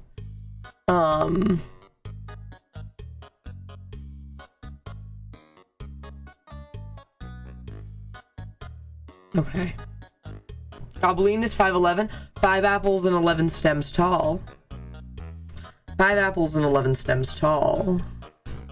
Let's be clear. Alright, chat. I want to check art fight, and then we're gonna go to, Tomodachi Island. But let's check our art fight, chat. Let's check our art fight. Does that mean Goblin could be Quixus? Yeah. I missed what you said with JB could be. Is it a sub goal? It is a sub goal that we hit. Quite a while ago. Because I own 10 million trench coats. And, we're going to become JD from Heathers. We're gonna cosplay today, basically, chat. We're gonna cosplay today. It's not a very crazy cosplay, which is why I think we can do it on stream. The trenchcoat guy TM, exactly. But yeah, this is a sub goal that you guys hit back when we were first talking about me and trenchcoats, and you guys were like, cosplay JD again, and I was like, well, If there was ever a time. So what I think we do, chat, is we get into a little fit together later, and then we do some karaoke. I hate you, host. 400 trench coats. 400 trench coats is low-key the best. I still have those TikToks of you cosplaying Diddy. Yeah, I've cosplayed him in the past. Chat. All right, let's take a look at our fight, chat, because we got some more attacks. Chat. Let's come over here.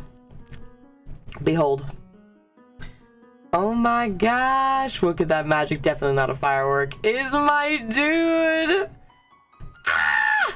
Oh my gosh.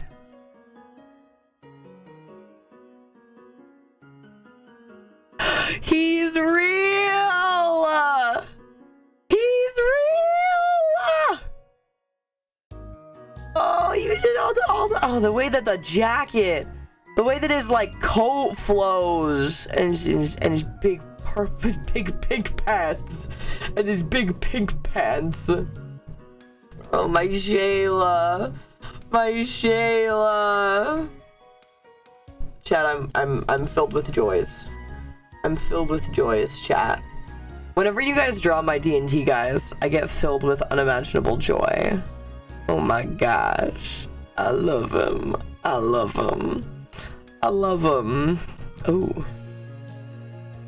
Yeah! The freaks! Hashtag my freaks! I like the lighting. The lighting is so spooky. Hashtag my freaks! Also, this is a beautiful image. We looked at this last night, chat, but this... Rena's goblin disappears.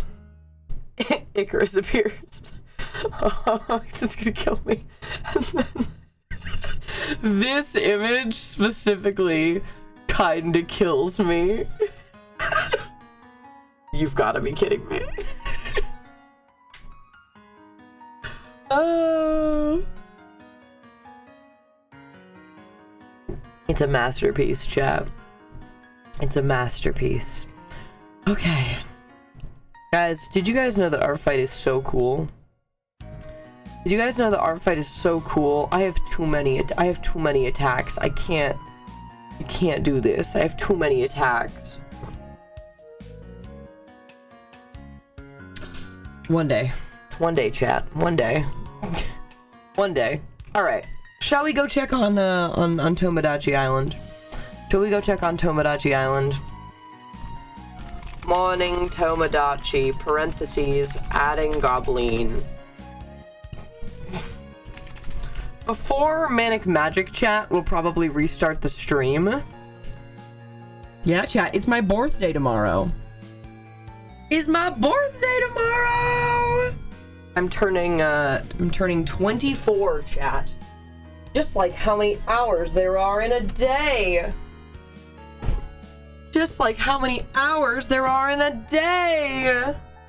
That's not the right button.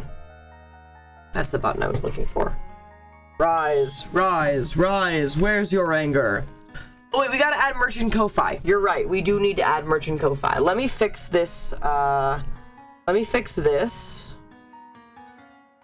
and I'll go add merch to the timer just to really suffer. We'll go do that. We'll go do that. Hold on. Okay.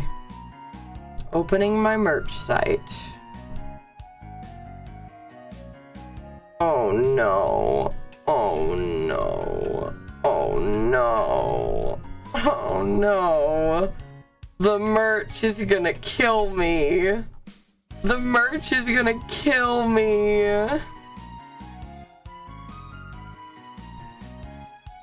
Okay, we left off on this one. Okay, so we have that much. Okay. We're doing that plus that plus that. Okay. And then let's check Ko-Fi, which should be fine. There shouldn't be anything crazy on Ko-Fi. Oh, hello, my love. What happened to texting me on Dutch Bros order? You're right. You're right. Hi. Hello. Everyone say hi, Haley. You came down and said hi, but I was like low-key, high-key asleep. Yeah, but you like, were sweeping. I was responding to you, but I was... Hello. What do I want from Dutch Bros? Maybe I want coffee today. I think I want real coffee. I feel weird getting coffee again, considering I had 2 yesterday, and I've had one every day this month. But it's the Sherbathon. But it's just... It makes sense. Get hot tea. There's not really a good hot tea at Dutch Bros that I would like go to. All the teas that I get are cold.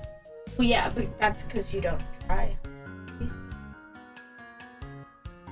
I think I do want it as a latte. As I got all cute because I thought I was getting my picture taken.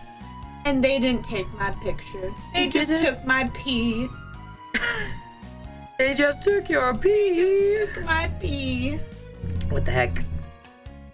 I slept 2 hours more than I meant to, but I was also up until like 4. You were up till 4? Like 3:30. Well, I got off of stream at like 3 and didn't fall asleep until like 4. Yeah, we fully had late caffeine last night. Yeah, they stole it. Yeah, they stole your pee. Well, I gave it. They drug tested me for the record. Yeah, no, I figured. Yeah. I didn't think that they just stole your pee for fun. Yeah. I sent you to order. Okay, very good. Thank you. I'll be back. All right, chat. Let's add Gobbling to the island, shall we? Let's make Gobbling real. All right. Into Tomodachi. Oh wait, what? Why do you sound like that? Whoa, wait. I didn't actually add to the timer yet. But okay, better question. What the hell was that? Better question. What the hell was that? Sound mixer options. No, I don't want sound mixer options. I want sound control panel.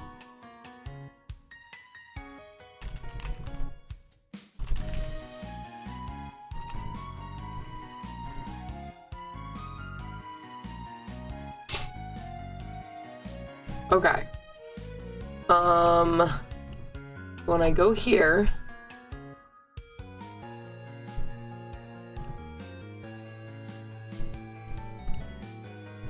we're gonna listen to this device. We're gonna do it on game. Okay. Did I do it?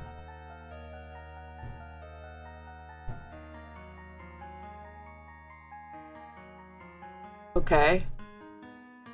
I think we've done it. Did I fix it?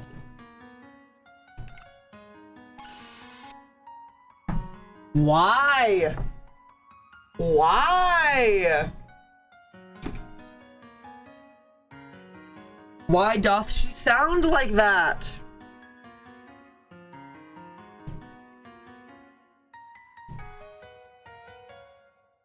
Such a bad sound. What? Okay, hold on, chat.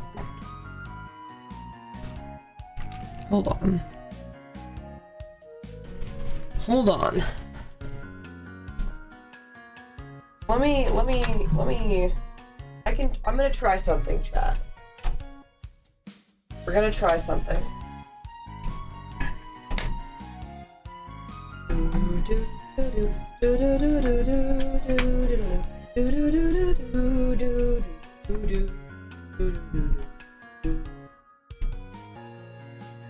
Okay.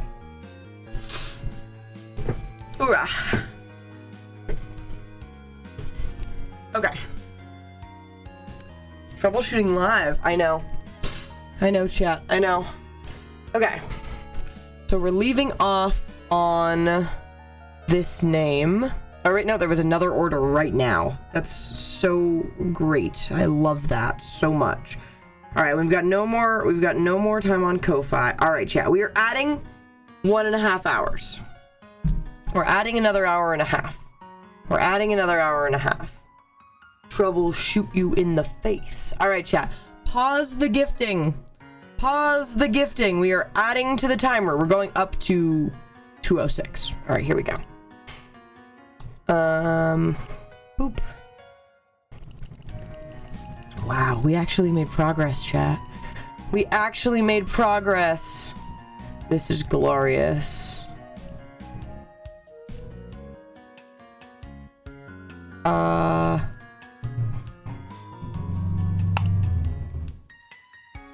Amazing. We're back up, chat. We're back up and we're real. And we ended on this name. Awesome. Awesome. Okay, chat, let's see if this fixed anything. I know for sure that it wants me to reset it because I did some weird stuff. Okay. Real? Oh my god, that worked. I'm the best! If you ever look at me and say, Sherbert Quake, you don't know what you're doing. Yes, I do. Yes, I do.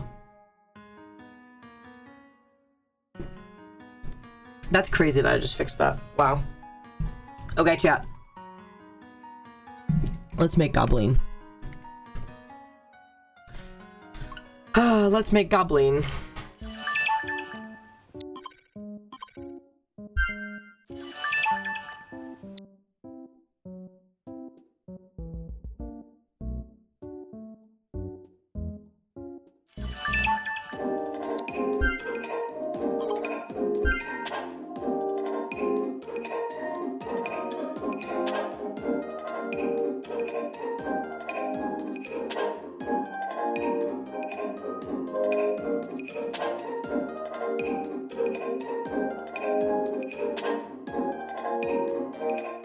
Good. What?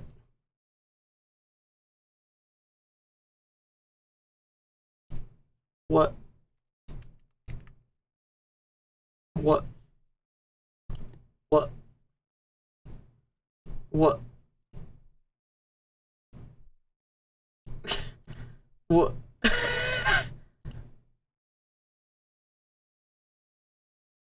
Huh?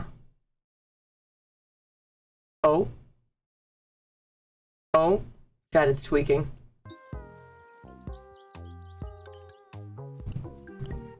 Okay, wait, it's not tweaking? How am I at Ajax? Well, now my camera's broken. Well, now my camera's broken. What just happened?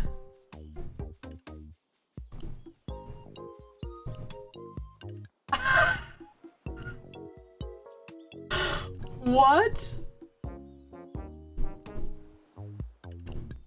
Okay, okay, okay, okay.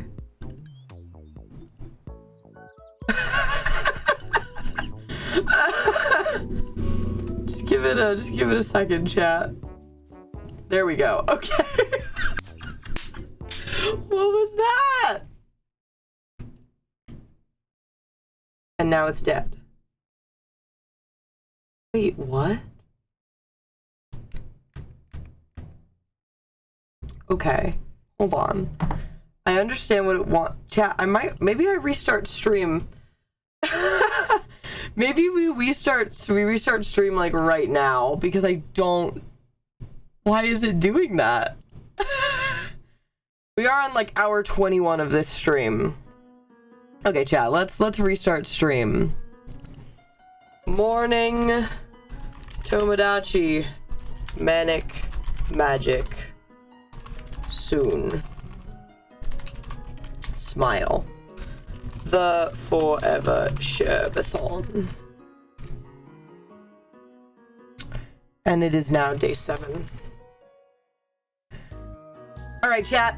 I'll see you in a moment. I hope nothing bad happens.